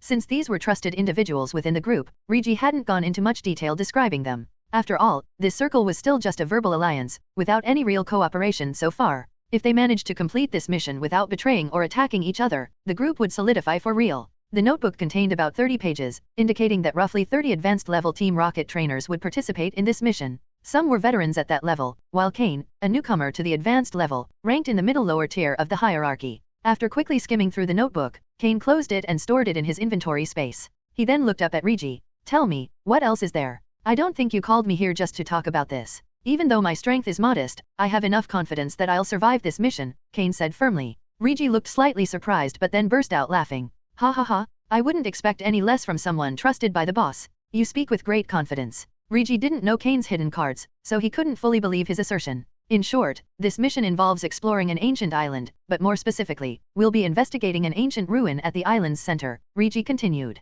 Team Rocket scientists have used aerial scanners and data simulations to identify an ancient structure at the heart of the island, and that's what Team Rocket is really after. Our goal in joining forces is to collaborate within the ruin to find the most valuable things and, upon leaving, acquire the resources we need most. Regi paused before adding, I know you don't lack anything now, but when you reach the quasi-elite or elite level, you'll need far more resources. This is a great opportunity. If we succeed, we might obtain what we need to become elite-level trainers. Aurelia and Glacis, also hearing these mission details for the first time, sank into thought. Cain, however, was pondering more deeply. How did Regi know so much about this highly confidential information? Both Glacis and Aurelia were protégés of high-ranking rocket officials. Although they weren't as favored as Regi, the gap in their knowledge shouldn't be this large. There were two possible explanations. Either Regi had an overwhelmingly superior ability compared to the other two, or his status was far higher than Cain had imagined. Although he wasn't sure which was true, Cain knew Regi wasn't as reckless as he appeared. Likely, much of what he showed was just a facade. After exchanging information and updating their contacts, Cain left the private lounge.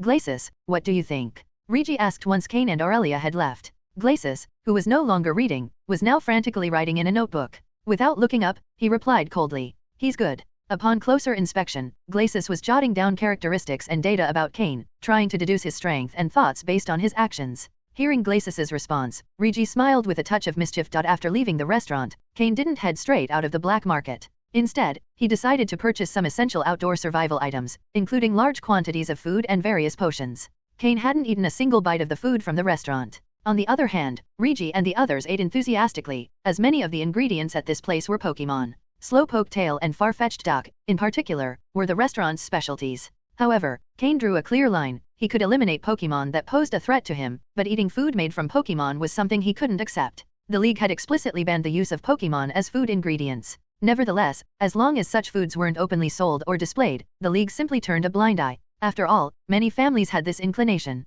This time, Cain purchased a backpack with massive storage space in the black market and then filled it with plenty of clean water and sealed food that could last a long time. Based on Cain's estimates, the mission would likely take place on Mythical Island, but he couldn't be entirely sure if Team Rocket had already discovered it at this point. He was about 80% confident. In addition to food, tools, and necessary potions, Cain made sure to replenish his supply of Pokeballs. From the most common Pokeballs to the more expensive specialty ones, he acquired a variety. He then switched all of his Pokemon's Pokeballs to the luxurious luxury balls, which were far more comfortable inside. Since Larvitar and the other young ones probably wouldn't have much time to roam outside on the island, providing them with as comfortable a space as a luxury ball was ideal. After swapping his Pokemon's Pokeballs, Cain, with Slowking's help, left the black market. Back in his room at the Pokemon Center, Cain released his Pokemon and then sat on the couch, reviewing the information Regi had provided about the other participants and the island. The first page displayed the ever-flashy photo of Regi. However, the description below didn't impress Cain much. Regi was a Pokemon Electric-type specialist and a direct subordinate of Lieutenant Surge, one of Team Rocket's 3 senior executives. Was that really all? After reading the data on Regi's Pokemon, Cain doubted the accuracy of the information. At least 2 or 3 of his Pokemon weren't listed, or their true power hadn't been revealed. After a cursory read, Cain skipped directly to the last pages. According to Regi, he had ranked all the participants in order of power, from weakest to strongest, based on the information he had obtained. The first page was about Regi, the second about Glacis, the third about Aurelia, and the fourth about Cain. None of the 4 were described in detail, especially Cain. Living in the Hone region, Cain was a mystery to Regi, who hadn't been able to gather much information about him. Furthermore, since Cain was under Giovanni's strict supervision and in direct contact with Team Rocket's Shadow Unit, many within the organization couldn't investigate him further. Most of the data consisted of speculations about Cain's strength. Fortunately, if even Regi had so little information about him, it was unlikely others could obtain more. Upon reaching the final pages, Cain encountered dense lines of text and extremely detailed descriptions. It was evident that, with his pride, Regi considered this person highly important. The strongest participant in this mission was named Ren. Just Ren, no last name. His Pokemon were of the rare but powerful Dragon type. A Team Rocket officer specializing in Dragon-type Pokemon. His strongest Pokemon was a Flagon at the peak of the advanced level, just 1 step away from becoming a quasi-elite Pokemon. It was one of the few peak advanced level Pokemon in this mission. Moreover, Flagon's dual Dragon and ground typing made Regi even more cautious of him. As Cain flipped through the pages, he saw data on many other participants. Some were described in considerable detail, while others were only briefly mentioned. It wasn't clear if this was because Regi hadn't obtained enough information or simply didn't consider those individuals important. After half an hour, Cain finished reviewing the booklet and let out a long sigh. In short, the participants were incredibly strong, and many of them weren't very old. They were trainers carefully selected by Team Rocket's top ranks for their strength and potential. If the mission succeeded, some of them would likely reach the level of quasi-elite trainers. However, Cain was relieved not to see one particular name, Xenon. Xander's older brother, who had the power of a quasi-elite trainer and was also a Team Rocket officer. But due to his power level, he wasn't participating in this mission. With his ability, Xenon had surely set his sights on Cain the moment he discovered Xander hadn't survived Trial Island. Regardless of whether Cain had killed Xander or not, Xenon would seek revenge. Luckily, ever since Cain left Trial Island, he had gone straight to Hone, and with Giovanni's constant support, Xenon hadn't been able to act in secret. This mission would have been the perfect opportunity since, without Team Rocket's supervision, any death on the island would be seen as normal. However, the mission rules allowed only advanced-level trainers to participate, which led to Xenon's application being denied. Even so, Cain knew that after this mission, Xenon would view him as an even greater threat, and when Xenon couldn't hold back anymore, he would act against Cain. Because both he and Cain knew there was no reconciliation possible between them. Even if Xenon didn't seek trouble, Cain would, to ensure any future threats were eliminated. "Let's see how long you can hold out," Cain murmured under his breath. As soon as Cain reached the level of a quasi-elite trainer, he would no longer worry about Xenon. Over time, as Cain realized his full potential, the gap between them would only grow wider. Cain already knew that Xenon was a poison-type specialist. Furthermore, his Pokémon were the kind frequently seen in Team Rocket. Arbok, Weezing, Golbat, Mook, Gloom. These relatively common Pokémon had been trained by him to an impressive level. There was no denying he had skill. Unfortunately, his brother had created a mortal enemy, and Cain, with extraordinary potential, was a growing threat to him. After scanning all the information in the system, regardless of its accuracy, it was extremely valuable for Cain, who knew nothing. In 2 days, Team Rocket's ship would set sail, leaving Cain with just under a day and a half. Gathering his Pokémon, Cain headed straight to the training and battlegrounds behind the Pokémon Center. Many League trainers were there, as both training and battles were always popular, albeit with varying levels of intensity. Cain arrived in the afternoon, right when the excitement was at its peak. Upon arrival, Cain sent out his Gengar to accompany him. Gengar was a rare Pokémon. While Ghastly and Haunter were more common, due to Gengar's special evolution, it wasn't easy to encounter one. Normally, Gengar could only be seen in major league events or high-level competitions, typically under the command of powerful trainers. Walking alongside Gengar, Cain quickly drew the attention of many trainers. Cain's purpose in not hiding was simple: he wanted to attract attention. Gengar didn't have much time to adapt to its new body. With the ship departing in 2 days, Gengar needed high-intensity battles to better familiarize itself with its body. Cain headed straight to a large battle arena and took a position at one end. Renting a battlefield at the Pokémon Center wasn't expensive for a league member like Cain, and it even included a competent referee. Cain pulled out a wad of 200,000 Poké cash he had withdrawn from the black market. "Here's 200,000 Poké in cash. Anyone who can face me and win gets to keep it. There's no limit to the number of Pokémon.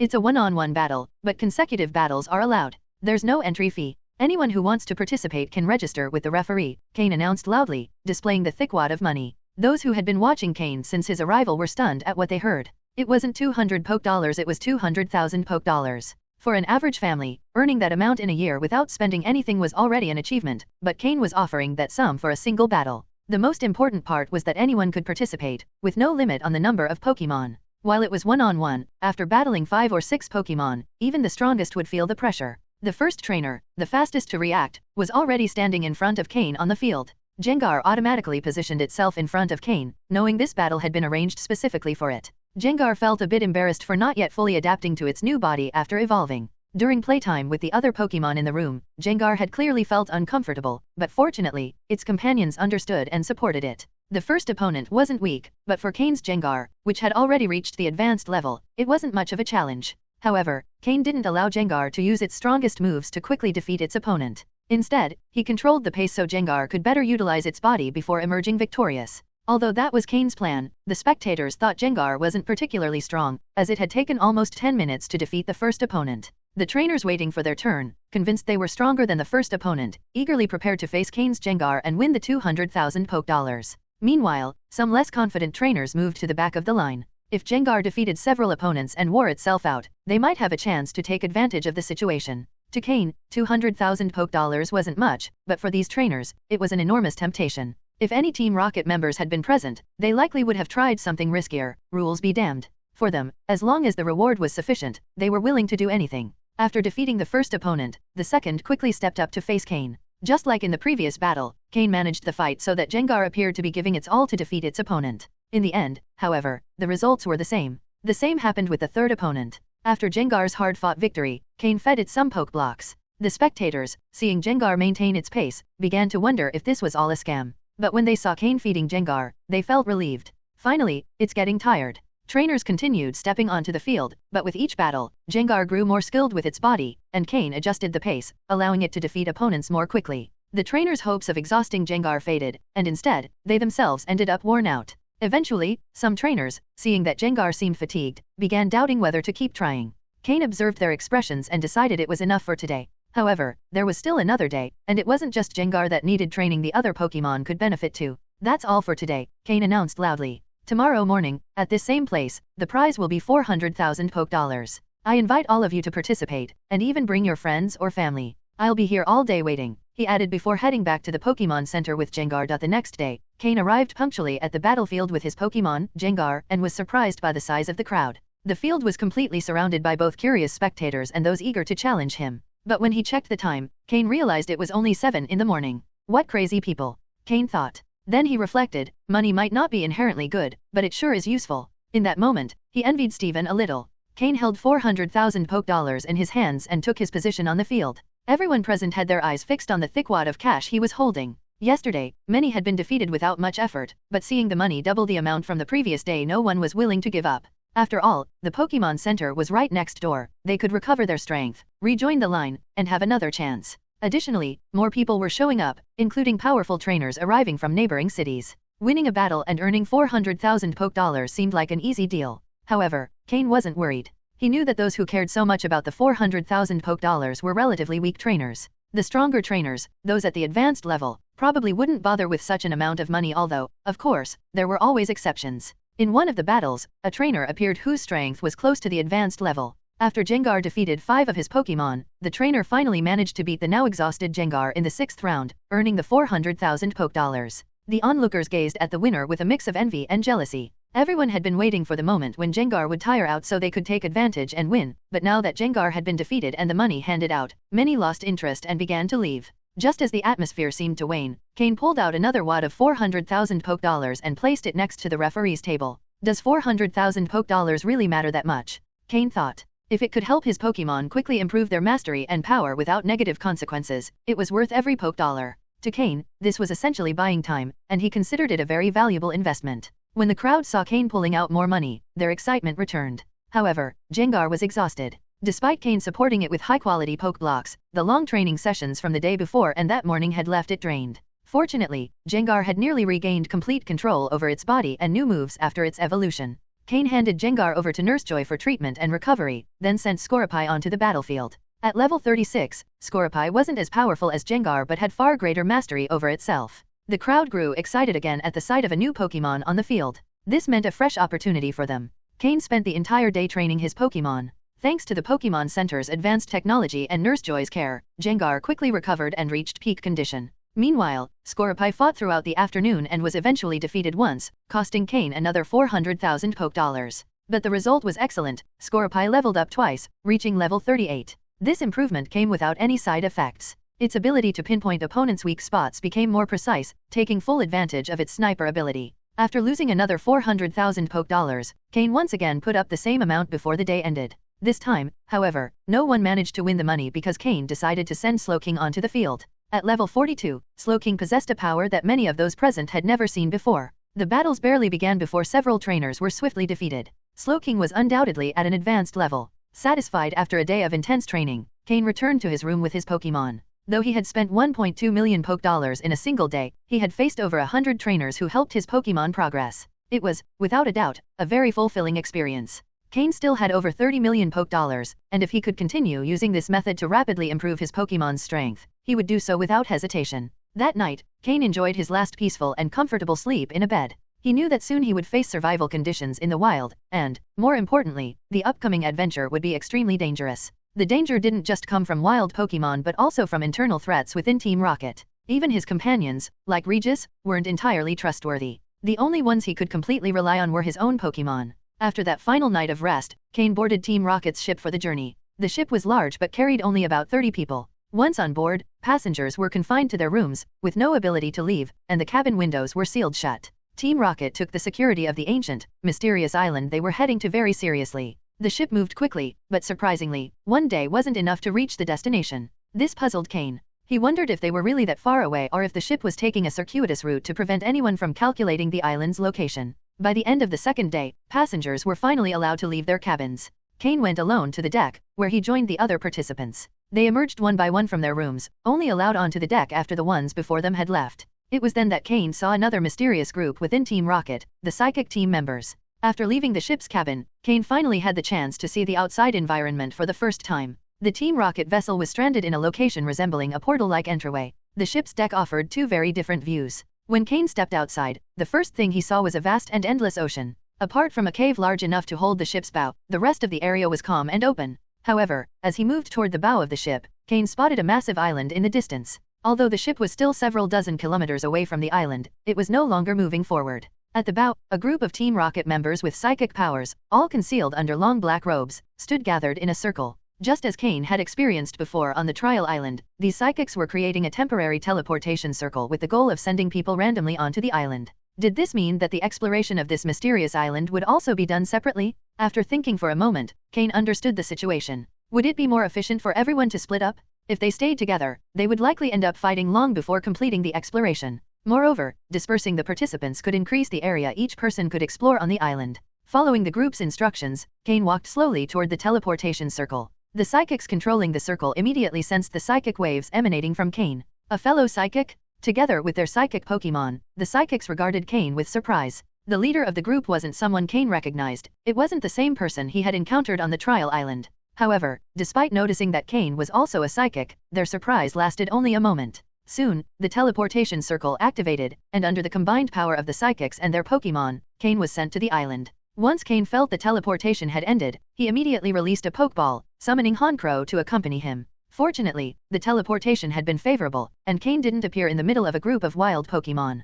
Honchkrow, alert, scanned the surroundings but detected no enemies. Only then did Cain take a moment to observe his environment. Whether it was due to the psychics sensing a connection with Cain or pure luck, the location where he landed was quite advantageous. Just 2 meters behind Cain was a cliff that dropped directly into the ocean, while in front of him stretched a dense forest of ancient, gigantic trees. The trees on this island seemed much older and sturdier than those on the trial island. This was a primeval island, untouched by development, with thick vegetation and massive trees hinting at boundless resources but also unknown dangers. After taking a moment to analyze the situation, Cain summoned Slowking from a Pokeball, instructing it to leave a psychic mark at the location. This would serve as a reference point to return to in case of danger. The specific objective of this expedition wasn't explained by Team Rocket. It was only through Regis that Cain had obtained some information, and according to what he knew, there were ancient ruins and a gigantic tree at the center of the island. Although he was still on the island's edge, Cain could see, through gaps in the tree leaves, the silhouette of the immense tree at its center. He decided to call it the Great Tree of Life. With this confirmation, Cain was now 99% sure of where he was. This was the Mythical Island? A place where Mew, the legendary Pokémon, had lived in ancient times. That enormous tree was likely the Tree of Life that had grown alongside Mew, and the ruins at the island's center could have been Mew's home. Team Rocket had likely gathered information about Mew here, using its DNA to conduct years of research, spending enormous resources. This eventually led to the creation of one of the most powerful Pokémon ever seen. Mewtwo, the pinnacle of scientific achievement in the Pokémon world, a legendary being created by humans. And it was precisely this enormous investment in Mewtwo's development that had caused Team Rocket to fall into a sort of dormancy in recent years, allowing the Pokémon League to expand into other regions. Of course, if Mewtwo were ultimately brought under control, all this effort would have been worth it. But the problem was that as a Pokémon born with divine power, control over it was only possible due to its emotional immaturity in its initial stages. Would it be possible to maintain control over Mewtwo as it matured? Cain didn't know. In the television series Back on Earth, Mewtwo eventually broke free from control. But this was a real world, and having lived an entire life already, Cain knew he couldn't rely entirely on events from animated shows or manga to predict what might happen here. For now, all of this was beyond Cain's reach. Major decisions within Team Rocket weren't something he could influence in his current position. What he could do was familiarize himself with the environment and train his Pokémon. That was within his control for now. However, Cain had a plan in mind. If events unfolded as in the original plot and Mewtwo escaped Giovanni's control, it would likely return to this island. Both the League and Team Rocket would shift their focus here once again. Cain, seizing the opportunity, could explore the island while no one was paying too much attention and extract valuable resources. If he managed to obtain a sample of Mew's DNA from the ruins, Giovanni would surely reward him handsomely. The rewards for such a feat would far exceed any other trial he had faced so far. This would not only increase Giovanni's interest in Cain but also improve his standing within both Team Rocket and the Pokémon League. With Team Rocket's secret backing and the connections Cain had established within the league, perhaps one day he could hold a high-ranking position, such as one of the Elite Four. After all, Koga had managed to become a Poison-type Elite Four member this way. With Slowking leaving its psychic mark, Cain, accompanied by Honchkrow and Slowking, began to venture deeper into the island. The lack of signs of development on the island meant that the wild Pokémon there had never seen humans before. As a result, Pokémon with more aggressive instincts would likely see humans as their first targets for attack. This required Cain to be extremely cautious. After advancing a short distance into the forest, he didn't encounter any immediate aggression. Everything seemed calm. However, Cain didn't let his guard down. The fact that he hadn't encountered any wild Pokémon likely meant he was in the territory of either an extremely powerful Pokémon or a very strong group. And without data on the island's Pokémon, Cain couldn't assess just how dangerous the place was. It was after crossing a small part of the forest that Cain and his team finally faced their first attack. They had entered a bamboo forest. The bamboo forest is vast, with the ground covered in scattered bamboo leaves. Small bamboo shoots also peek out from the earth here and there. Just after Cain entered the bamboo forest accompanied by his Honchkrow and Slowking, they were attacked. And who attacked them? A panda? A black and white panda? The first attack was blocked by Honchkrow. Is that a Pangoro? A Pokémon from the Kalos region, here too. Cain looked at the panda in front of him, its fierce expression accented by a bamboo stalk hanging from its mouth, with two bamboo leaves trembling slightly at the tip. Its black eyes were fixed on Cain, Honchkrow, and Slowking. Cain was slightly surprised. He hadn't expected to encounter a Pokémon from the Kalos region here. But after thinking for a moment, it made sense. After all, this isn't Kanto, they're on Mythical Island, and with Mew's mischievous personality, bringing Pokémon from any region to the island wouldn't be surprising, right? Pokémon, Pangoro, Green. Gender, Male. Level, 39. Type, Fighting plus Dark. Ability, Iron Fist. Held item, none. Egg moves, Me First, Foul Play, Storm Throw. Basic moves, Bullet Punch, Hammer Arm, Low Sweep, Entrainment, Tackle, Leer, Arm Thrust, Work Up, Karate Chop, Comet Punch, Slash, Circle Throw, Vital Throw, Body Slam. Learned moves, Ice Punch, Snatch, Drain Punch, Knock Off. TM moves, none. This Pangoro is level 39, relatively high among wild Pokémon. But as the first wild Pokémon Cain has encountered, is he lucky to have found such a strong one, or are all wild Pokémon in this area at such high levels? After Honchkrow drove it back, Cain noticed three Punchame hiding behind some bamboo stalks, timidly peeking their heads out to observe him. It seems Cain had intruded on their territory, and this Pangoro believed him to be a threat to the three Punchame. If this is the only Pangoro in the bamboo forest, Cain has nothing to worry about. The concern lies in whether more Pangoro are hiding here. Cain threw a luxury ball and called out his Scoropy. At level 38, Scoropy should have no trouble facing Pangoro. Plus, it would be good training. However, when Pangoro saw Scoropy appear, then looked at the Honchkrow that had driven it back earlier, and the imposing Slowking, its expression grew more serious. Even though it had never seen these Pokémon, their threat was evident. Roar. Pangoro roared into the sky, causing a flurry of bamboo leaves to fall from the trees and scaring many birds out of the bamboo forest. Cain's face changed slightly. This Pangoro was summoning its allies. There's more than one Pangoro of this strength here. It's time for a quick battle. Scoropy, use agility and hone claws. Cain commanded immediately. Following the order, Scoropy began darting quickly on its four legs while sharpening its front pincers. Pangoro took a defensive stance, waiting for its allies to arrive, confident they could easily defeat these intruders together. Scoropy, close in and use Poison Fang and Venoshock. Moving at high speed, Scoropy shifted directions and charged straight toward Pangoro. As it approached, Pangoro braced itself to counter the attack. Scoropy's venomous fangs sank into Pangoro's body. Bang! The Poison Fang move struck Pangoro square in the abdomen, pushing it back 2 or 3 meters. Pangoro's expression turned to one of surprise. Had it been pushed back? It's worth noting that Pangoro stands over 2 meters tall, and as a fighting-type Pokémon, it's naturally strong. But upon regaining its balance, it hadn't completely stopped Scoropy's charge. The Poison Fang had landed. However, just as Scoropy was about to use Venoshock, Pangoro reacted and grabbed its pincers. Vital Throw? But as Pangoro tried to lift Scoropy, something incredible happened. It couldn't lift it. Scoropy's 4 legs were firmly anchored to the ground, and it stared at Pangoro with unyielding determination. Both Pokémon, renowned for their strength, were locked in a stalemate. With clenched jaws, Scoropy resisted Pangoro's move with all its might. Pangoro, red from the strain, exerted all its energy as well. Neither Pokémon could afford to relax, knowing that letting up would result in being overpowered. The loser would be thrown down, and the victor could strike.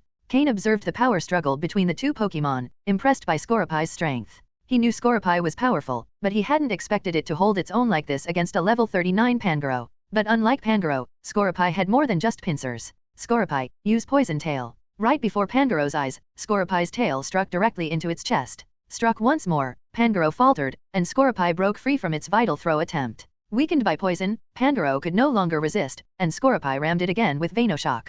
With the earlier poison still coursing through its body, the Venoshock attack proved devastating. The white fur on its chest showed signs of corrosion. Bang! Pangoro collapsed to the ground, unable to fight any longer. The three Punchame who had been watching from behind panicked and began tumbling across the ground in an attempt to flee. Their clumsy retreat made Cain chuckle. Punchame are some of the most adorable Pokémon. But as Cain laughed, the ground began to tremble slightly, and the thicker bamboo stalks in the forest started shaking. One by one, more Pangoro appeared, joined by the three little ones. Leading the group was a scarred Pangoro, biting down on a piece of bamboo as it glared furiously at Cain and Scorpii, who had defeated its companion. Cain grew serious and said, "Scorpii, absorb the poison from its body." Upon hearing Cain's command, Scorpii, though slightly puzzled, didn't hesitate to act. Scorpii used the stinger on its tail to extract the poison from Pangoro. It didn't keep the poison in its body but expelled it directly onto the ground, where it began to corrode the surface with a hissing sound. The Pangoro, who had lost its ability to fight, finally showed signs of recovery. Without Scorpi's intervention, the lingering poison in its body might have overwhelmed even Pangoro's physical endurance. This is how poison-type Pokémon assert themselves in nature. Once the poison was removed, Pangoro displayed its fighting-type resilience and soon regained consciousness. The leader of the Pangoro group, the one with a scar over its eye, seemed to relax slightly as well. Cain had Scorpii perform this act because he had learned some information about this leader Pangoro, who turned out to be of near elite level. This revelation made Cain grow more serious. He had anticipated high levels among the wild Pokémon on this island but hadn't imagined that the very first group he encountered would include a near elite level Pokémon. This made him wonder just how dangerous the island's deeper regions could be. With the leader Pangoro's gaze fixed on him, Cain and his Pokémon slowly retreated from the bamboo forest.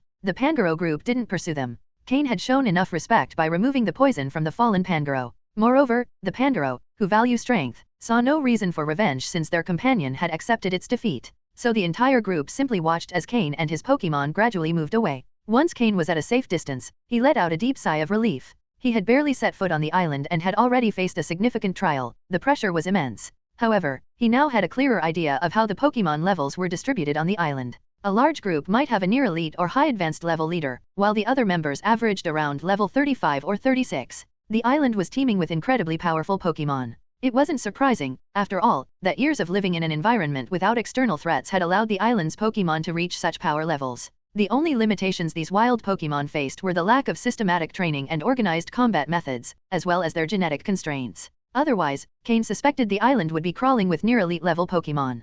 Cain decided not to re-enter the Pangoro's territory and carefully circled around the bamboo forest. While the forest's outer edges were still part of their territory, the Pangoro preferred staying close to their beloved bamboo and rarely ventured out. This made the path relatively safe. During the journey, Slowking left psychic markers at several points to remember the way. In this jungle, Cain felt as cautious as when he first arrived on the Island of Trials, as there were too many Pokémon stronger than him. It took Cain half a day to bypass the bamboo forest, encountering other Pokémon attempting to attack them along the way. From the Pokémon Cain encountered, it seemed that this island could house Pokémon from every region. The island was a true melting pot of species. Without worrying too much about direction, Cain headed toward the gigantic tree of life at the center of the island. After passing through a small section of forest, he found himself in a vast meadow filled with a variety of flowers, home to carefree Pokémon.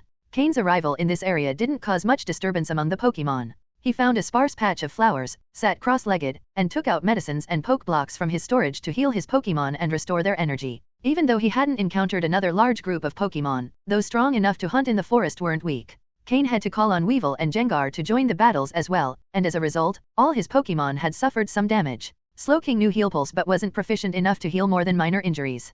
Cain felt fortunate to have purchased a large capacity backpack and stocked up on sufficient medicines and poke blocks before arriving. If other Team Rocket members had landed in the middle of a large territory without proper preparation, they'd likely have been torn apart immediately. Those who didn't bring enough supplies would probably last only 2 or 3 days before their exhausted and injured Pokémon fell. Indeed, this island was fraught with danger. Fortunately, Cain and his team weren't powerful enough to attract the attention of elite-level Pokémon. If an elite-level trainer recklessly entered, the Pokémon of that level and their allies would likely destroy them. After a brief rest, Cain and his Pokémon regained some energy and were ready to move again. The island was proving far more dangerous than he had imagined, so he would need a more cautious strategy to proceed. The best option would be to find a safe place to establish a base and then use Slowking's teleport to gradually explore the surroundings and gather more information about the island before venturing deeper. As he watched the Tauros, Rhyhorn, and Skiddo grazing peacefully in the meadow, Cain noticed how perfectly balanced the island's ecosystem was. Pokémon from all regions had managed to coexist here for years. The impact of Team Rocket's invasion on this environment would undoubtedly be irreversible.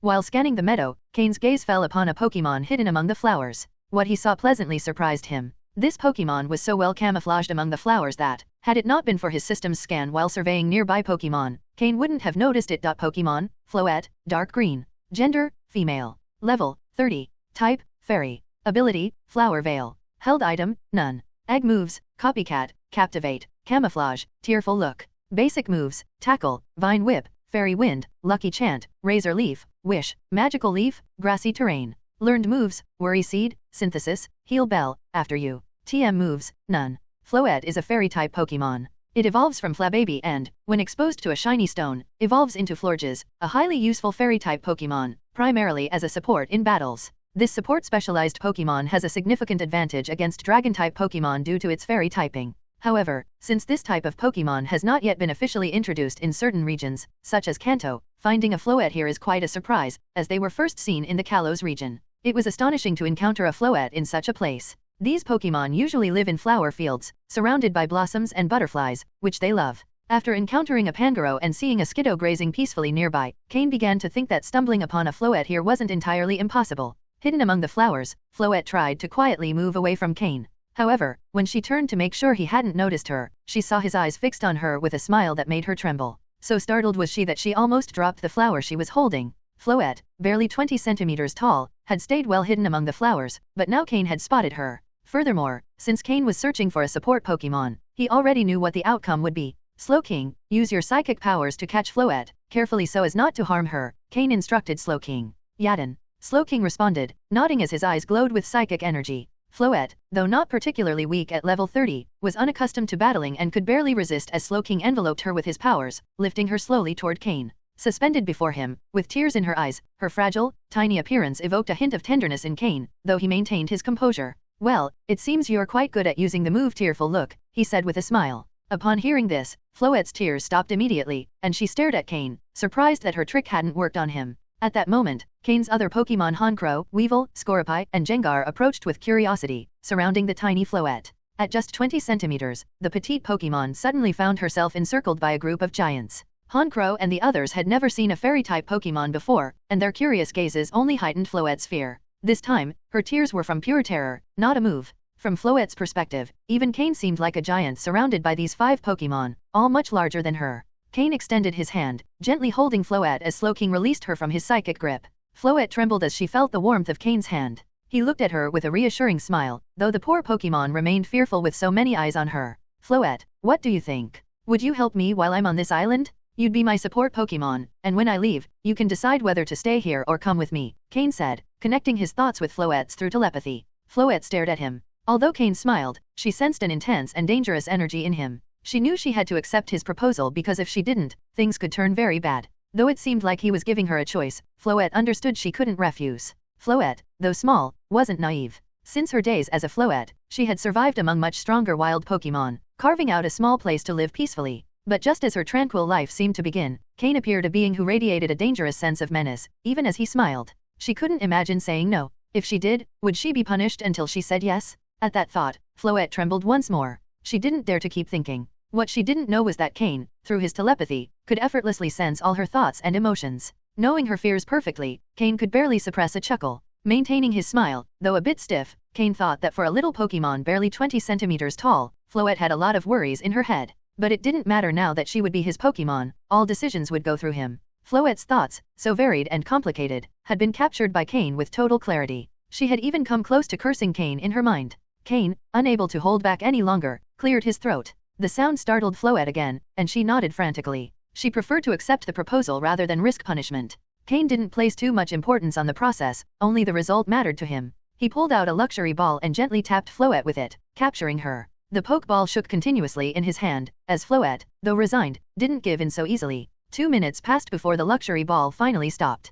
Cain, still smiling slightly, resisted the urge to scold Floette for her resistance. Immediately after, he released her again and placed her in the front pocket of his jacket. At first glance, Floette looked like a flower adorning Cain's pocket, hidden and protected. From there, Floette adjusted herself slightly, gripping the edge of the pocket with one hand while holding her flower with the other. Looking down from that height, she experienced a different perspective of the world for the first time. In the end, Floette thought that maybe things weren't so bad after all. Perhaps Cain wasn't as terrible as she had imagined. Although Cain didn't know why a Pokémon so small and adorable on the outside could have such a complex personality. Even so, he pulled out an advanced poke block from his storage space and handed it abruptly to Floette. Her entire body wasn't very large, and the flower she held took up almost half of her height. When Cain gave her the poke block, Floette couldn't even react. Holding the poke block, which was much larger than her hands, Floette was stunned, but she quickly noticed the peculiar aroma emanating from the poke block. Immediately, her eyes lit up. She raised her head, and from her perspective, she could see Cain's chin. Cain wasn't looking at her, only saying, "Eat it, it's a reward for you.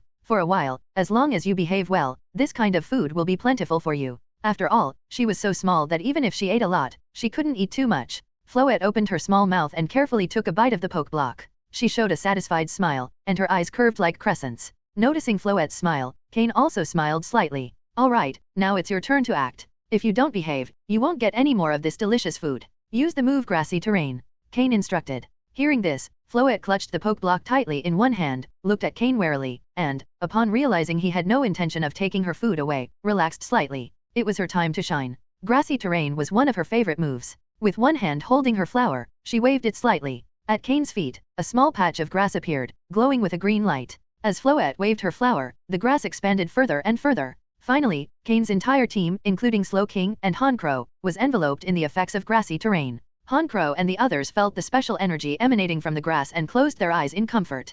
Cain was somewhat surprised. Standing in the midst of Grassy Terrain, he could feel his tired body recovering as well. Who would have thought? Was the effect really this good? Floette managed that move far better than Cain had expected. With this, the team was nearly complete. However, the special ability Flower Veil only worked on grass-type Pokémon, and Cain didn't currently have any grass types in his team, rendering the ability somewhat less useful. But it didn't matter much since Cain primarily valued Floette's support skills. Besides the Grassy Terrain move, Floette also knew support moves like Copycat, Captivate, Camouflage, Tearful Look, Lucky Chant, Heal Bell, and After You. It could be said that Floette had all the support moves gathered in one Pokémon. Additionally, she also knew a few grass-type moves, which helped cover the lack of grass types in Cain's team. Coupled with her fairy attribute, she would be incredibly useful in the future. As the Pokémon rested and healed their wounds in the grassy field, even their mental fatigue eased. This demonstrated just how effective Floette's Grassy Terrain was. And while hidden among Cain's team, Floette could also act as a temporary guardian for him, allowing Gengar to unleash its full power in battle. Though Floette's defensive capability wasn't as good as Gengar's, at least she wouldn't leave Cain completely vulnerable. Moreover, Cain possessed basic psychic abilities, meaning he wasn't entirely defenseless. The environment in this field was quite calm and peaceful, so after advancing a bit further, Cain decided to spend the night there. Before the sun set, he planned to do a brief survey of the surroundings. When the sun was about to set, Cain returned to the field with his Pokémon. He now had a basic understanding of the surrounding area. To the south, where the Pangoro bamboo forest lay, there was a Pangoro with the strength of a pseudo-elite, a formidable opponent. To the west, there was a dense forest full of hives. After a brief exploration, Cain was driven out by a large number of Combi. That was the territory of the Vespiquen. Only female Combi could evolve into Vespiquen, while males remained as Combi. In the society of these Pokémon, females clearly held a higher status than males, so the Combi that expelled Cain were all male. And their levels weren't low. Although these Pokémon didn't have great combat power individually, their numbers made them fearsome. They were even more terrifying than Beedrill, and when Cain saw the swarms of approaching Combi, his face turned pale. Fortunately, Slowking used teleport, and they escaped in time. Cain marked that area as strictly forbidden. At least until his team reached pseudo-elite level, he wouldn't venture there. Without sufficient power, you would be overwhelmed by their swarm strategy. To the north, in the direction of the Tree of Life, was the territory of Scolipede, Pokémon with which Cain was already familiar. As bug types, their reproductive capacity was incredible, so there was a large number of Scolipede, Whirlipede, and Vanipede. Although their numbers weren't as terrifying as the Combi, Cain had to fight hard to get out of there. Crossing the Scolipede territory wouldn't be easy. At first, Cain considered flying over the area, but upon exiting the territory, he saw a large number of flying Pokémon in the sky and abandoned the idea. These flying Pokémon hovered over the Scolipede territory, hunting Vanipede and Whirlipede as part of the food chain. If Cain tried to fly over with Tropius or Honcrow, he would be immediately targeted. The eastern side of the field was relatively more peaceful, as a group of Heracross lived there. Compared to the Vespiquen and Scolipede, their numbers were much smaller. However, the combat ability of a single Heracross was far greater than that of the other two. It wasn't called the strongest bug-type Pokémon for nothing. But Heracross were of a calm temperament, so when Cain entered cautiously, they didn't show much hostility or attack. After some exploration, Cain slowly withdrew. However, even though it was a short trip, Cain gained a lot. There were many ancient medicinal herbs, as well as rare materials and items, all scattered on the ground without being guarded by any Pokémon. Cain, following his instinct of not letting anything go to waste, collected them all. Among them, the most valuable item was a partially grown seed, about the size of half a palm. It was one of the most important ingredients for crafting a miracle seed. Its value was incalculable. After a simple investigation of the surroundings, Cain discovered that apart from the high level and complex variety of Pokémon in the area, there wasn't much difference between this place and the forest where he had trained before. After all, the ecological chain here had already stabilized. Fortunately, he found a relatively safe meadow. Although there was no shelter from the wind or rain and nowhere to hide, at least the area was secure.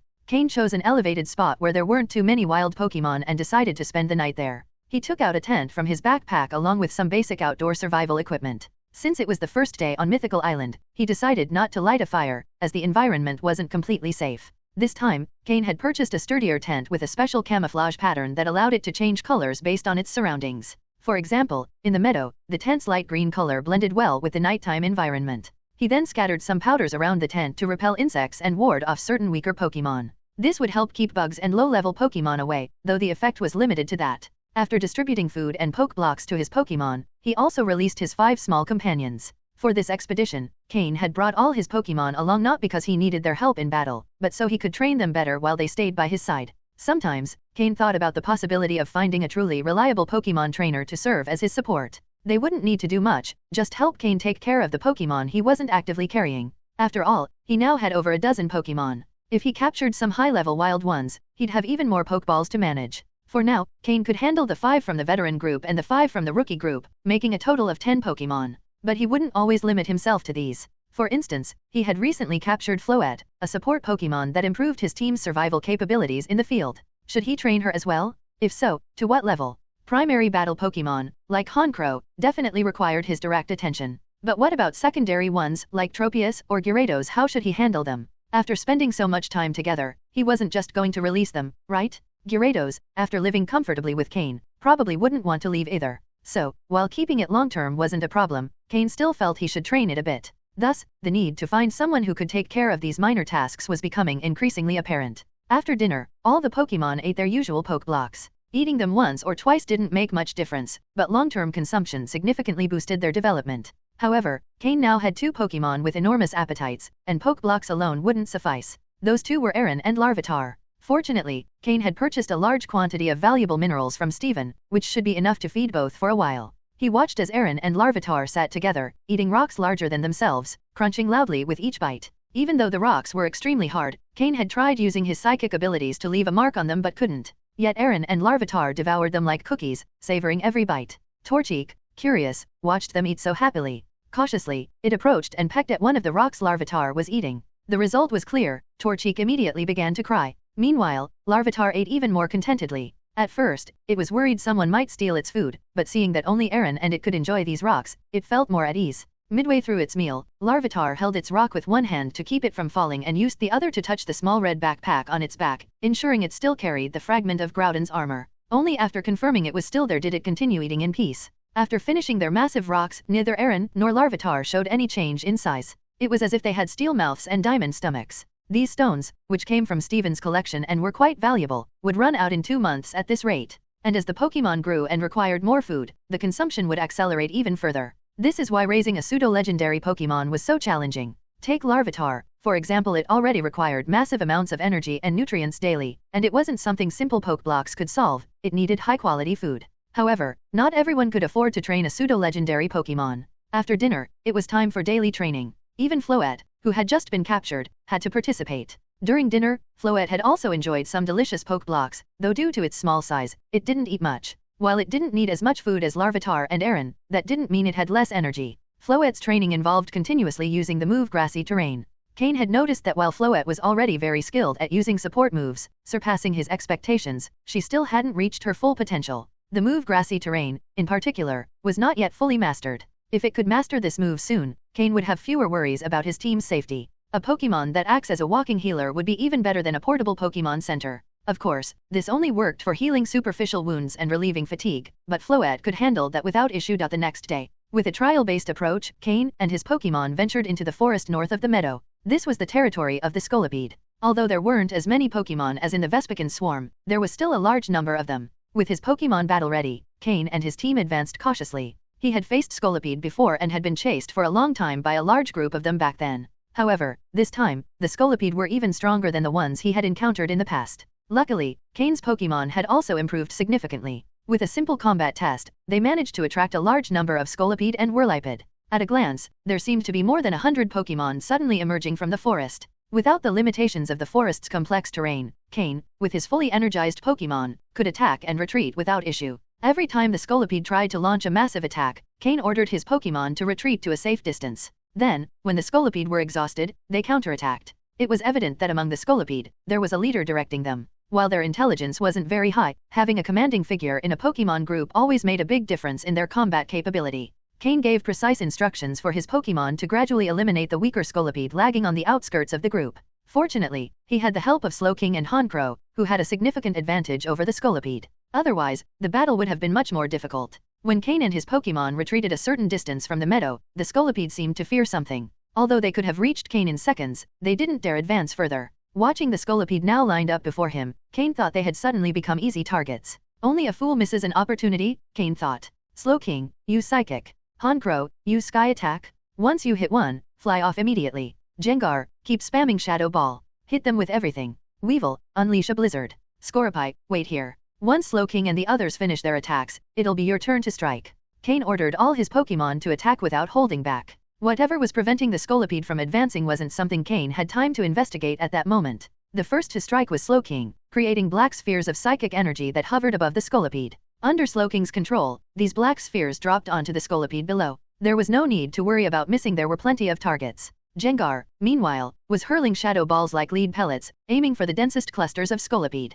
Honchkrow needed more time to charge its Sky Attack. After several attacks from Slowking and Gengar, Honchkrow finally managed to gather its power. It targeted the strongest and largest Scolipede, the ones likely to be the leaders. In particular, it locked onto the commander directing the other Scolipede. A blue aura of energy enveloped Honchkrow, which quickly launched itself at its target. In the blink of an eye, it struck the Scolipede leader, sending it crashing to the ground. Boom! Without waiting to see the result of its attack, Honchkrow swiftly soared back into the sky. The remaining Scolipede were paralyzed with fear at the speed of Honkrow's attack, unable to react. A fatal blow? The leader Scolipede fell to the ground, completely incapacitated. Honkrow's ability, Moxie, activated, boosting its power. Honchkrow, pleased with its success, wasn't about to stop. It stayed high above, preparing to strike again. As a flying Pokémon, as long as it remained at a safe altitude, the Scolipede couldn't do much to harm it. In this meadow, there weren't many flying Pokémon that could threaten it. The last to attack was Weevil, using Blizzard. Though Weevil wasn't very familiar with the move, it managed to release it with some difficulty. As the snow fell, the entire group of Scolipede was caught in the storm.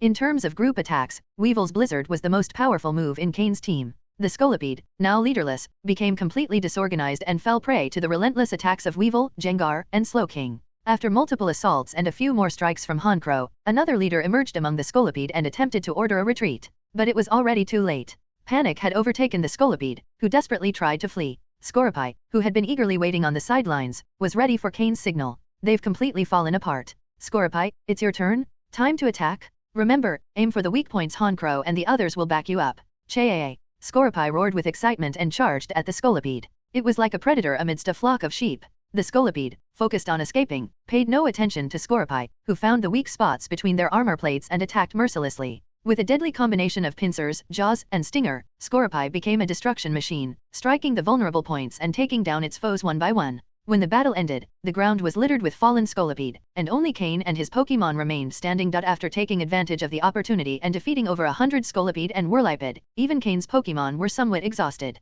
Especially Scorpite, who had thoroughly enjoyed the previous battle. It dove into the crowd of Scolipede, becoming a killing machine. The Scolipede had already been injured by the attacks from Slowking and the others, but once Scorpite found their weak points, it was like striking down small Pokémon. It maximized the effects of its sniper ability. Additionally, its great strength and thick armor allowed it to avoid some unexpected counterattacks. Floette, grassy terrain.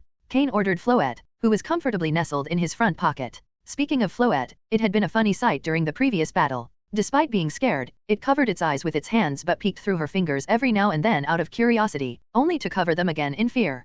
Cain found its expressions highly entertaining. When the battle finally ended, Floette sighed in relief and waved its tiny flower, causing the grass on the ground to glow with a green radiance. The Pokémon entering this area, like Slowking and the others, immediately felt revitalized in both body and spirit. With some time to rest, Cain began pondering why the Scolipede had stopped so abruptly and refused to advance further. The only reason wild Pokémon would behave that way was if they were in the territory of a very powerful Pokémon. Wild Pokémon have a strong sense of territoriality. What appeared to Cain as a peaceful meadow might actually be so because of the presence of an extremely strong but non-aggressive Pokémon. However, for such violent Pokémon as the Scolipede, the owner of this territory had clearly forbidden their entry. After generations of painful lessons, the Scolipede instinctively felt a deep fear of this area. Even if their enemy was only a few meters away, they didn't dare violate that unspoken rule. Was this powerful Pokémon still around? Or had it vanished? Cain remained on high alert because a Pokémon capable of terrifying the Scolipede must be incredibly strong. However, after spending an entire day in this area, Cain figured that if the Pokémon in question was upset by his presence, it would have already appeared to drive him off or eliminate him.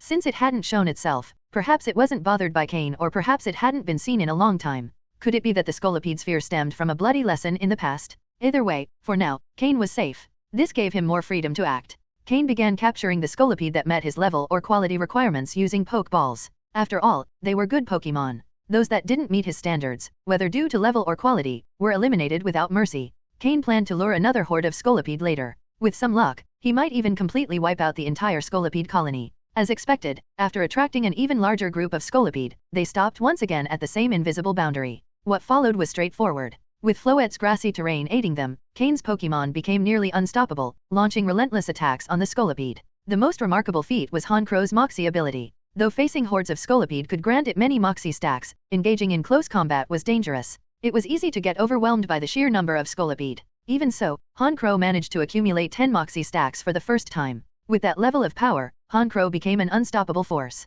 It could move through the Scolipede with no one able to stop it. It was a true destruction machine, dealing more damage than any other team member. Cain noticed that after Honchkro reached 10 Moxie stacks, defeating additional Scolipede no longer granted it more stacks. Could it be that 10 is the maximum limit for stacks? Or maybe these Scolipede aren't strong enough, and after reaching 10 stacks, it now requires stronger opponents to gain more. Cain thought as he observed Honchkro. Even if 10 stacks were the limit, the ability was undeniably incredible. Cain believed that in terms of offensive power, Honchkro was now on par with a high advanced level Pokémon. It was no wonder that the Scolipede, which hadn't even reached early advanced level, couldn't stop it. This time, the number of Scolipede was even greater than the previous wave. After the cleanup, over 200 Scolipede lay defeated on the ground. All of them stopped short of the invisible line, not daring to take a single step forward, even as they were on the brink of losing the ability to fight. This only deepened Cain's curiosity about the mysterious Pokémon. However, the Scolipede were craftier this time and tried to flee when they realized they couldn't win. But against a Honchkro with 10 Moxie stacks, their retreat only hastened their defeat. The intensity of these battles caused both Honchkro and Scorpii to level up. Honchkro reached level 41, while Scorpii finally hit level 39, just one level away from evolving and reaching advanced level. After feeding them some Pokeblocks and having Floette heal them with grassy terrain, Cain led his team back into the Scolipede forest. Using the same strategy, Cain eliminated 2 more groups of Scolipede, further increasing his Pokémon's levels. Slowking reached level 43, while Weevil and Gengar leveled up to 41. The training turned out to be extremely productive. Cain never imagined finding such a perfect place to strengthen his Pokémon. He decided that after attracting one last group of Scolipede, he would conclude the day's battles. Although his Pokémon were strong, they weren't machines. Despite Floette's healing, under such continuous pressure, even the toughest hide would eventually wear down. Originally, he only intended to attract a small group, but when Cain saw who was leading the Scolipede stampede, he knew the situation had escalated. A Scolipede much larger than the others was at the forefront, charging furiously toward them. After his system scanned the data on this Scolipede, Cain couldn't help but frown. Pokémon, Scolipede, light blue. Gender, female. Level, 52. Type, bug plus poison. Ability, poison point. Held item, none. Egg moves, Twine Needle, Toxic Spikes, Takedown. Basic moves, Baton Pass, Iron Defense, Megahorn, Defense Curl, Rollout, Poison Sting, Screech, Pursuit, Protect, Poison Tail, Venoshock, Agility, Steamroller, Toxic, Venom Drench, Rock Climb. Learned moves, Iron Tail, Stomping Tantrum, Signal Beam. TM moves, none. This is a problem. Level 52, a quasi-elite level Scolipede. Have we defeated too many and attracted their leader? Cain thought to himself. However, his body didn't hesitate. He quickly called his Pokémon back, hoping that the meadow would also intimidate this quasi-elite level Scolipede. As quickly as possible, he retreated from the forest and ran toward the safe zone. Cain felt relieved that this Scolipede didn't have the speed boost ability, otherwise, he wouldn't have been able to escape in time. Once they crossed the safety line, Cain didn't stop. He ran another 30 meters before finally pausing. He didn't sense any movement behind him, and when he turned to look, he indeed saw the Scolipede halted at the safety line, not taking a single step forward. However, unlike the previous groups, they didn't seem as scared to the point of retreating frantically. This time, the leader Scolipede stood firm at the line, her sharp eyes fixed on Cain. She knew this human and his Pokémon were responsible for luring her herd out of the forest. As the leader of her clan, one of the largest in this area, she couldn't let Cain and his Pokémon escape without consequences. If she allowed it, her Scolipede herd would become the target of anyone looking to challenge them. Yet, the leader Scolipede was also filled with doubt because she was well aware of what place this was. Still, deep down, she felt profoundly frustrated. She could see her enemies just a short distance away but didn't dare move forward. Cain didn't approach too closely either. He knew the leader Scolipede's power was considerable and that she had no shortage of ranged attacks. Who knew how far her offensive reach could extend? He decided it would be safer to keep a 30-meter distance. The rest of the Scolipede formed an orderly line behind their leader, like soldiers awaiting orders. Despite being so close to the safety line, their innate fear of that place was still evident. The leader Scolipede patrolled the line, clearly irritated but unwilling to cross it. Meanwhile, Cain began to calm down. Now, two conflicting thoughts filled his mind. One hoped the leader Scolipede wouldn't cross that line and would return to her forest. If so, Cain could continue taking advantage of the Scolipede territory to train his Pokémon uninterrupted. But another part of him was curious to see what kind of Pokémon could inspire such fear in a group of powerful Scolipede. What kind of Pokémon could keep them from advancing even with their leader present? At the very least, the leader Scolipede was brave enough to stand right at the line. The others kept a 1-meter distance for safety. Cain, intrigued, instructed Slowking to use the move Teleport if the leader Scolipede crossed the line or came within 20 meters of them. If they maintained a distance of more than 20 meters, his Pokémon could still defend against attacks.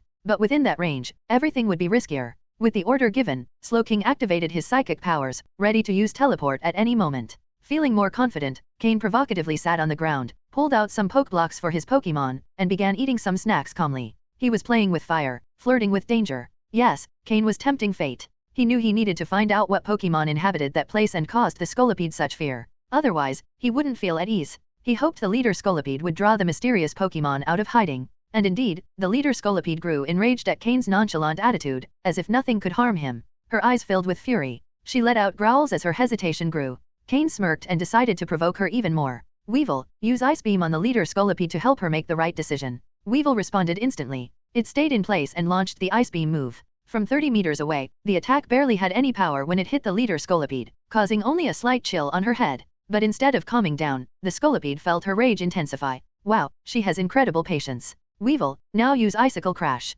Under the stunned gaze of the leader Scolipede, a small icicle hit her face. Scolipede didn't feel pain, but her pride and authority as a quasi-elite level Pokémon were deeply wounded. Her anger was uncontrollable. She couldn't take it anymore. Under the astonished looks of the other Scolipede, the leader stepped past that crucial line. After taking that first step, the leader Scolipede paused for a second, surprised that nothing happened. Then, her fury unleashed fully. She charged toward Cain with a cold, murderous gaze. Cain watched closely as the Scolipede crossed the line, and seeing nothing unexpected happen, his expression turned serious. Slowking. At Cain's signal, Slowking amplified its psychic power, enveloping Cain and his Pokémon in its energy. The air around them began to distort from the power of the teleport move. But just before Slowking could use the move, and as the Scolipede was less than 10 meters away, a dark shadow suddenly appeared on the ground of the meadow. It looked like the outline of a bird, with wings spread wide, covering both Cain and the leader Scolipede. Wait. Cain abruptly shouted. Scolipede was less than 10 meters away from Cain, needing just a little more time to reach him. Upon hearing Cain say wait a moment, Slowking did not hesitate to halt the instant move.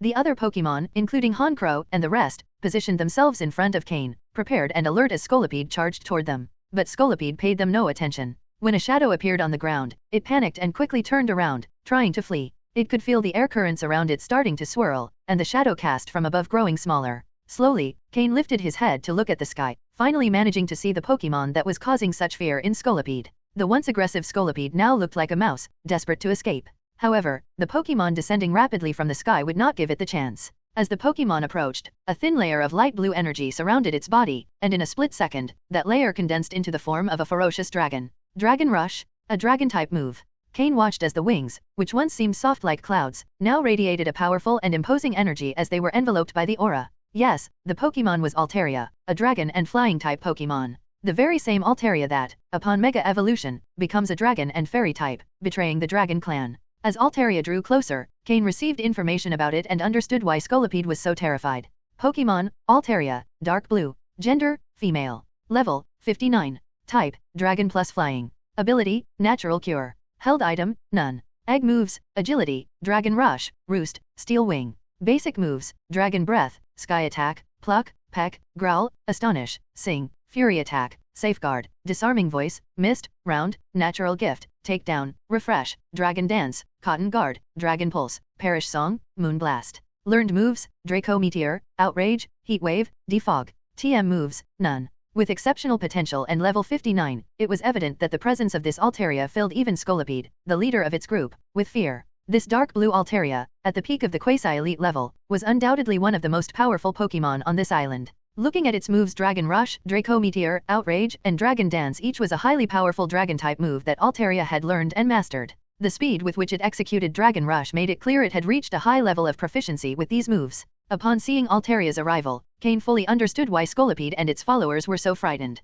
Altaria, being Dragon and Flying type, had a natural advantage over bug types like Scolipede. Dragon-type Pokémon always exude a certain majesty, with a trace of dragon blood running through their veins. The concentration of this blood determines how well a Pokémon can master Dragon-type moves or even if they can learn them at all. For instance, the little Larvitar in Cain's second team had inherited the moves Outrage and Dragon Dance. Does this mean Larvitar is a Dragon-type Pokémon? No, but it undoubtedly possesses strong dragon blood within, likely inherited from a pure Dragon-type parent. As for Cain's Tropius, his flying mount, it was merely a Pokémon whose name contained the word dragon, with very weak dragon blood inheritance. Altaria, however, is different. This Pokémon is truly a dragon type. Though not a pure dragon, the dragon inheritance in its body is significant. Especially this Altaria before Cain, its dragon talent is incredibly strong. At its current level, even some Pokémon that had recently reached elite status might not stand a chance against it. On Mythical Island, Altaria is undoubtedly one of the dominant Pokémon.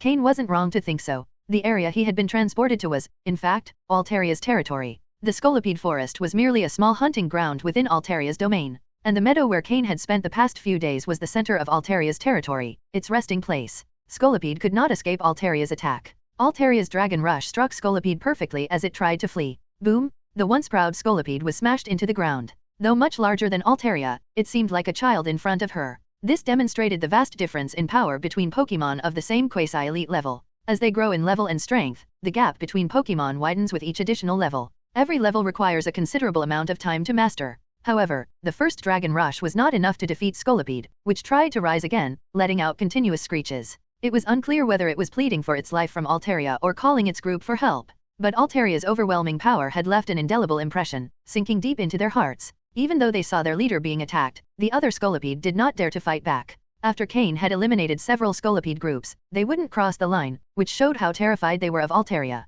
Altaria, with no visible emotion in her eyes, flapped her wings again and rose into the sky. This time, it wasn't Dragon Rush but Sky Attack, a move Honchkrow was very familiar with. Honchkrow, standing beside Cain, watched in awe as Altaria executed Sky Attack. It noticed the flaws in its own execution of Sky Attack by observing Altaria. At least, Altaria didn't need as much time to charge. Boom! As Scolipede screamed, Altaria, with a cold expression, unleashed Sky Attack upon the fallen Scolipede. Though Altaria appeared delicate and gentle, she showed no mercy when attacking. Scolipede was defeated instantly by Altaria. Altaria slowly descended from the sky, perching atop Scolipede's body, casting a distant gaze toward the remaining Scolipede. The majesty of a regional ruler was unquestionable. The Scolipede were utterly terrified. Trembling, they began to scatter. They didn't have the courage to avenge their leader. From Altaria's eyes, Cain could discern a few things. Food, in the end, is just food, no matter how powerful it might be, thought Altaria, eyeing the intruders. As prey, you should have a clear sense of yourself. Is it appropriate to enter my home uninvited?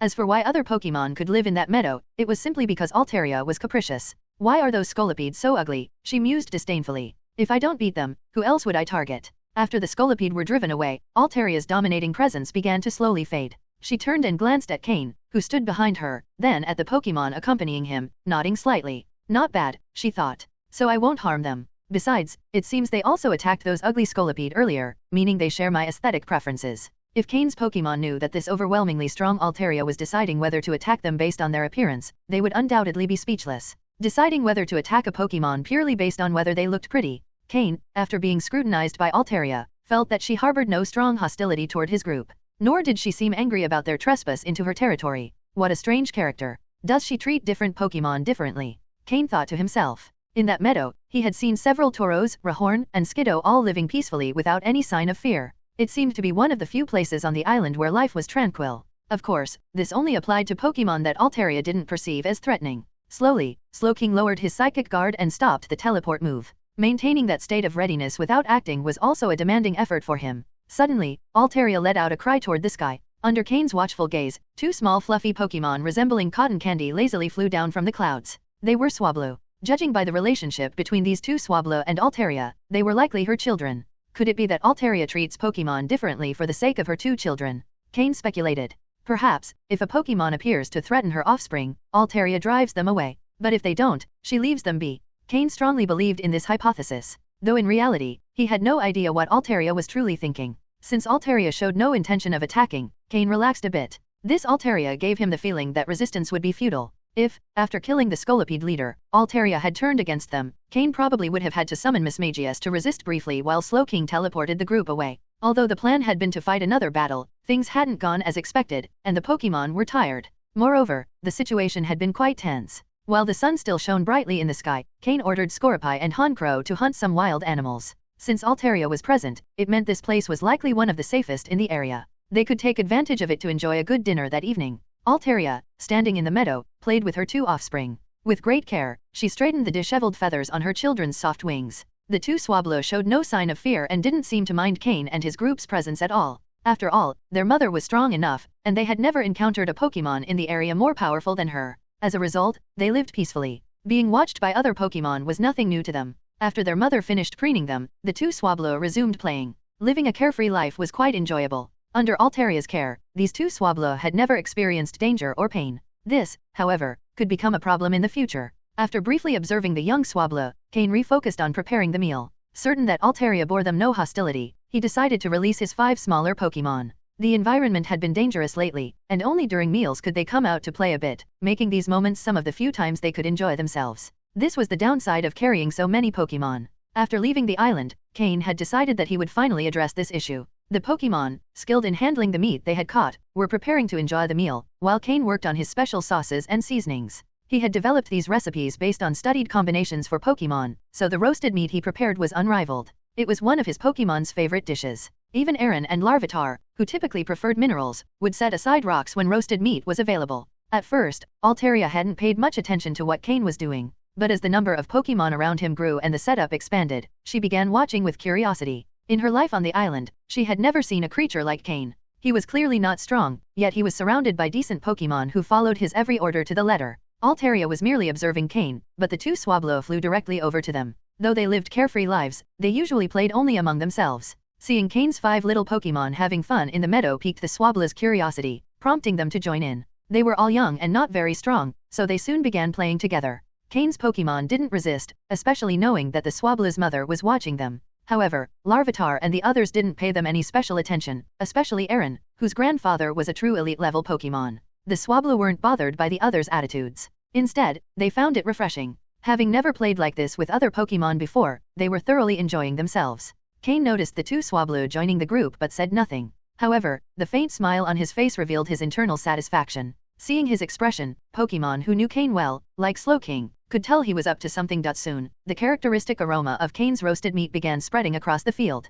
Cain's Pokémon, drawn by the scent, started to gather around him. The 5 little ones, in particular, abandoned whatever they were doing to rush to his side, watching his every move as they waited for the meat to be fully cooked. The 2 Swablu that had been playing with them also hurried over, captivated by the tempting aroma they had never encountered before. With a smile on his face, Cain continued putting the final touches on the meat. Even Altaria, who occasionally kept an eye on her 2 young ones from the corner of her eye, couldn't help but take notice. The 2 Swablu fluttered their cotton candy-like white wings as they hovered around Cain. Their curiosity was immense about this mysterious creature they had never seen before, who seemed to be the source of this delightful scent. Cain glanced at the Swablu and used his system to gather their data. Pokémon, Swablu, dark blue. Gender, male. Level, 16. Type, normal plus flying. Ability, natural cure. Held item, none. Egg moves, agility, feather dance, roost, steel wing. Basic moves, pack, growl, astonish, sing, fury attack, safeguard, disarming voice, mist. Learned moves, sky attack, defog. TM moves, none. Pokémon, Swablu, dark blue. Gender, female. Level, 15. Type, normal plus flying. Ability, natural cure. Held item, none. Egg moves, agility, dragon rush, steel wing, play rough. Basic moves, pack, growl, astonish, sing, fury attack, safeguard, disarming voice, mist. Learned moves, dragon pulse, outrage. TM moves, none. A male and a female. This Altaria had truly become an exceptional mother. Moreover, both Swablu had clearly inherited their mother's great potential, showing no significant weaknesses. However, there were differences in the inheritance and lineage of the 2 Swablu. Although Cain didn't know who their father was, he assumed it must have been a high-quality flying-type Pokémon with strong abilities, given how distinctly different the 2 were. The level 16 male Swablu seemed to have inherited the father's flying-type abilities, with a natural aptitude for learning flying-type moves, whether through egg moves or training. This demonstrated a strong affinity for the flying type. At his young age of level 16, he had already learned Sky Attack from Altaria, indicating a promising future for flying-type moves. On the other hand, the female Swablu appeared to have inherited her mother's talent in Dragon-type energy. She had great potential in Dragon-type energy, having learned moves like Outrage, something only Pokemon with exceptional Dragon lineage could achieve. Her ceiling in the Dragon type would be much higher. The difference between the two was clear and would define their future development. The Swablu specializing in flying would be better suited for early growth, both in its current form and after evolving into Altaria, as the flying type would remain a core part of its identity. This would allow it to maintain stable performance even in its weaker stages. However, the female Swablu, though starting weaker due to her Dragon-type affinity, would gain more power after evolving. Once evolved, the Dragon type would begin to surpass the flying type, becoming her defining strength. The most significant factor was that Altaria could Mega Evolve, transforming into a Dragon/Fairy Pokemon. This change would ensure that the Dragon type remained central to her identity, allowing her to unleash her full potential. Of course, none of this had anything to do with Cain at that moment. He was simply making a rational analysis of the Swablu's future. If he had to choose one, he would probably go for the Dragon-specialized Swablu. But this was merely a thought, as the powerful Altaria was still watching them from a distance. If Altaria weren't present, Cain wouldn't hesitate to try capturing both Swablu. He'd be foolish to choose just one. As a good trainer, he would obviously want both. He only considered it briefly since he was still under the mother's watchful gaze. If Altaria knew what he was thinking, she would probably tear him apart with outrage. Finally, under Cain's skilled hands, the meat was fully cooked. He distributed the roasted meat to each Pokemon according to their appetite. Today, he had asked Scorepi and Honchkrow to hunt several additional wild animals to have something to offer the Swablu and Altaria in case they were drawn by the food. Each Pokemon received their portion, starting with the 5 little ones. Aaron and Larvitar, with their thick and sturdy hides, didn't care how hot the meat was. They grabbed it immediately, taking huge bites, their faces showing utter satisfaction. The two Swablu, seeing Larvitar and Aaron enjoying the food, couldn't resist taking a small peck at the giant piece of meat. Larvitar, noticing what they were doing, quickly hid his meat behind him along with his bag, eyeing the Swablu cautiously. Playing was fine, but food was personal. That was what Larvitar's expression seemed to say. However, the Swablu didn't back down, probably because they had burned their mouths. Unlike Larvitar, they couldn't handle eating such hot food, but the taste they had gotten made their eyes sparkle. Happy and excited, they looked at Cain, wanting to say something but unable to because their mouths were full of roasted meat. Seeing the excited Swablu with their mouths full, Cain chuckled softly and offered them the portion he had prepared for them. With a small gesture, he made them understand that this was their share. The Swablu closed their eyes in bliss. This time, they didn't rush to eat but carefully fanned the meat with their wings, cooling it before savoring it bit by bit. Altaria had originally intended to stop the two Swablu from eating what Cain had given them, but after hesitating for a moment, she decided not to. From her perspective, that aroma, yes, it did seem quite good. After Cain distributed the roasted meat to all his Pokemon, they happily enjoyed their meal. For some Pokemon, the quantity might not have been enough, as was the case with Larvitar. Even so, it made for a good appetizer. Later, Larvitar could fill up on minerals since no one else could steal his food now. On the grill, a whole roasted lamb still remained. Cain sliced off a front leg and placed it on his plate, then wrapped the rest in plastic. Under Altaria's watchful gaze, Cain took the roasted lamb and slowly approached her. Altaria, proud and aloof, kept her gaze fixed ahead, completely ignoring Cain's actions. Cain, smiling, paid no mind to Altaria's reaction. He placed the roasted lamb in front of her and said, "Altaria, thank you for your help today. Consider this a small token of my gratitude." With that, Cain smiled again. Seeing that Altaria still didn't respond, he turned and walked away. Altaria's throat moved slightly as the irresistible aroma wafted toward her.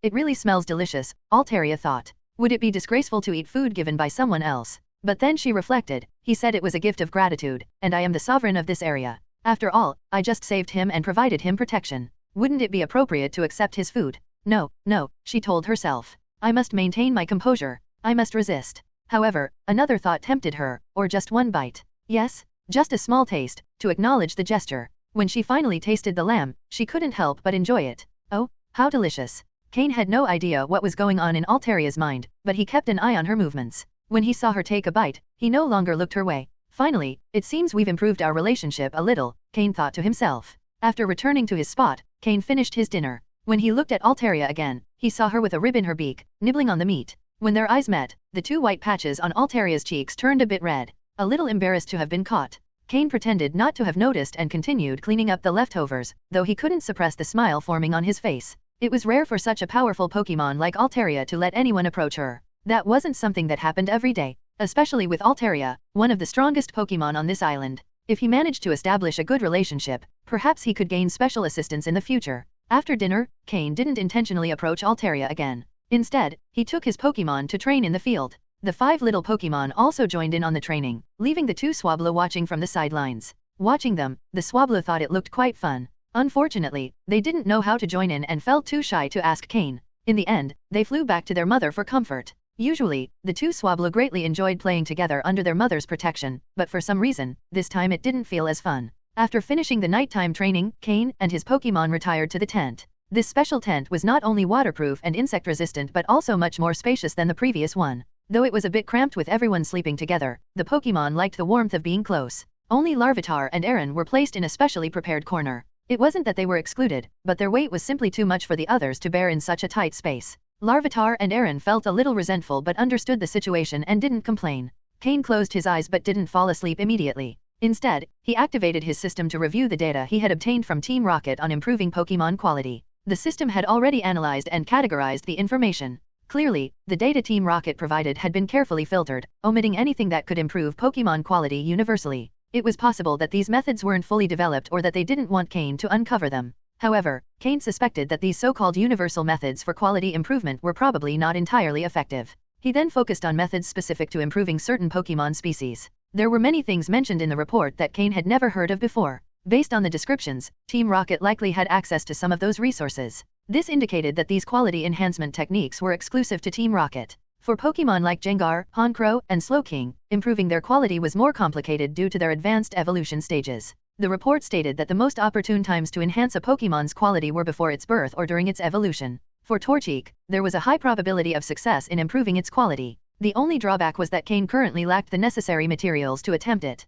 However, one Pokémon in particular caught Cain's attention, and he couldn't look away: Scoropy. Upon reviewing the system's data, Cain noticed a method to enhance Scoropy's quality. The best time to implement it would be just before its evolution or during the evolution process. Cain carefully read through the information from start to finish. Scoropy was already at level 39, just one level away from evolving, which would also take it to the advanced level. A competition-style enhancement method, Cain thought as he reflected on what he had read. The next day, Cain led his Pokémon back to the Scolipede leader's territory. After witnessing their leader's defeat by Altaria, none of the Pokémon in the area dared leave the forest, no matter how much Cain provoked them. Additionally, with the leader's death, there was no clear new leader in the Scolipede territory. Instead, several of the strongest Pokémon began fighting among themselves to determine who would become the new boss. This process wouldn't be resolved in just 1 or 2 days. Normally, such conflict wouldn't be a significant problem, as they could wait for a new leader to emerge and then rebuild their population. As bug types, they were confident in their ability to reproduce quickly. However, now they had to face a cunning and formidable enemy. The internal conflict within the Scolipede group presented Cain with a perfect opportunity, the chance to defeat the entire group one by one. Moreover, with the method Cain reviewed last night for improving Scoropy's quality, and given that Scoropy was on the verge of evolution, Cain thought there was still room for strategic maneuvers. This time, upon entering Scolipede territory, Cain designated Scoropy as the main attacker, while the other Pokémon assisted in ensuring victory in battles. Slowking and the others also noticed changes in Scoropy. Combined with Cain's orders, they guessed it was likely related to Scoropy's impending evolution. As one of the most cherished and cared for companions in the group, Scoropy was finally about to evolve. Honchkrow, as the older brother figure, took the lead. Every Pokémon was fully motivated. Although Scoropy's pursuit speed put them under pressure, at this critical moment, they wouldn't do anything to jeopardize the situation. If Scoropy was close to catching up, they simply fought harder. Such was the bond among Cain's Pokémon at this moment. Cain also asked Floette to closely monitor the physical condition of the Pokémon, using grassy terrain or healing moves like Heal Bell when necessary. Under Cain's special attention, Floette's ability to use grassy terrain improved noticeably in a short time. Already effective, Floette's grassy terrain now covered a larger area and had a much greater impact. As a support Pokémon in combat, Floette was also growing rapidly. On her first day with Cain's team, she had already leveled up, reaching level 31. Something Floette could never have imagined. Simply by using her most familiar moves, without direct fighting, her strength was increasing. She knew how much effort and sacrifice it had taken to reach her current level. She had navigated among powerful Pokémon, barely surviving, and only in Altaria's peaceful territory had she begun to enjoy a more comfortable life. Although small, standing at barely 20 centimeters tall, Floette possessed great power in her tiny body. With Floette's help, Scoropy and the others defeated the Scolipede faster. Without worrying about injuries, Scoropy dove into battle with even greater intensity, sometimes even trading blows to ensure his attacks hit their mark. Cain did not intervene or warn Scoropy about his physical and mental changes. Slowking and the others thought about stopping him, but Cain held them back. He told them that the only way to help Scorpii now was to make it easier for him to defeat his opponents. After Scorpii defeated the first Scolipede, Cain instructed him to consume the organ where the Pokémon stored its poison, whether it was liquid venom, a venom sac, or something similar. Not all Pokémon develop a venom sac, but almost all poison-type and bug-type Pokémon have a specific organ for storing venom, which Cain referred to as the venom sac. With the first Scolipede defeated, Scorpii consumed the venom sac. According to the information Cain had obtained from Team Rocket, this was the first step in improving Scorepi's potential using the toxin nutrition method. The ideal method would have been to place several poison-type Pokémon in a confined space, letting them fight to the death. The last survivor would undoubtedly be the one with the greatest potential. Additionally, the experience could enhance their quality. However, Scorepi was his companion, and Cain wouldn't force him to go through such an ordeal. Instead, there was another way to achieve a similar effect, finding poison-type Pokémon territories and allowing Scorepi to consume their venomous essences. Though not as brutal as the toxin nutrition method, if done in sufficient quantities, it could yield similar results. The more intensely his opponents fought, the more venom they had. The fiercer the battle, the better the final results. So, while Cain deliberately led Scorepi into this type of training, Scorepi naturally began to change his mindset. Fight, destroy,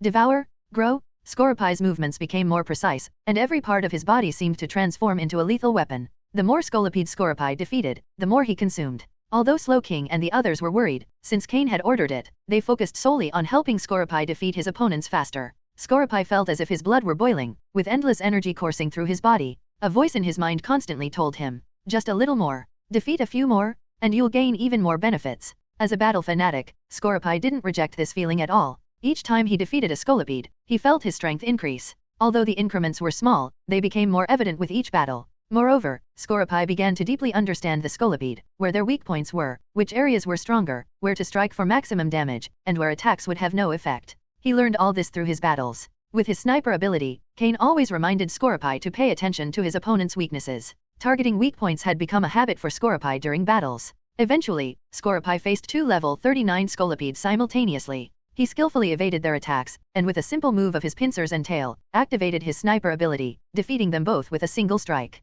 Quick and clean, Cain observed every one of Scorepi's movements while the system analyzed the data. Although others didn't notice, Cain could see that Scorepi's internal and external body temperature had already doubled from normal. Floette, use grassy terrain on Scorepi again, Cain said calmly, addressing the Floette nestled in his chest pocket. Fleet. Floette obediently nodded. With a wave of the flower in her hands, a green meadow appeared beneath Scorepi's feet, helping to mend the cracks in its armor. The fissures in Scorepi's armor began to heal at a visible pace, thanks partly to Floette's grassy terrain move and partly to Scorepi's regenerative ability. After absorbing so much energy, Scorepi's recovery system was already at its peak. Additionally, whether due to the training method called toxin nutrition or something else, Scorepi's body seemed to have grown significantly. Its armor, which originally had a bluish-purple hue, now showed a dark red or reddish-purple tint. It was completely covered in toxins. At this point, stopping was no longer an option. In its current state, Scorepi didn't need help from the other Pokémon to face opponents below the advanced level. Even if confronted by 3 or 5 lower-level Scolipede, Scorepi could defeat them with ease and speed.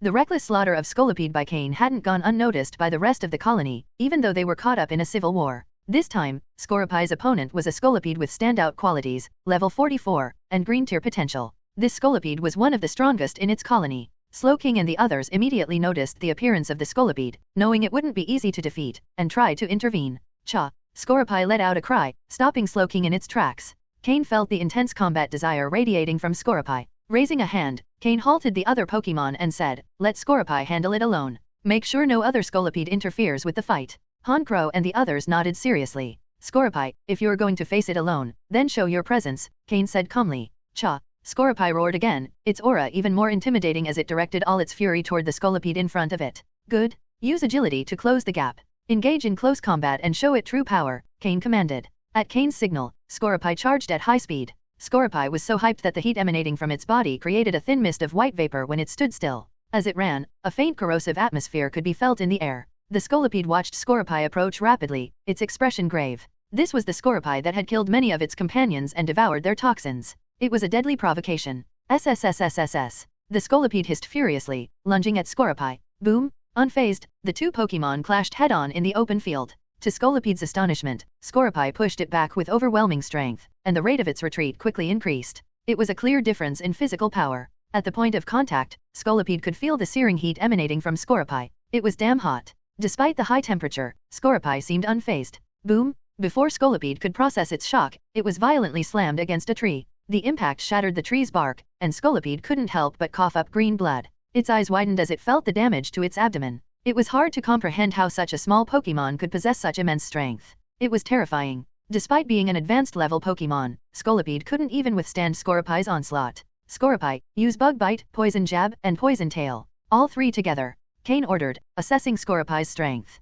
Scorapi's power today was awe-inspiring, a result of absorbing large amounts of toxic energy, its exalted physical state, and the effects of the toxin nutrition method. All these factors combined had granted it incredible strength. Although the average height of a Scorapi was around 80 centimeters, Cain's Scorapi had grown over a meter and now stood at over 1.5 meters tall. This was confirmed by Cain's system analysis. However, Scolipede measured 2.5 meters. The size difference was impressive, but in this case, Scorapi's overwhelming strength made it even more shocking. A Pokémon visibly half its opponent's size had pinned down the giant and was brutally slamming it against a tree. The Scolipede, initially confident in their leader, began to shudder as they observed the fight. Unconsciously, some trembled in fear. Under Cain's orders, Scorapi used its mouth, pincers, and tail to execute the 3 attacks in succession. At that moment, Scorapi resembled a close-range combat cannon, executing movements with impeccable precision. Any part of its body could become a weapon. Bang, bang, bang. The initial impact against the tree had left Scolipede unable to react. Just as it tried to catch its breath, a series of overwhelming attacks struck it directly.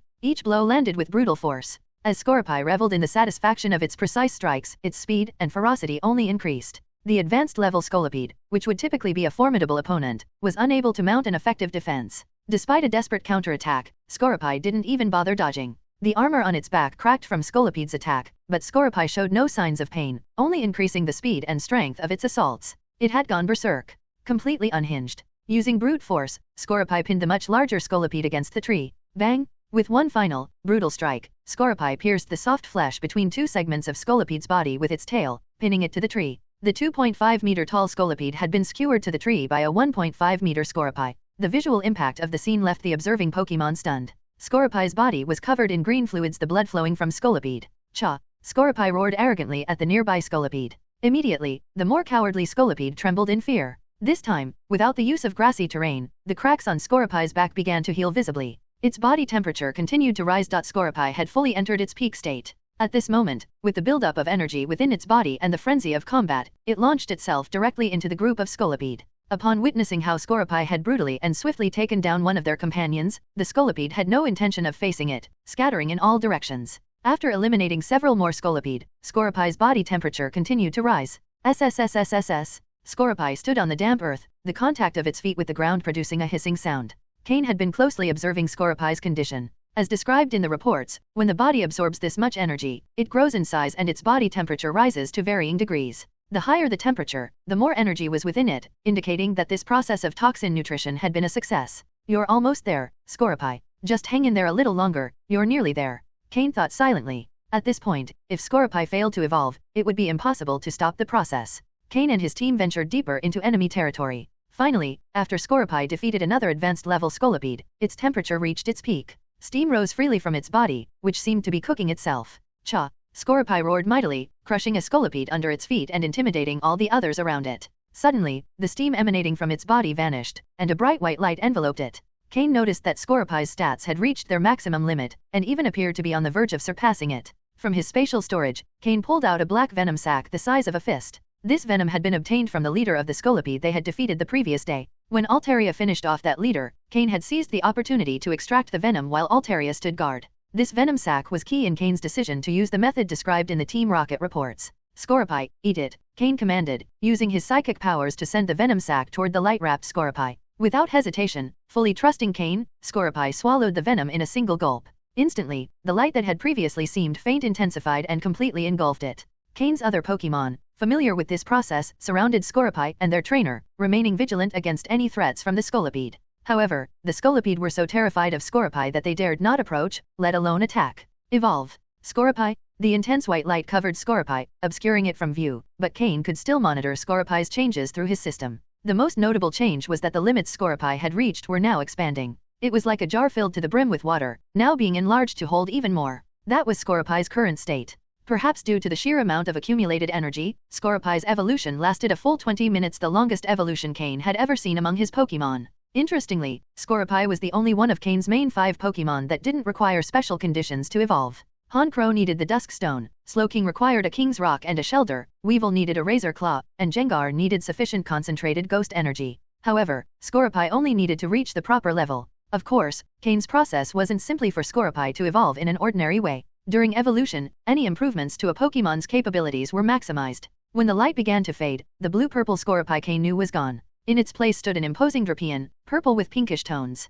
It was a fully evolved Drapion. Its height had increased dramatically, reaching 2.5 meters, almost double its previous size, now comparable to the Scolipede. It was practically an unstoppable killing machine. Before its evolution, Drapion had already been capable of using every part of its body in battle. Now, its joints were more flexible, its armor tougher, and its pincers and stinger sharper. Cha! Drapion opened its mouth and let out a powerful roar that echoed throughout the forest. This was its cry of triumph after evolving. Now, standing at 2.5 meters tall, Drapion had become the largest Pokémon on Cain's team, capable of providing a tremendous sense of security to everyone. With such a large, strong, and combat-capable Pokémon by his side, anyone would feel safer. Cain approached Drapion, raising his hand to touch the highest joint on its chest. Drapion, seeing Cain approach, obediently knelt down so its trainer could pat its head. Cain smiled, stroking its head and feeling its sharp spikes. You've finally evolved. Congratulations, Drapion. From the moment Drapion had hatched, Cain had invested heavily in its growth, watching it develop into a formidable fighter who relished battle and intensity. Whether facing powerful foes or playing during breaks,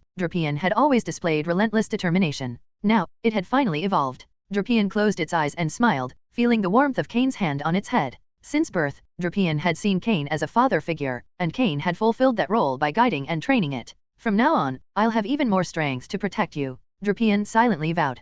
Cain was thoroughly satisfied with Drapion's current state. The evolution method based on toxin nutrition obtained from Team Rocket, while not followed exactly, had proven incredibly effective. After all, one only needed to count how many Scolipede Drapion had defeated today. Of course, it worked. He had practically used half the Scolipede colony as stepping stones for Drapion's evolution. Hundreds of them, including many advanced-level Scolipede and one quasi-elite. Success was inevitable. Pokemon, Drapion, Dark Blue. Gender, male. Level, 42. Type, Poison plus Dark. Ability, Sniper. Held item, none. Egg moves, Screech, Agility, Poison Tail, Pursuit. Basic moves, Bite, Poison Sting, Leer, Knockoff, Pin Missile, Acupressure, Bug Bite, Poison Fang, Venoshock, Hone Claws, Toxic Spikes, Night Slash, Thunder Fang, Ice Fang, Fire Fang. Learned moves, Snore. Combined moves, Poison Tail Impact, Poison Tail plus Venoshock. TM moves, Protect, Hidden Power, Rock, Taunt, Shadow Ball, Poison Jab. This is Drapion after its evolution, according to the system's data.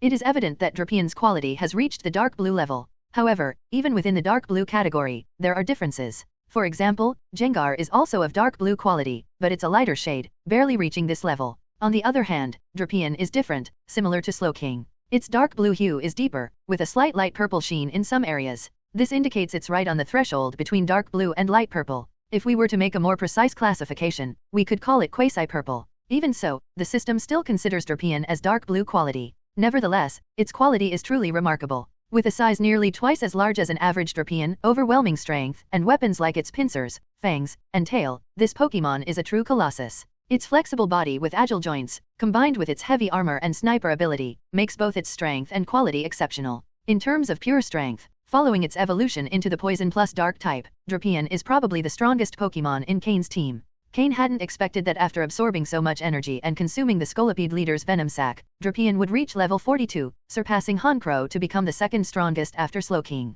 This fact surprised Cain, but the outcome was excellent. Another key point is the change in Drapion's type. The bug type has disappeared, making way for the dark type. This means Drapion will no longer have the power boost when using bug type moves, but dark type moves will become much stronger. Among Cain's Pokémon, Drapion is the only one whose evolution has caused a type change. In the future, when Larvitar evolves into Tyranitar, it will also undergo a type change. However, the loss of the bug type doesn't affect Drapion much. Cain already knew it would become a poison and dark type upon evolution, so he always focused its training on poison type moves, leaving bug type as a secondary priority. Now that the evolution is complete and its types are stabilized, Cain will turn his attention to developing Drapion's dark type moves. Considering Cain's dark type Pokémon, there are Honchkrow, Weevil, and now Drapion. Eventually, Tyranitar will join the roster after its evolution, forming a team of 4. Cain might even consider specializing in dark-type Pokémon in the future. Of course, that's just a passing thought. Cain doesn't want to specialize in just one type, as this would leave him vulnerable to certain opponent strategies.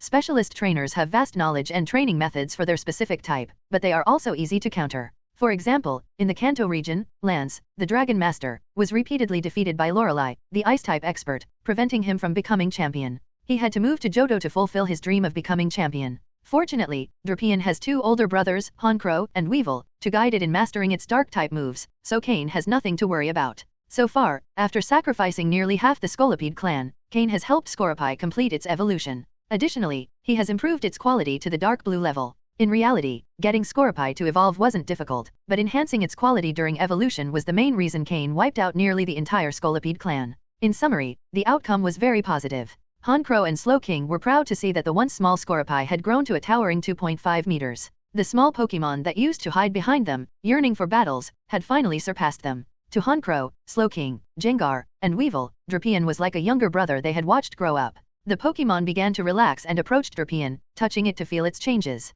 Drapion didn't dare resist. Despite its newfound strength, it was always mindful of the care its older siblings had given it. It still has much to learn. Cain looked at Drapion and estimated that, with its new size, he could probably stand on its back. Moreover, with Drapion's strength, his weight wouldn't be an issue. Does this mean he now has a ground mount? Though it might not be very comfortable to sit on. Its armor is a bit uneven and uncomfortable, but that wouldn't stop Cain from standing on it. Without further thought, Cain climbed onto its back. Drapion looked at Cain in surprise, watching him try to find the most comfortable spot to stand. Being quadrupedal, Drapion could easily traverse rough terrain, making it quite convenient to be on its back. Cain nodded in satisfaction. With the Pokémon watching, Cain slowly dismounted. Ahem, Drapion, now that you've evolved, show me your strength. I want to see if you're familiar with your new body, Cain said. Upon hearing this, the Pokémon turned their attention to the nearby Scolipede. There was still a pack of intruders. The Scolipede almost cried. They're the invaders? Evil invaders? They've already destroyed half our clan, isn't that enough? The truth is, many of the Scolipede clan's strongest Pokémon were injured after battling for leadership,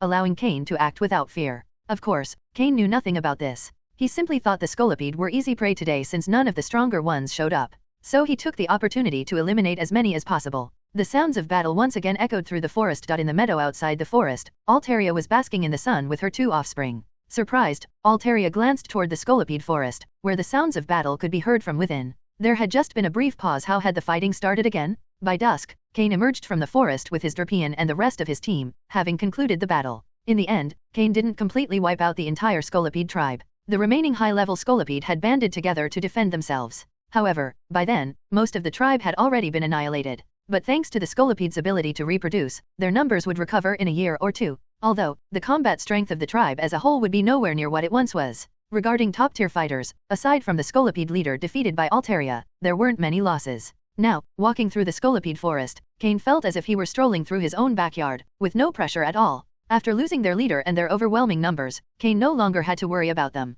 It was like walking down a peaceful street at dawn, with no urgency whatsoever. Cain wasn't in a hurry to cross the Scolipede's territory and continued to make his way slowly toward the interior of Mythical Island. He had only traveled a short distance and had already encountered such powerful Pokémon, making him wonder what else lay ahead deeper inside. The duration of this mission was 15 days, and only 2 had passed, so there was no need to rush. When he returned to Altaria's meadow, Cain began preparing dinner again. By now, the two Swablu were very accustomed to playing with Cain's 5 little companions, and after playing, they enjoyed the delicious food he prepared. Today, in addition to grilled meat, Cain also prepared some poke blocks for the Swablu. Although they were the most common type, both Swablu ate them with great delight. As for Altaria, Cain left her a generous portion as well. Today, Altaria wasn't as haughty as the day before. When Cain placed the food in front of her, she stopped pretending to be indifferent and started eating the grilled meat. However, compared to the Swablu, Altaria ate in a much more elegant manner, without getting any grease on herself at all. But despite her refined demeanor, her eating speed was nothing to scoff at. After the grilled meat, Cain placed a poke block in front of Altaria.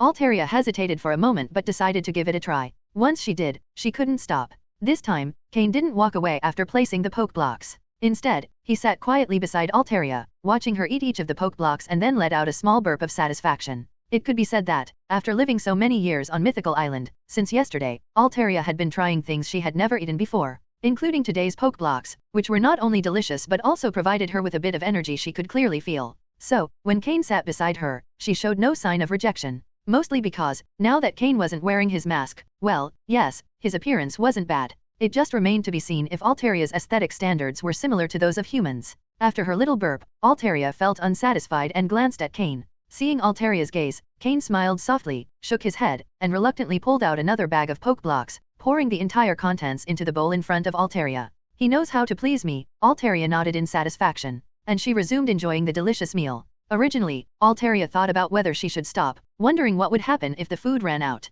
But as she ate, without realizing it, she had finished again. Feeling a bit frustrated, she glanced at Cain, thinking that he surely would have more next time. She stretched lazily. Today had been a good day. Aside from the noise in the forest during the day, everything else was perfect. Seeing that Alteria had finished eating, Cain didn't say much more. He brushed off the grass from his clothes and slowly returned to his shelter. Then, he began training with his Pokémon again. Drapion had completed its evolution, and its strength had increased significantly. Although the change wasn't as drastic as Jengar's, who had to familiarize himself with his new body after evolving, Drapion couldn't achieve the same level of control over his body as he had as a Scorpii. Regaining that dexterity would take a considerable amount of training. Training each joint of his body to move at will wouldn't be an easy or quick task. Today, Alteria didn't take her two offspring to play as usual. Instead, she silently observed as Cain trained Honchkrow and the others. Midway through the training, Alteria suddenly flew straight toward Honchkrow. Cain, surprised, didn't know what she intended. Alteria flew toward Honchkrow without slowing down, even accelerating. Honchkrow, seeing Alteria flying toward him as if to attack, prepared to defend himself. Slowking and the others, seeing Alteria seemingly attacking Honchkrow, were about to counterattack. But Cain raised his hand to stop them. The fierce attack Cain had expected from Alteria never happened. Instead, the two Pokémon intertwined in the air. Cain, watching the interaction between Alteria and Honchkrow, gradually understood what was happening. Alteria is teaching Honchkrow how to use flying-type moves and master aerial combat. Cain observed how, although it seemed like Alteria was attacking Honchkrow, she was actually correcting some of his habits and flaws. Although Cain had trained Honchkrow quite well, there were certain things that couldn't be noticed just by watching. Only an expert in flying-type energy like Alteria could point out those details. Of course, even if Alteria didn't do this, Honchkrow would eventually realize them himself. But it would take a long time and might even require losing a battle to recognize his weaknesses. Although Alteria didn't teach Honchkrow any new moves, she helped reinforce his fundamentals. These 2 meals didn't go to waste, Cain thought, nodding to himself. This kind of direct guidance was already a big gain for Cain. When Honchkrow, exhausted, finally landed, Alteria casually returned to her shelter. Before leaving, she glanced at Cain, as if to say, the food's paid for. Honchkrow, on the other hand, was deep in thought, clearly reflecting on the lessons from the training. Another day had passed. It was the 4th day since Cain had arrived on the island. When he woke up in the morning, he no longer saw Alteria or her 2 offspring. He didn't give it much thought. When he had arrived here, Alteria and her family were already gone, so they had likely gone out again. Cain had Slowking mark the area with a psychic coordinate, and then, along with his Pokémon, he ventured back into the Scolipede forest. By now, the number of Scolipede in the forest had decreased drastically. In the presence of Cain, the cause of their downfall, the Scolipede showed no intention of resisting and stepped aside to let him pass. They had no other choice. Although Cain and his Pokémon weren't invincible, if things got difficult, they could escape. The Scolipede had tried to stop him before but had failed. However, after retreating, Cain and his team would return with an even fiercer offensive. After several rounds of encounters, the Scolipede didn't know what else to do. It was simply unfair. In the end, the Scolipede tribe decided to avoid any conflict with Cain and his Pokémon, staying out of their way. Their group was practically depleted, so letting them through wasn't an issue. Cain had also lost interest in the Scolipede. Without a new leader emerging, the tribe was essentially finished. It was time to continue exploring the island. Cain wondered how the other trainers were faring. Could someone have been lucky enough to be teleported directly near the ruins in the center of the island? Direct teleportation to the ruins wasn't possible, as psychic waves interfered with spatial positioning. Cain had learned this from Regi. If not for this interference, Team Rocket would have sent a large group of people directly to the ruins, without the need to explore the island. After passing through the Scolipede forest, Cain encountered a new landscape. A vast area of rocks and gravel. The area was filled with jagged rocks and small patches of scattered sand. Rock-type Pokémon were abundant here, with Guidud being the most common. However, these Pokémon weren't particularly aggressive, and due to their rocky bodies, few Pokémon dared to bother them, so they lived in peace. They spent their days basking in the sun, and when hungry, they would simply eat nearby rocks. If no rocks were available, the sand on the ground would suffice. Cain wasn't particularly interested in these Pokémon. Even if Guidud evolved into Golem, it wasn't what Cain was looking for. The transition between the forest and the rocky terrain was surprisingly seamless, without feeling out of place. There was no doubt that the Mythical Island was unique, a place where any type of Pokémon could appear. Besides Guidud, there were quite a few Roggenrola. Compared to Guidud, Roggenrola were even more timid. When they saw Cain and his Pokémon approaching, they would quickly flee. On the surface, there didn't appear to be any tribal divisions in this rocky and sandy area. Guidud and Roggenrola coexisted in the same habitat. However, that could have been because Cain had only encountered more peaceful Pokémon like Geodude and Roggenrola. In addition to them, there were several Baldur and Graveler. However, Golem and Jigglypuff were much rarer, almost non-existent. A massive Onix slithered slowly across the rocky terrain not far from Cain, leaving behind a deep trench that was soon covered by Roggenrola. Cain also spotted Pokémon like Dwebble and Crustle, who would lift their rocks to sneak a glance before quickly retreating. Occasionally, small eyes peeked out from piles of sand. Scanning them with his system, Cain discovered they were hippopotas hiding. It was likely that Hippowdon could also be found in this area. Cain joked with Slowking, "Look, Slowking, it seems you've found your relatives. Both of you are hippos. Want to say hi?" Slowking showed some interest but ultimately didn't get the chance. That was because as soon as the hippopotas sensed Slowking's presence, they felt threatened and quickly buried themselves in the sand. As ground-type Pokémon, they naturally avoided water types like Slowking. Both were hippos, but Slowking was a water-dwelling hippo, while hippopotas lived in the sand, as their name implied. This place was truly a haven for rock and ground-type Pokémon.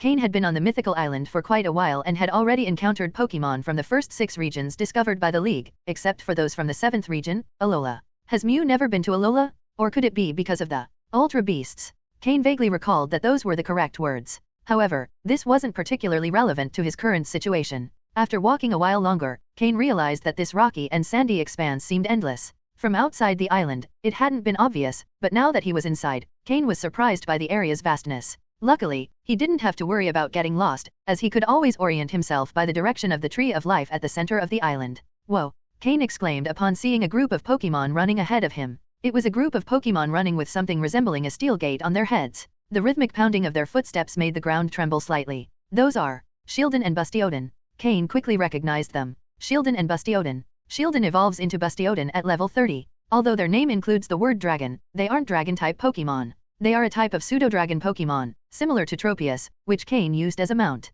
Although their dragon blood is sparse, it's still present, granting them incredible physical strength. As rock and steel-type Pokémon, Bastiodon possesses extraordinarily high physical and special defense, with its physical defense being especially terrifying. That's why they are called guardians. I wonder why they're in such a hurry. Cain observed the direction in which they were running, intrigued. Since he had nothing urgent to do, he decided to follow them out of curiosity. With Drapion looking eager, Cain climbed onto its back. In this rocky terrain, Drapion could move much faster than Cain could on foot. Gathering Slowking and the others, along with Honchkrow, Cain set off in pursuit of the retreating Bastiodon. The Bastiodon weren't very fast, but moving across the sandy terrain, they kicked up a huge cloud of dust. Trailing a considerable distance behind them, Cain couldn't help but put on a mask to cover himself. There was just too much dust. Observing the urgency of the Bastiodon, it was clear that something had happened. After running for about half an hour, they arrived at a depression in the terrain. Although still a rocky area, this place had much more sand than rocks, almost forming a small desert. 2 groups of Pokémon were facing off in this area. It turned out that conflicts did occur here, only that earlier, there hadn't been enough of a reason. In this sandy area, Cain noticed some metallic glints, as if reflecting fragments of rare minerals. The 2 groups of Pokémon in the standoff. One was the group of Bastiodon that Cain had been following. Tightly packed into a line, with their faces resembling iron barriers, they stood firmly united, forming something like a wall. And in front of them was a group of fierce-looking crocodiles wearing what looked like sunglasses. They slammed the ground with their red and black tails, stirring up dust with every strike. Crocodile. Cain recognized these Pokémon immediately. He was quite familiar with Crocodile, especially due to one of their most peculiar abilities. Moxie. Yes, the same ability his Honchkrow possessed, Moxie. This ability could give a Pokémon limitless potential. Although he didn't see any Sandil, there were only Krokorok and Crocodile, probably because the Sandil were of lower levels and didn't participate in such situations. As ground/dark types, Crocodile didn't have a vast set of resistances. While they could face many types, they were also vulnerable to several others. With double resistances to poison, rock, ghost, and dark types, and immunities to electric and psychic types, they had some advantages. However, they were weak against fighting, bug, water, grass, ice, and fairy types. This set of typings could be considered fairly standard. Crocodile were desert bullies, especially when acting in groups. But Bastiodon, or barrier dragons as they were also known, could also be devastating in teams due to their extraordinary defensive capabilities. This was a classic confrontation between spear and shield. The reason for the clash was a small cluster of shiny minerals reflecting a metallic light at the center. For ground or rock-type Pokémon, these minerals were vital for their growth. While not all Pokémon could consume minerals directly like Larvitar and Aron, many could absorb them to grow stronger. Cain didn't dare get too close, so he couldn't determine exactly what type of mineral it was. At the center of it all, the leaders of the Crocodile and Bastiodon were arguing. Both seemed very tense, unable to reach an agreement. Cain noticed that his system couldn't scan these Pokémon's data. He estimated that they were at least at the same level as the Scolipede leader. To dominate a territory on Dream Island, or lead a large group, a near-elite level seemed to be the minimum requirement. Drapion, with its excellent camouflage in sandy and rocky areas, allowed Cain to remain hidden without being detected by any Pokémon. Honchkrow continued circling above, keeping an eye from the sky, only descending if necessary. From his position, Cain watched as the crocodile leader opened its jaws wider, adopting a threatening stance. But the Bastiodon leader didn't back down an inch, moving its armored head right in front of the crocodile, daring it to try breaking through its shield. After a few minutes of tension, the two leaders finally began to fight. The crocodile struck first, slashing at the Bastiodon with its sharp claws, but the Bastiodon faced it head-on, using its armored head for defense. Seeing their leaders start fighting, the other members of both groups quickly followed suit. The crocodile launched all kinds of attacks, while the Bastiodon simply defended, advancing slowly like bulldozers. It was clear that the Bastiodon had better teamwork. They knew their strengths and how to use them together. On the other hand, the crocodile tended to fight more individually. In a one-on-one battle, a crocodile could probably wear down a Bastiodon slowly thanks to its speed. But when the Bastiodon united, their collective defensive power far surpassed the crocodile. Slowly, the Bastiodon began pushing the crocodile back. The minerals became more exposed, catching Cain's attention. Cain couldn't help but feel tempted. If those minerals were valuable enough to provoke such a fierce battle between the crocodile and Bastiodon, they must be worth a lot. Cain hadn't forgotten that he had Larvitar and Aaron, two Pokémon that could devour large quantities of minerals. And the better the quality of the minerals, the faster and stronger they would grow. Cain pulled Slowking's Pokeball from his belt. If the right opportunity arose, he could have Slowking teleport directly to the minerals. But he had to wait for the Bastiodon to advance far enough. He didn't want to face that impenetrable tank formation. If the Bastiodon noticed him, he could be crushed in an instant. However, just as Cain was about to act, his Honchkrow, which had been circling above, descended and landed next to him, hiding behind a rock. Noticing Honkrow's cautious behavior, Cain immediately signaled Drapion to hide more effectively. Drapion nodded and obeyed silently. Cain used telepathy to connect with Honchkrow. After a brief explanation, Cain understood what Honchkrow had noticed. It turned out that while Cain had been observing the battle between the crocodile and Bastiodon, someone else, on the opposite side, had also been watching. Although the distance was far enough that they hadn't noticed each other, both were there, witnessing the same scene. Neither Cain nor the other individual had realized the other's presence, but Honchkrow, with its superior vision and vantage point, had detected the person. Finally, on the fourth day since arriving on Dream Island, Cain had encountered another member of Team Rocket. Now, it was just a matter of finding out who it was. With this, Cain, who was about to act, slowly lowered the Pokeball in his hand. If someone else wanted to play the mantis, he had no problem being the sparrow to catch the prey. So, he decided to exercise patience and wait. Cain still had a list of Team Rocket members' information that he had obtained from Regi. Although he wasn't sure if the other person also had something similar, Cain estimated they probably didn't. Even if they did, it wouldn't be as detailed as what Regi had compiled. He decided to wait for the other person to make the first move. Once he confirmed their identity and skills, Cain would have an even greater advantage. He waited in silence for another half hour. During that time, the crocodile had already been pushed to the edge of the sunken zone by the Bastiodon. However, that was as far as the Bastiodon could manage. After all, their advantage lay in their incredible defense, but they lacked offensive power. The reason the crocodile had been pushed back was simply a strategic retreat, not fear. Now that they were at the edge, retreating further would mean leaving the sunken zone, and clearly, that wasn't what the crocodile wanted. So, they launched a fierce counterattack, and the two sides became deadlocked once again. It was at that moment that Cain, who had been watching the Team Rocket member on the other side, noticed them start to move. Amidst the vast yellow desert, a cloth appeared, and from beneath it emerged a Team Rocket member dressed in a form-fitting black suit. The disguise they had used earlier was that yellow cloth that had covered their body.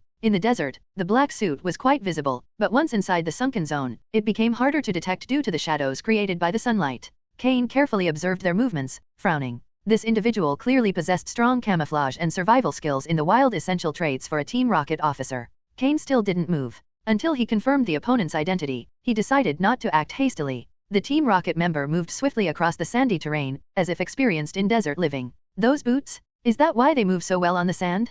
Clearly, no one on this expedition to Mythical Island is a novice, Cain thought, following their every movement. 3 minutes later, the man reached the area of exposed minerals without the Bastiodon or crocodile noticing. It's time, Cain said calmly. Drapion, alert the Bastiodon and crocodile. Use Shadow Ball to attack the mineral area. Following Cain's orders, Drapion extended a pincer and began forming a ball of dark energy. While Jengar was the most skilled at using Shadow Ball, Drapion had learned a few tricks from it. Although not yet at Jengar's level, attacking an immobile target like a rock was not a significant challenge. 2 dark balls were launched, one aimed at the mineral area and the other at the Team Rocket member. After firing the attacks, Drapion concealed itself again. The Team Rocket member, who had just smiled upon reaching the mineral area, sensed danger behind them. Quickly rolling to the side, they avoided Drapion's Shadow Ball. Boom, boom, The 2 shadow balls exploded in the mineral area and on the sand, missing the Team Rocket member. However, hitting them wasn't necessary. The desired effect had been achieved. The Crocodile and Bastiodon heard the explosions. Both groups, which had been fiercely fighting, stopped their combat. After all, the entire confrontation was over those precious minerals. Someone had tried to take advantage of their distraction to steal them. That was unacceptable. The Bastiodon turned and rushed toward the mineral area, fixing their gaze on the Team Rocket member. The Crocodile, on the other hand, took advantage of their greater speed. Without the Bastiodon's barrier, they moved nimbly through the sand, outpacing the Bastiodon on their way to the minerals. Cain couldn't see the man's expression, but his face was surely as dark as his form-fitting suit. Despite everything, the speed with which this individual reacted impressed Cain. Knowing the situation was slipping out of their hands, they released 2 Pokeballs. Finally, Cain saw what Pokemon the enemy was using, an Excadrill and an Onix. Upon seeing them, Cain confirmed the man's identity. However, now wasn't the time to dwell on that. If he wanted to be the Sparrow, he needed the Mantis to put in a bit more effort. The man jumped onto the Onix, while Excadrill quickly burrowed into the sand. Onix moved swiftly through the sunken zone, and although it was usually slow, in this sandy environment, its speed was surprising. But the Crocodile were even faster, especially their leader, who was quickly closing in on the Onix. Just when it seemed they would catch it, Excadrill emerged from the ground, launching attacks that slowed the Crocodile. Onix also sought areas filled with rocks to pass through. Due to its massive size, the rocks posed no obstacle, but the Crocodile had to go around them, increasing the distance between them. Now that the time was right, Cain also prepared to act. But first, he had something else to do. Honchkrow, follow him from the air. Stay high and avoid being attacked. Make sure the Crocodile and Bastiodon don't lose track of the man, Cain ordered. Honchkrow nodded and flew toward the Team Rocket member, occasionally launching attacks to prevent Onix from fully escaping and to guide the Crocodile and Bastiodon in their pursuit. Slowking, teleport us to the mineral area, Cain said, releasing a Pokeball. Yadin. Slowking activated its psychic power, distorting space. In an instant, they appeared in the mineral area. The Crocodile and Bastiodon had already gone after the man, leaving them alone. Drapion, Slowking, quickly. Dig up everything you can before they come back, Cain ordered. Drapion began using its pincers to frantically excavate the minerals, while Slowking transported them with its psychic power to Cain. Cain pulled out a massive backpack he had prepared for this occasion. Regardless of the mineral's quality, the important thing was to take as much as possible. Drapion had become a full-fledged miner, while Slowking acted as a transport truck. With the perfect collaboration between the trainer and his 2 Pokemon, the gemstones in the area were dwindling at an alarming rate. Although they still didn't know the exact quality of the minerals, the fact that a fist-sized piece weighed dozens of kilograms suggested they were likely of high quality. Otherwise, they wouldn't have caused a dispute between the Crocodile and the Bastiodon. However, the more Cain dug, the more surprised he became. These stones seemed inexhaustible. Drapion was practically submerged in the sand, yet there were no signs of the mine running out. Could it be that this isn't a small deposit of stones, but rather a large mine? Cain thought, alarmed. But Cain didn't have much time to ponder, as even with Honchkrow's help, the Crocodile and Bastiodon had finally lost the trail of the Team Rocket member and were returning. Honchkrow was the first to bring back that information. Despite efforts to keep the Crocodile tracking the Team Rocket member, the opponent was very cunning. After realizing someone was trying to hinder their escape, they finally managed to lose Honchkrow while traversing a rocky area. The Crocodile, whose speed was lower in that area, decided to abandon the chase. Seeing Drapion still digging frantically, Cain said, "That's enough, Drapion. Let's leave before the Crocodile notice us. Maybe we'll have another chance to return here later. Honchkrow, erase our tracks. Slowking, teleport us." Cain made a quick decision. He had already collected enough stones for today and hoped the quality would be decent. Honchkrow flapped its wings, creating a gust of wind that erased all traces they had left behind. Then, with Slowking's teleport move, Cain and his team vanished from the spot without a trace, leaving behind only the deep crater where the mineral deposit had been. When the Crocodile and Bastiodon arrived, they exchanged frustrated glances. They knew they had been completely fooled.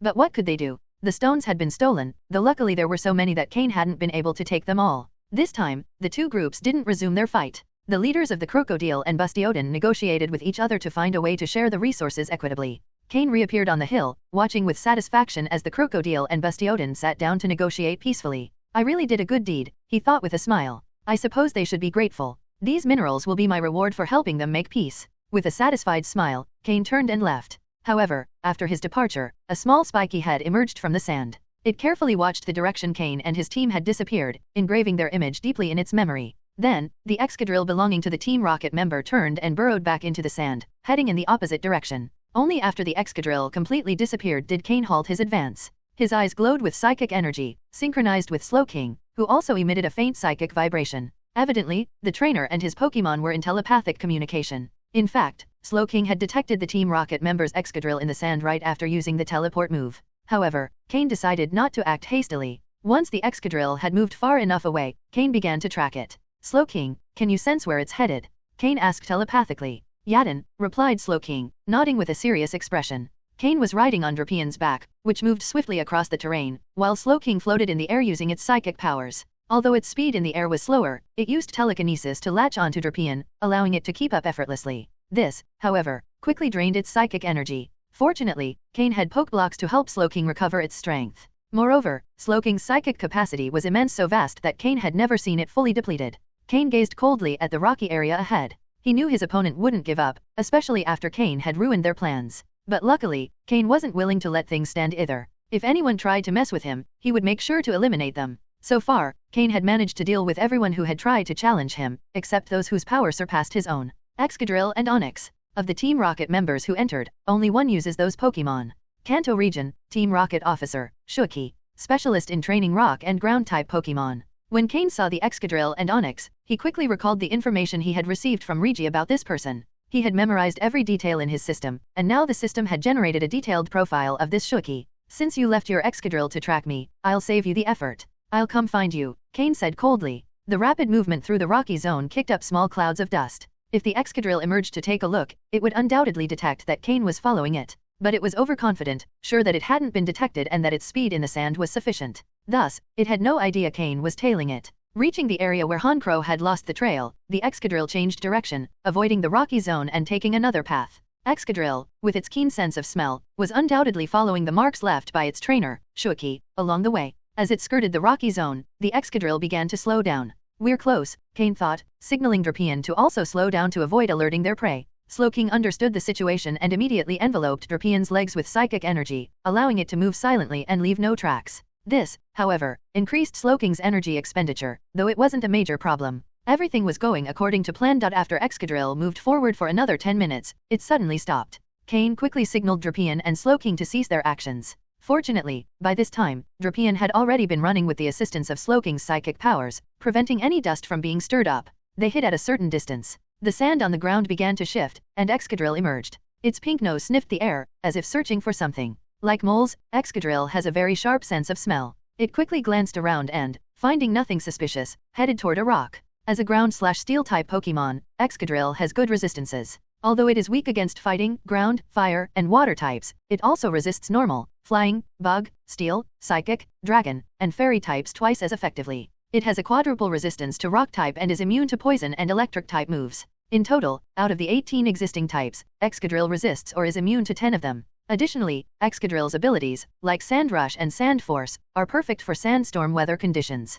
If Cain wanted to form a sandstorm team in the future, Excadrill would be a key piece for such a team. It would be a perfect fit in the puzzle of a sandstorm team. However, Cain couldn't afford the resource costs needed to form another weather-based team at the moment. The 5 Pokémon he was already raising represented a massive consumption of resources. Just Aaron and Larvitar alone required so many resources that they absorbed 2/3 of what Cain needed to raise his other 5 Pokémon. These 5 Pokémon had great potential and exceptional traits, carefully selected by Cain. With proper training, their power level wouldn't be inferior to that of Slowking and the others. Additionally, the resources Cain possessed now were far better than those he had when he first captured Slowking. With better Pokémon and more resources, combined with Cain's skill and the system's assistance, growth wouldn't be a problem, only time was needed. In Cain's training plans, his primary focus now was his rain team. After all, he was a water-type gym leader. However, the presence of Larvitar and Aaron had also laid the foundation for a future sandstorm team. If he had more time and money in the future, it would undoubtedly be ideal to form a sandstorm team. After briefly reviewing the information about Excadrill in his mind, a series of plans crossed Cain's mind.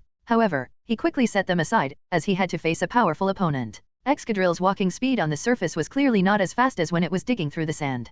Cain followed it silently. Within a rock forest, Excadrill quickly found its trainer. It was obvious this wasn't the first time they had done this. The man named Shuki, dressed in the tight black uniform of Team Rocket, leaned against a large rock, hidden in the shadows. His Onix had apparently already been returned to its Pokeball, and beside him was a sand shrew. It was thanks to this sand shrew that they had left marks along the way, allowing Excadrill to find them easily. When Shuki saw Excadrill return, his rigid face showed no emotion. He asked in a low voice, "Did you find the person causing us trouble? It's not those others, is it?" Excadrill, somewhat afraid of Shuki, timidly nodded. Seeing Excadrill's confirmation, Shuki immediately stood up, his face growing even darker, with a cruel smile forming at the corner of his lips. "Excellent. So someone dares to ruin my plans, passing themselves off as that mantis. How bold? Looks like my name in Team Rocket isn't feared enough yet. Of the more than 30 people who entered this mission, all were Team Rocket officers. Although most were elite officers among the standard ranks, each of them had certain backing, and their skills were not weak. Normally, they walked with arrogance, and their perfect plan had been deliberately sabotaged.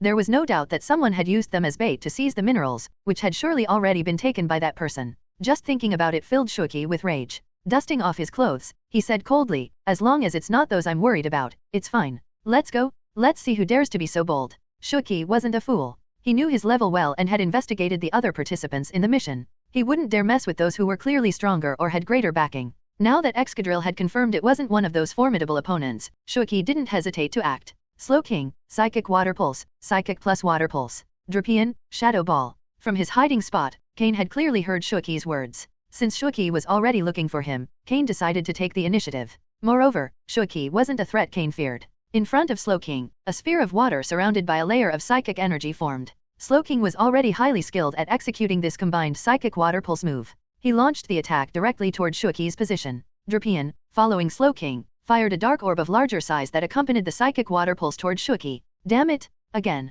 Shuki cursed as he felt that familiar sensation of being targeted. Already furious, and just as he prepared to counterattack with determination, that familiar attack struck again. Without time to think, he grabbed Sandshrew and threw it toward Slow King's Psychic Water Pulse. This bought him a bit more time to dodge the attack. He then rolled on the ground, successfully avoiding the Shadow Ball move that followed. Unconsciously, he wiped the dust off his face, looking like a worm in the sand, dark and covered in dirt. Sandshrew, however, couldn't withstand Slow King's attack. And being a water-type move, the damage to a ground-type Pokemon like Sandshrew was even greater. Although Drapion's Shadow Ball didn't have the speed of Jengar's, it had learned well from the latter, and the explosion effect was devastating. The Shadow Ball move burst on the ground, causing severe corrosive effects. Excadrill watched as its companion was thrown by its trainer, unable to bear it in its heart, but it also didn't dare to resist or make any noise. It quickly positioned itself in front of Shuki, searching for the direction of the attacks. Damn it, who's there? Shuki shouted, visibly shaken. Weren't you looking for me all this time? Well, here I am. Cain slowly appeared, riding Drapion, emerging from behind the rocks. It's you? After Cain's first surprise attack failed, he didn't rush to strike again. This situation was different from the Trial Island. On the Trial Island, Cain didn't know the other Team Rocket members who arrived later. Thus, in every battle, he needed to act decisively and quickly, no matter how strong the opponents were. Only by taking the initiative could he ensure victory step by step. But this time, on Mythical Island, thanks to Regi, Cain had information about some of the people who had ascended the island, one of them being Shuki, his current opponent. Cain was confident he wouldn't be defeated. Even if he couldn't win, he always had an escape route with Slow King by his side. So, with the option to attack or retreat, he had nothing to fear. However, something in Shuki's tone suggested he recognized him. Even though Cain was also a Team Rocket officer, he wasn't as well known as others. His work in the Hone region and his direct connection with Umbra and Giovanni kept him separate from ordinary officers, who knew little about him. Even Regi knew little about Cain, but this Shuki, upon seeing him, seemed to recognize him immediately. Cain smiled and said, "What's this? Do you seem to know me? I don't remember seeing you before." Now that Shuki knew who had ruined his plan, he wasn't as angry as before. An enemy in the shadows is far scarier than one in plain sight, and now that Cain had emerged from hiding, Shuki felt more confident. Without even glancing at his Excadrill lying not far away, Shuki spoke sarcastically, the famous first place in Team Rocket's special trial, the young prodigy of Team Rocket, Cain. Who doesn't know you? Cain frowned upon hearing this. First place on the Trial Island? Did anyone actually care about that within Team Rocket, apart from the officers and captains? After all, what did performance on the island have to do with Team Rocket officers? Why would anyone pay attention to a rookie fresh off the island? The name Xenon crossed Cain's mind. The second name he thought of was Lucius, an executive of Team Rocket. Cain had killed Vexor, one of Lucius's men, with his own hands. Although that information shouldn't have leaked, the sharpest minds could have deduced the truth. With Vexor's strength, apart from Cain and Regi, who else could have killed him on the island? Both individuals, Xenon and Lucius, had the means to know what had happened. Xenon, though an officer, was considered a senior officer, a step above the other officers.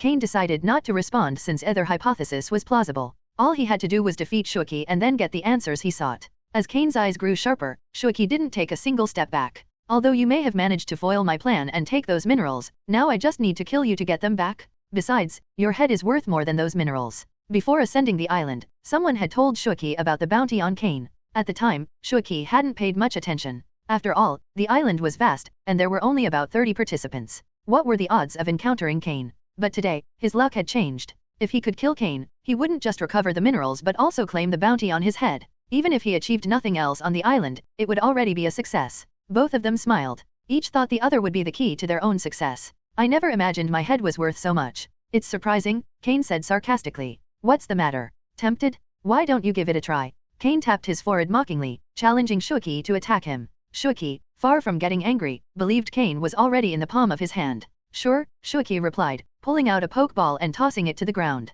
A golem appeared next to Excadrill. Shuki, specialized in rock and ground-type Pokémon, always preferred to attack from the ground with Pokémon like Excadrill, Onix, Golem, Sandslash, and Marowak. Excadrill and Golem were his star Pokémon. Seeing Golem, Cain recalled the information about Shuki. Thanks to Cain's system, he also received a detailed analysis of Shuki's battle style. The system, combined with the data provided by Regi, generated fairly accurate predictions, with at least 50% accuracy. Cain also used the system to scan Shuki's 2 Pokémon. Pokémon, Golem, Light Blue. Gender, male. Level, 45. Types, rock/ground. Ability, sturdy. Held item, none. Egg moves, block, rock climb, endure. Basic moves, heavy slam, tackle, defense curl, mud sport, rock polish, steamroller, magnitude, rock throw, smackdown, bulldoze, self-destruct, stealth rock, rock blast, earthquake, explosion. Learned moves, fire punch, iron head, earth power, snore. TM moves, protect, hyper beam, brick break, sandstorm. Pokémon, Excadrill, dark green. Gender, male. Level, 44. Types, ground/steel. Ability, sand rush. Held item, none. Egg moves, iron defense, earth power, crush claw. Basic moves, horn drill, rototiller, scratch, mud sport, rapid spin, mud slap, fury swipes, metal claw, dig, hone claws, slash, rock slide, earthquake, swords dance. Learned moves, iron head, stomping tantrum, drill run, stealth rock. TM moves, protect, double team, aerial ace, shadow claw. Seeing this data, Cain was surprised. Although Regi had described Shuki, the assumptions about the power and level of his Pokémon were estimates. Now it was clear that both Pokémon were at mid-advanced levels, while most of Cain's Pokémon had just reached the advanced level. However, Cain had an advantage, Slowking and its water type, which completely countered Shuki's Pokémon, especially Golem, which had a quadruple weakness to water. A good opportunity for victory lay before him. Cain didn't summon any more Pokémon. Drapion and Slowking were currently among his strongest Pokémon, and facing Shuki's Golem and Excadrill, Cain felt confident that his chances of winning remained high. Otherwise, he wouldn't have pursued the fight after identifying his opponent. However, Cain was most concerned about Golem's explosion move and Excadrill's swords dance. Both moves were naturally learned as Pokémon leveled up. If Cain had to choose, he would rather face Excadrill using swords dance than Golem detonating with explosion. With this in mind, Cain quickly formed a combat strategy in his head. Golem, use Sandstorm. Excadrill, swords dance. As the trainer of Golem and Excadrill, Shuki knew his Pokémon's abilities perfectly. Excadrill's Sand Rush ability would increase its speed during a sandstorm, similar to how Swift Swim worked for a rain team. Shuki had a clear grasp of his team's strategy and combat rhythm. Golem was responsible for creating the sandstorm, while Excadrill, as the main attacker, boosted its physical power with swords dance. Excadrill, with its outstanding physical power, boasted an attack stat of 135, making it one of the most powerful among all Pokémon. This was essentially the prototype of a sandstorm team, albeit a weaker version of a true weather strategy. As the battle began, Cain's eyes started glowing faintly blue, a sign that his psychic ability was activating. Facing an opponent with a similar power level and even stronger Pokémon, Cain knew he had to go all out. Telepathy allowed him to direct his Pokémon with greater precision during battle, helping control the flow of the fight. Cain was well aware of his Pokémon's strengths. Slowking had a decisive advantage with its water-type moves, and while Drapion didn't have a type advantage, its strength and abilities made it a secret weapon in this battle. Stopping the sandstorm was key. If Golem succeeded in creating it, Cain would have no choice but to retreat. As someone familiar with weather teams both rain and sandstorm, Cain knew that letting Golem control the weather would tip the battle in Shuki's favor. Slowking, use Rain Dance and stop the sandstorm. Drapion, use Toxic Spikes, then Hone Claws. Thanks to telepathy, Cain was able to issue instructions quickly in response to Shuki's orders. The battle was taking place in a rocky area, giving Golem and Excadrill the terrain advantage. Following Shuki's command, Golem roared, kicking up clouds of sand around it. As the sandstorm move took shape, the air began to fill with sand, threatening to evolve into a devastating storm. However, the ideal Pokémon for initiating a sandstorm would be one with the Sand Stream ability, like Tyranitar. The Sand Stream ability automatically triggered a sandstorm upon the Pokémon entering battle, a key advantage in sandstorm teams. Even so, Shuki didn't seem to mind this difference. While Golem could also create sandstorms with its sandstorm move, the process was slower and less effective. Therefore, just as Golem started summoning the sandstorm, Cain had already instructed Slowking to use Rain Dance. When it comes to countering weather, there's nothing better than another weather move. As the first grains of sand began to rise, dark clouds gathered in the sky as if a storm were about to break. Excadrill, undeterred by the changing weather, began executing Swords Dance from its position as per Shuki's orders. Swords Dance, one of the most powerful moves for boosting physical attack, had always been a move Cain wanted. However, the TM needed to teach it was extremely rare and expensive. Despite his wealth, Cain hadn't been able to obtain it. Only trainers like Steven, an extraordinarily wealthy individual, could afford to teach Swords Dance to all their Pokémon, making them terrifyingly powerful. Meanwhile, Drapion followed Cain's orders, scattering toxic spikes around Golem and Excadrill. Though the poison was less effective against Golem's rock and ground types and null against Excadrill's steel type, Drapion carried out its mission. After spreading the toxic spikes, Drapion sharpened its claws and stinger, emitting a metallic sound. The battle was about to erupt. Shuki, seeing the dark clouds and toxic spikes, was taken aback. How was Cain's Pokémon able to act without receiving verbal instructions? Before Shuki could react, the first raindrops began to fall.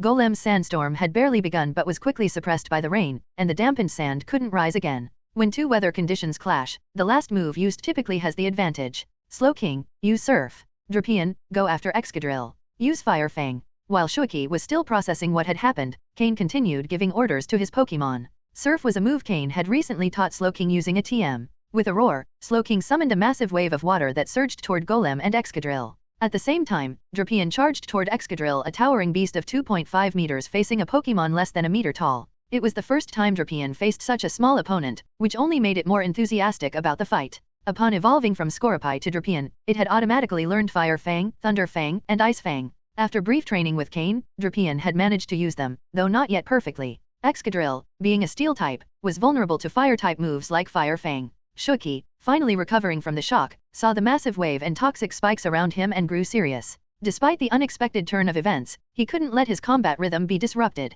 The sandstorm had been interrupted, and the rainy weather now favored his opponent. Neither Golem nor Excadrill enjoyed battling in the rain, as water was their worst enemy. Golem, use Heavy Slam on Slowking. Excadrill, use Metal Claw. Resolute in facing the wave head-on, Shuki opted for a direct offense. Although Golem was slow on foot, it could roll at high speed. Ignoring the wave of water, Golem rolled toward Slowking. Though it took damage, Golem's speed didn't diminish, it even increased. The Heavy Slam move grows stronger the greater the weight difference between the two Pokémon, and Golem, with its rocky body, was much heavier than Slowking. Shuki planned a direct damage trade-off, hoping to disrupt Slowking's weather control. Although Excadrill was small, it showed not the slightest hint of intimidation as Drapion charged toward it. The Metal Claw move, enhanced by Swords Dance, had considerable power. Boom! The first clash occurred between Drapion and Excadrill. Drapion's two pincers met Excadrill's two claws in a fierce battle. Just as Shuki was about to smile, he noticed the corner of Cain's lips curl upward. Suddenly, something felt off. Despite resisting Drapion's pincers, Excadrill couldn't stop its advance. A 2.5-meter tall Scolipede doesn't have much resistance against Drapion in its Scoropy stage, so Excadrill, with its small size, was at a clear disadvantage. Drapion lifted Excadrill, and under its stunned gaze, its fiery fangs bit down fiercely. Excadrill tried to free itself from the pain, but suspended off the ground, its strength was insignificant against Drapion, like a baby against a giant. Meanwhile, Golem began rolling directly toward Slowking. It seemed like a direct collision was inevitable, but instead of the softness it expected, Golem slammed into solid rock. Slowking had used Teleport to evade the Heavy Slam move, leaving Golem to crash into a rock behind it. Excadrill, use Aerial Ace. Golem, abandon Slowking and use Earthquake on Drapion. Shuki reacted swiftly upon seeing Slowking use Teleport, realizing that Golem, with its slowness, wouldn't reach it. He decided to focus on attacking the massive Drapion first. Eliminating one threat would simplify the battle. Drapion, hang in there. Use Fire Fang again. Slowking, no one can interrupt you now. Attack with all your might. Use Psychic Water Pulse on Golem. Cain also issued his commands swiftly. Golem's quadruple weakness to water was the key to victory. Boom, boom, boom. Excadrill used Aerial Ace and managed to free itself from Drapion's grasp. Fortunately, Drapion was no longer bug type, so the damage it suffered was limited thanks to its tough armor. Still, the Fire Fang move had left burn marks on Excadrill, showing that the attack had inflicted significant damage. Following Cain's orders, Drapion pursued Excadrill again. Just as Drapion managed to catch Excadrill once more, Golem was already closing in. Waves of energy from Golem's Earthquake began spreading toward Drapion. At that moment, Drapion was about to use Fire Fang again on Excadrill. Slowking, using its Psychic Water Pulse move, attacked Golem with incredible speed, aided by its psychic abilities. Boom, boom, boom. The three attacks landed almost simultaneously. Slowking's attack inflicted quadruple damage on Golem, forcing it to shut one eye in pain and kneel on the ground. Water-type moves had always been a significant weakness for Golem. However, Golem's Earthquake also struck Drapion hard. Standing on the ground, Drapion took the full brunt of the earthquake, with 2 of its legs falling into cracks created by the attack. But that didn't stop Drapion's offensive. It used Fire Fang again, biting down on Excadrill. Despite the damage Drapion suffered, Cain remained calm and ordered, Slowking, attack Golem again with Psychic Water Pulse. Finish it quickly. Drapion, hold on and use Fire Fang once more. Excadrill, with its natural defensive resistances, gave the impression of being a hedgehog with no clear points of attack. Drapion had little choice but to repeat Fire Fang to inflict effective damage. Golem, charge at the trainer. Eliminate any obstacles and use Explosion. Excadrill, burrow underground and use Earthquake. Shuki made a quick decision, seeing that Golem could no longer continue fighting. He commanded it to use Explosion, an incredibly powerful move but at the cost of the user. Cain's face darkened. What he feared most had happened. Shuki, as a Team Rocket member, was willing to use desperate tactics, ignoring battle rules. Slowking, attack Golem and come to my side. Drapion, don't let Excadrill escape. Slowking launched its Psychic Water Pulse move at Golem again. Although it caused significant damage, it wasn't enough to stop Golem, who was determined to sacrifice itself. However, as Golem charged toward Cain, Slowking teleported in front of him, shielding its trainer. But there was no time to use teleport again. Slowking, use Protect. Jengar, strike from the shadows. Go straight for Shuki. Cain's face was stern. He wasn't the only one whose trainer could be attacked. He had his own methods. Although Jengar had been hidden until now, it was always ready to act. Floette, use grassy terrain beneath Drapion. Cain's orders were executed rapidly. Although only Slowking and Drapion were visible, Cain had more Pokemon ready to intervene. Boom! Everything happened in mere seconds. Slowking, with its towering 2-meter figure, shielded Cain using Protect, blocking the first wave of Golem's explosion. Although some shockwaves hit Slowking directly, its psychic abilities mitigated most of the damage, leaving only minor injuries. However, the explosion left a massive crater in front of Slowking. At the bottom of it lay Golem, unconscious. The surrounding area was in chaos. Drapion also took part of the impact but still firmly held Excadrill in its pincers, which spun frantically like a small top. The sound of metal screeching filled the air as Drapion's and Excadrill's claws clashed. The grassy terrain deployed by Floette began slowly healing Drapion, giving it the energy needed to keep holding the spinning Excadrill. Seeing that Golem's explosion didn't have the devastating effect he had hoped for, Shuki began to hesitate. Too many things had happened that he hadn't anticipated. Cain could command his Pokemon without speaking, Drapion's sheer strength far outmatched Excadrill even after using Swords Dance, and Slowking could use Teleport to effortlessly dodge any attack. But what unsettled Shuki the most was that Golem's first attempt to use Sandstorm had been interrupted by Slowking's Rain Dance. The rain continued to fall, severely weakening his rock and ground-type Pokemon. Without the rain, Golem's explosion would have been far more devastating. In the battle against Cain, Shuki didn't make any major mistakes, and his combat direction was fairly standard. However, Cain's telepathy caught him off guard. That's how telepathy can make a difference in battles between trainers of a similar level. If Shuki had known Cain possessed this ability, he might have been better prepared. But Cain had always kept his telepathy a secret, and until now, few people were aware of it. Thus, after a series of maneuvers, Shuki was forced to make his Golem self-destruct. And though Shuki's Excadrill was powerful, it couldn't defeat Cain's Drapion immediately. Drapion's immense physical strength managed to restrict Excadrill's performance. Shuki pulled a Pokeball from his belt and threw it to the ground. Immediately, his Onix appeared, the same one that had helped him escape before.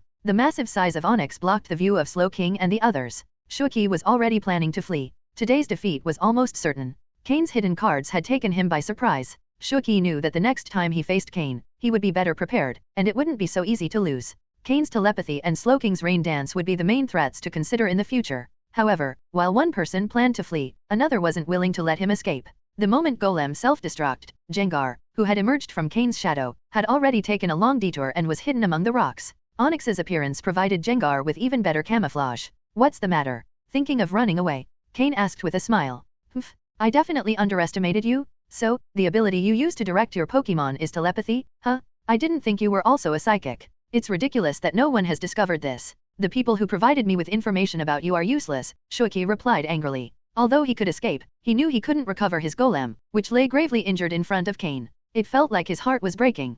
Golem was his starter Pokemon, and he had invested so much time and effort into evolving it from a Geodude. Many of his strategies revolved around Golem. But after being repeatedly hit by Slowking's attacks, he understood that Golem was powerless against Water-type Pokemon and faster opponents. He would probably no longer use Golem as the core of his strategies. That is, assuming he had a future. I'm curious. Who gave you information about me? Cain asked, trying to distract Shuki as Jengar moved closer and closer. Shuki gave a malicious smile. Don't you know who's after you? Don't you feel anxious, thinking everyone around you is watching you with suspicion? No matter, I won't tell you. His mind seemed somewhat twisted. But Cain shook his head and maintained his smile. Oh, yes, you will, he replied. What are you? Shuki stopped suddenly. He finally realized what was happening, but his survival instincts kicked in too late. When Cain said those words, Jengar was already prepared. Unless Shuki had a Pokémon hidden in the shadows, like Cain, his fate was sealed. But as a specialist in ground and rock types, he had no Pokémon that could hide in the shadows. Thanks to the connection between Onyx's shadow and the nearby rocks,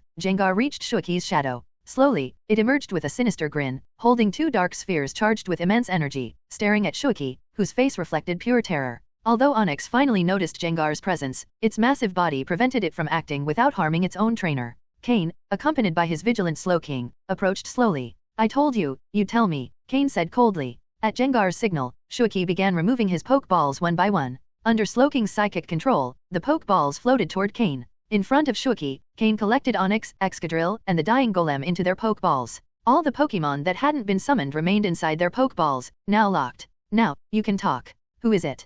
Cain asked, this time with a tone laced with lethal threat. Anyone would be frustrated at being a constant target. From the Trial Island to his arrival in Hone, and even on Mythical Island, Cain had been under attack repeatedly. Before, Cain didn't have the power to fight back, but now that he had grown stronger, it was time to stop being the prey and become the hunter. Not reacting would only encourage others to keep attacking. Shuki, pale-faced, understood his situation well. As a rocket officer, he knew nothing good awaited him. His life was in Cain's hands. He knew that whether he spoke or not, he likely wouldn't leave alive. But a small spark of hope remained in his heart. What if he talked and Cain let him live? What if? After all, living, even in the worst circumstances, was better than dying. As long as he was alive, anything was possible. Everything had happened so fast. Just moments ago, Shuki had been arrogant, believing that with more information, he could defeat Cain in a future confrontation. But he hadn't anticipated Cain pushing him to the edge, revealing the true nature of a rocket member. When it came to victory, no method was off limits. Finally, Jengar lowered the dark spheres and remained in Shuki's shadow. Though his Pokémon had been withdrawn, the threat remained. Situations like these, where League members let their guard down after confiscating a rocket member's Pokeballs, only to be stabbed to death, weren't uncommon. Shuki collapsed to the ground, feeling his strength leave his body. At last, he murmured a name. Xenon. By the time Cain left the rocky area, the sun was already in the west. He had managed to extract the information he wanted from Shuki. It turned out that Shuki wasn't taking direct orders from Xenon. Instead, Xenon had placed a bounty on Cain within a few small clandestine rocket team groups. Anyone who accepted the bounty could obtain information about Cain from Xenon. A bounty of 20 million Poke dollars. Wow, I'm really valuable, Cain laughed at himself. However, the coldness in his eyes deepened. He understood why Xenon was doing this. Currently, Cain was Giovanni's protege, and most people didn't dare to openly attack him. But this mythical island presented an opportunity. What Cain didn't know was how word had leaked that he would be participating in this mission. Thus, on this island, anyone could be trying to kill him. Even Regi and the other two could no longer earn Cain's trust. This was likely part of Xenon's plan.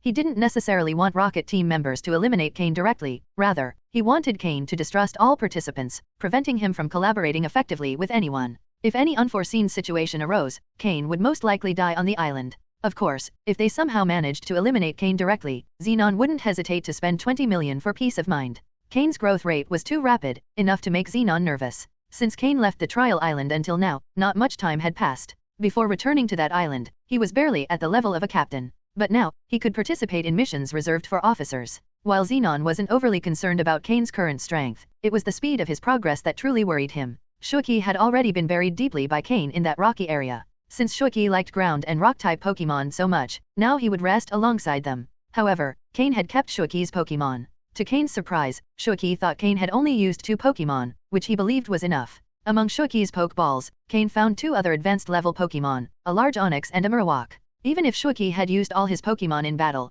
Cain wouldn't have felt fear. Additionally, Cain discovered several Pokeballs containing Drillbur among Shuki's belongings. It seemed Shuki liked using Excadrill and Drillbur combinations, so he carried quite a few of the latter. Cain kept them all. These Pokémon, trained to that level, were quite valuable. Selling them would bring in a significant amount of money. As for the group of Drillbur, Cain thought they might be useful for working the mountain's back area, helping to cultivate the land. Cain also healed Shuki's Golem, which had used the move Explosion. He asked Floette to use grassy terrain twice, barely managing to save its life. Shuki had been ruthless, attempting to use Golem to take Cain down in a suicide attack. On an island without medical facilities, a Pokémon that has used Explosion is nearly impossible to save. But Cain had Poke Blocks, many healing medicines, and Floette. Thanks to all these factors, Golem's life was barely saved. However, it wouldn't be in top shape for at least a month. Drapion had also sustained considerable damage. Golem's Earthquake move and Excadrill's attacks had caused significant harm. Drapion is doubly weak to ground-type moves. Though strong, Excadrill had used Swords Dance to power up. On the other hand, Drapion had gained new insight into the move Fire Fang. Cain also took Shuaqi's storage space, though he hadn't yet examined its contents. He planned to do so later that night in a safe location. Using Slowking's teleport twice, Cain returned to the clearing where Altaria resided. He had invested quite a bit in this relationship, and a safe spot like this was hard to find on Mythical Island. Naturally, he intended to make good use of it. Although Altaria was proud, she adhered to a fair code of conduct. The previous day, it had taught Honchkrow about aerial combat as thanks for the food Cain had given it. When Cain left in the morning, Altaria and the two Swablu were gone. But by the time he returned in the afternoon, they were back. It was unclear where they had gone. The two Swablu ran toward Cain as soon as they saw him, chirping loudly. They probably wanted Cain to make dinner quickly. After tasting Cain's food, everything else seemed bland to them. Going out with their mother Altaria during the day, the food they used to enjoy no longer tasted the same. Thus, at the request of the two Swablu, Altaria had cut her outing short and returned with her children, awaiting Cain's arrival. Altaria blushed slightly. She hadn't expected that, in the end, she, too, would crave Cain's cooking.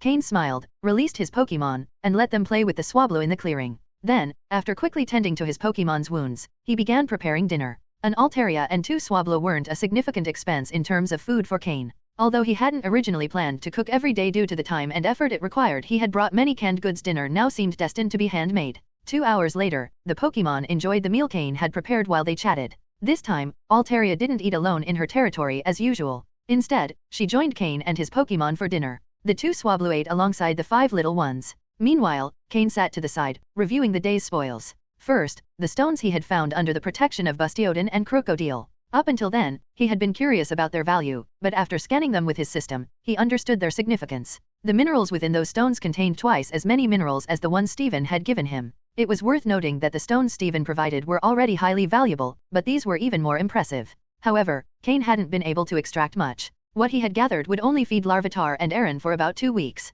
Though the mineral vein was large, he didn't have the strength to keep mining under Bastiodon and Crocodile's watchful eyes. But the system scan made a surprising discovery that caught Cain's attention. He had found small diamonds among the minerals, and the quantity wasn't insignificant. A thought crossed Cain's mind: could Larvitar and Aaron eat diamonds? The diamonds weren't very large, only about the size of a fingernail. In this world, diamonds didn't carry the same air of eternal treasure, so while they held value, it wasn't anything excessive. They were considered a valuable adornment but not of great importance. Strictly speaking, diamonds are a type of mineral, right? In that case, Larvitar and Aaron should be able to eat them. Cain called Larvitar and Aaron over. At this point, Larvitar had excellent control over its strength, and walking on the grass barely left any visible marks evidence of its progress. With its little red backpack strapped on, Larvitar hopped over to Cain, munching casually on a piece of mineral as if it were chocolate. Larvitar always ate faster. Cain had given it roasted meat earlier, but it had already finished it and was now filling its stomach with minerals. Aaron, on the other hand, was calmer and approached Cain slowly. Looking at his two companions, Cain smiled in satisfaction, patting their heads. Larvitar's head was rough, like rock, while Aaron's was smoother, with a clear metallic feel. During their time of training, both had grown considerably. First, Larvitar. Although its height and weight hadn't increased much, its skin was darker, its texture was more solid, and it seemed to be developing an armor-like layer reminiscent of Tyranitar. Perhaps this was due to the fragment of Groudon's armor that it carried on its back, subtly influencing its development. It could also be attributed to the high-quality minerals it consumed, along with the poke blocks and calcium supplements, which fostered its exceptional growth. Wild Tyranitar raised in nature didn't have access to the luxurious minerals Cain provided his Larvitar. Even those raised by other trainers rarely received minerals of such high quality. Cain's training method was comparable to Steven's care for his Metagross. Without substantial financial resources, such a method would be impossible. The minerals Cain had spent 10 million poke dollars on would soon be devoured by Larvitar. And Aaron was another big eater. Since joining Cain, Aaron's diet had significantly improved. Occasionally enjoying delicious roasted meat, with an abundance of high-quality minerals daily, and supported by special poke blocks, it had entered an ideal growth phase.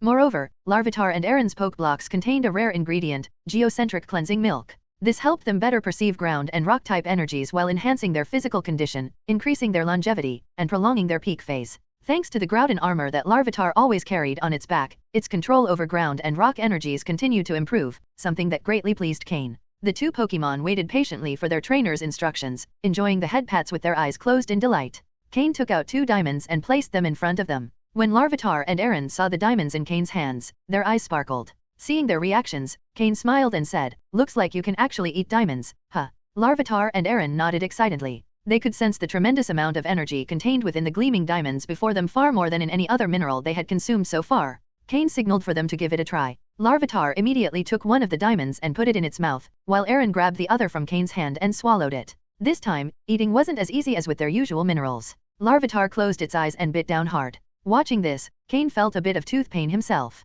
He worried that Larvitar might break a tooth. Crack! A crisp sound came from Larvitar's mouth. For a moment, Cain was concerned had its teeth broken, but he had underestimated Larvitar's dental resilience. Crack! Now it was Aaron's turn. Cain worried less about Aaron since its steel typing gave it stronger teeth. After breaking the diamond, the rest was easy. The diamonds turned into crunchy treats, and both Pokémon enthusiastically devoured them. Once finished, they looked at Cain with hopeful eyes. Their gazes clearly said, "We want more." Cain couldn't help but be amazed that these little ones could eat diamonds like candy. With no choice, he took out all the diamonds he had found among the minerals and placed them in front of them. Larvitar and Aaron ate faster and faster, effortlessly crunching the diamonds. In no time, they had devoured all the diamonds. Although diamonds weren't extremely valuable in this world, that small pile was still worth tens of thousands of Poke dollars. Heek! Both Pokémon let out a satisfied burp, patting their full stomachs. This surprised Cain, as he had expected them to need more minerals to feel full. Had just a handful of diamonds been enough?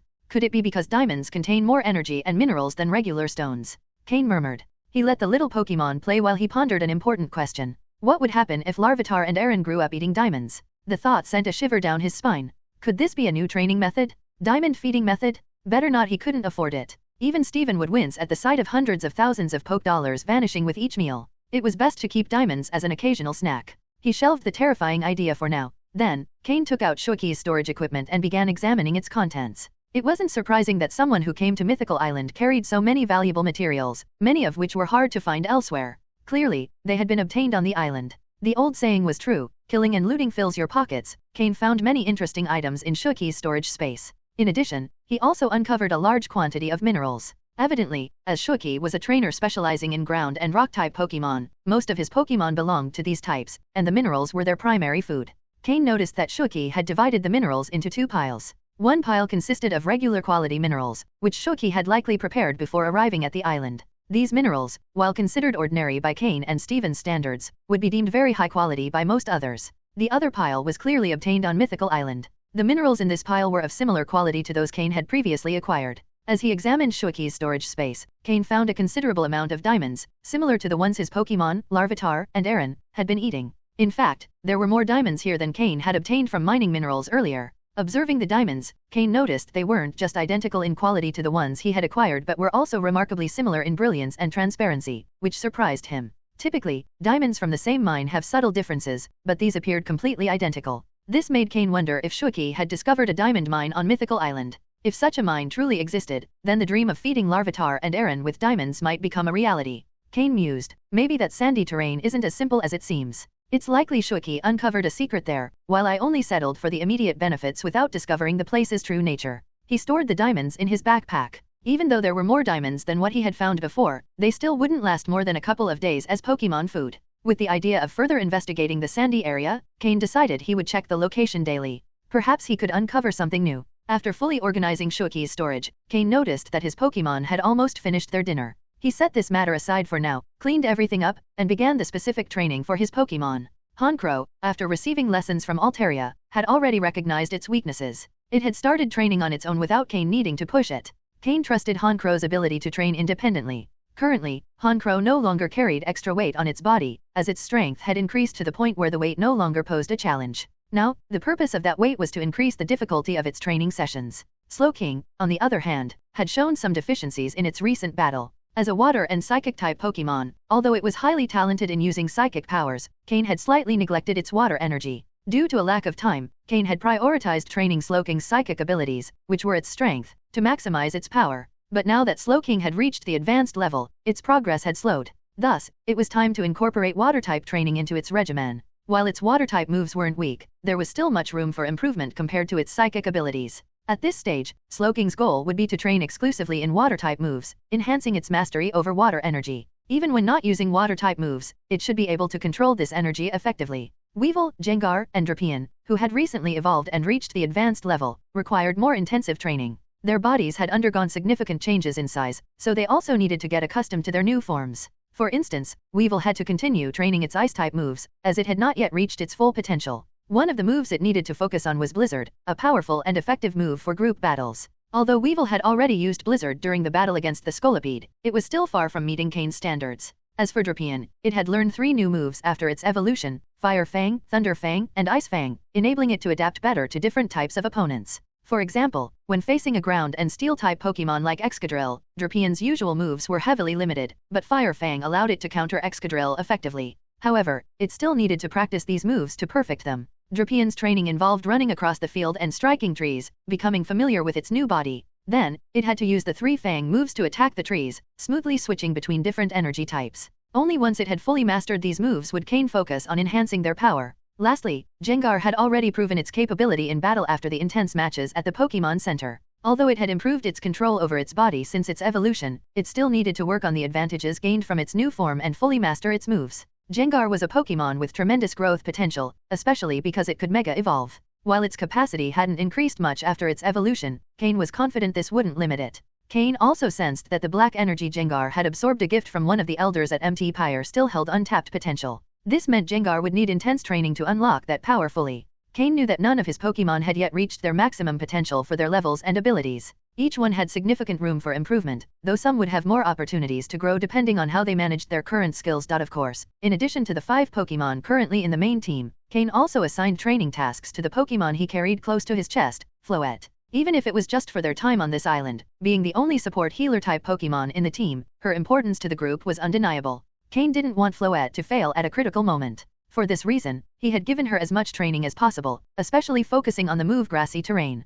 Truth be told, while Floette's potential was relatively low compared to Cain's other Pokémon, if he had had a Pokémon like her back on Trial Island, his life would have been much easier. Additionally, Floette having lower potential didn't mean her utility was small. For support moves like Grassy Terrain, Floette was surprisingly effective, even without extensive training in such moves. Whenever Cain watched Floette train moves like Grassy Terrain, he couldn't help but nod in approval, thinking he had found a true treasure. After assigning training tasks to his main battle Pokémon, the 5 younger ones also had to participate in training. However, their focus was currently on physical development. Learning to master their bodies was more effective than move training at this stage and would give them a solid foundation for the future. While Cain was busy training his Pokémon, an unexpected figure appeared by his side. It was Altaria. Cain was somewhat surprised by Altaria's appearance. Altaria let out a gentle melody and observed the training Pokémon, nodding in approval. It seemed as if she was saying the Pokémon were training well and growing considerably. Cain hesitated for a moment but decided to activate his telepathy and connect his mind with Altaria's. "Hello, Altaria, my name is Cain.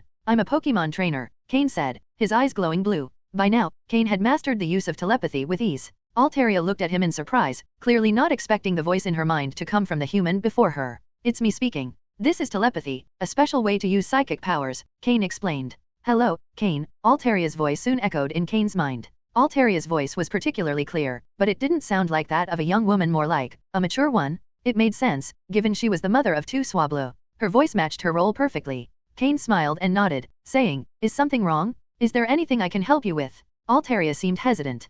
Cain waited patiently, saying nothing.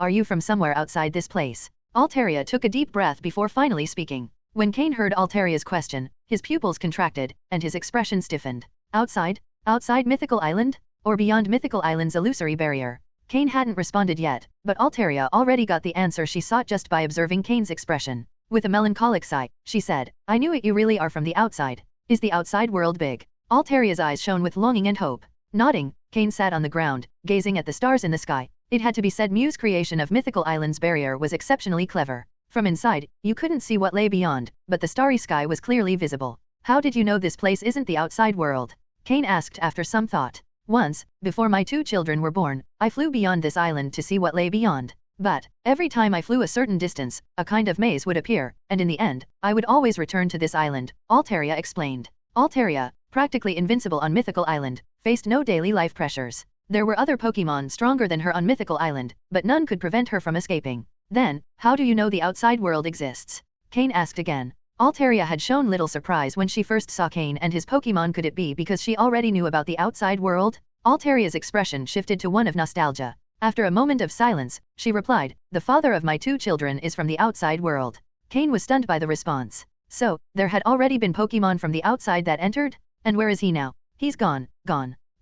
He passed through the barrier and left." Altaria nodded. Though Cain was surprised that the father of her children could cross the barrier, he wasn't too shocked, knowing the father's power. Cain didn't know what to say. To cross Mew's barrier freely, that Pokémon must have been at least elite level, and not just any elite level Pokémon could achieve such a feat. A flying type Pokémon above elite level? Perhaps a legendary Pokémon?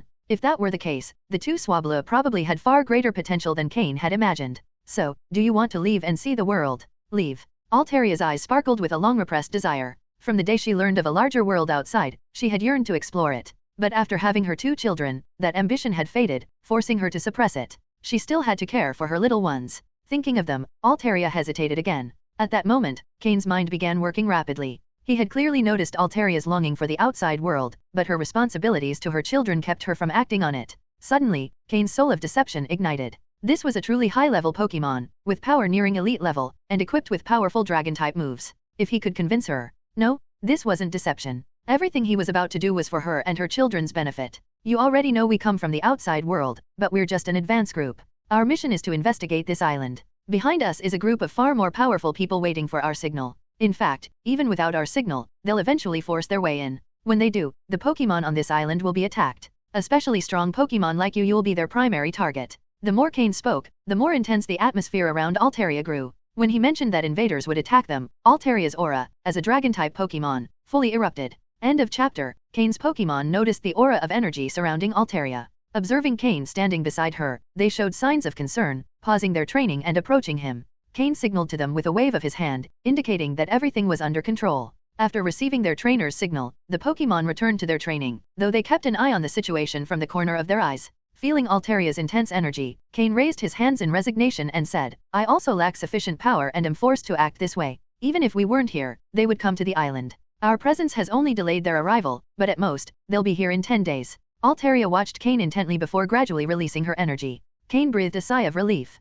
Feeling Altaria's quasi-elite level power was overwhelming. Who are they? Altaria asked coldly, her tone hinting at slight rejection. Cain had anticipated this reaction but wasn't overly worried. Although Altaria was powerful, as a Pokémon that had lived in a closed environment, her perceptions were more naive compared to Pokémon from the outside world. Cain also knew she had her 2 offspring to care for. They're an underground organization from the outside. This place where you live is called Mythical Island, and the barrier preventing you from leaving is the Mythical Shield. The organization is extremely interested in this long isolated island. Currently, at least 5 or 6 quasi-elite level trainers are waiting outside. You may not be familiar with what a quasi-elite level trainer means, but each of them has at least 4 or 5 Pokémon as strong as you. Altogether, there are nearly 30 Pokémon of that level. Do you think this island has so many powerful Pokémon? And even if it does, would they unite to defend themselves? Cain's words left Altaria speechless. If the powerful trainers Cain described truly existed, the island faced an imminent threat of destruction. Cain had exaggerated a bit. Team Rocket's team included quasi-elite level trainers, but not as many as he claimed, and not all had as many Pokémon at Altaria's level. However, he wasn't entirely wrong. When Team Rocket attacked the island, there would be many quasi-elite level trainers. Altaria began to feel disheartened. The conviction in Cain's voice indicated he wasn't lying. She didn't know how many Pokémon on the island were stronger than her, but as a flying-type Pokémon, she naturally had the advantage of deciding whether to fight or flee. She had faced several stronger Pokémon but not as many as Cain mentioned. Furthermore, Cain had pointed out a crucial fact, the Pokémon of Mythical Island would not unite to fight. As a native resident, Altaria knew this all too well. Is there no hope? Altaria sighed sadly. Cain noticed the discouragement in her words. If Altaria were alone, she might not be so concerned, but her 2 young offspring were inexperienced in combat. Under her protection, they had faced few dangers and rarely fought. Cain decided to seize the moment. If you trust me, I can take you off the island without much difficulty. I can also offer you a safe place to live. To be honest, in the outside world, I hold a certain position. I have my own territory, which, though not as large as Mythical Island, is comparable to your territory. And in my territory, you won't have to worry about any danger. I guarantee that. Your territory? Altaria asked, looking at him with a mix of doubt and skepticism. Cain knew that, compared to Altaria, his Pokémon weren't as strong. Together, they couldn't match even 2 of her attacks. Yes, my territory. I know that, compared to you, we're still weak. But surely, you can see that my Pokémon haven't been trained for long, right? In less than a year, starting from scratch, they've reached this level. Give me another year, and I'm confident I can surpass you.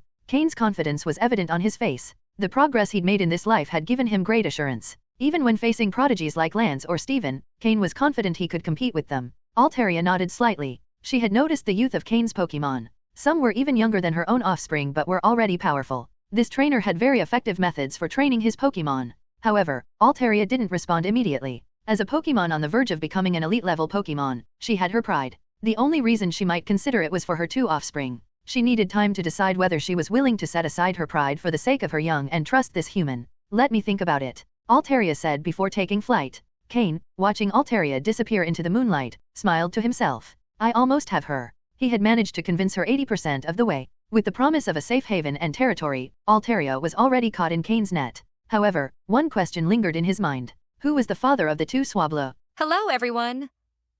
As we wrap up this video, I want to share a quick note. I have a Patreon account.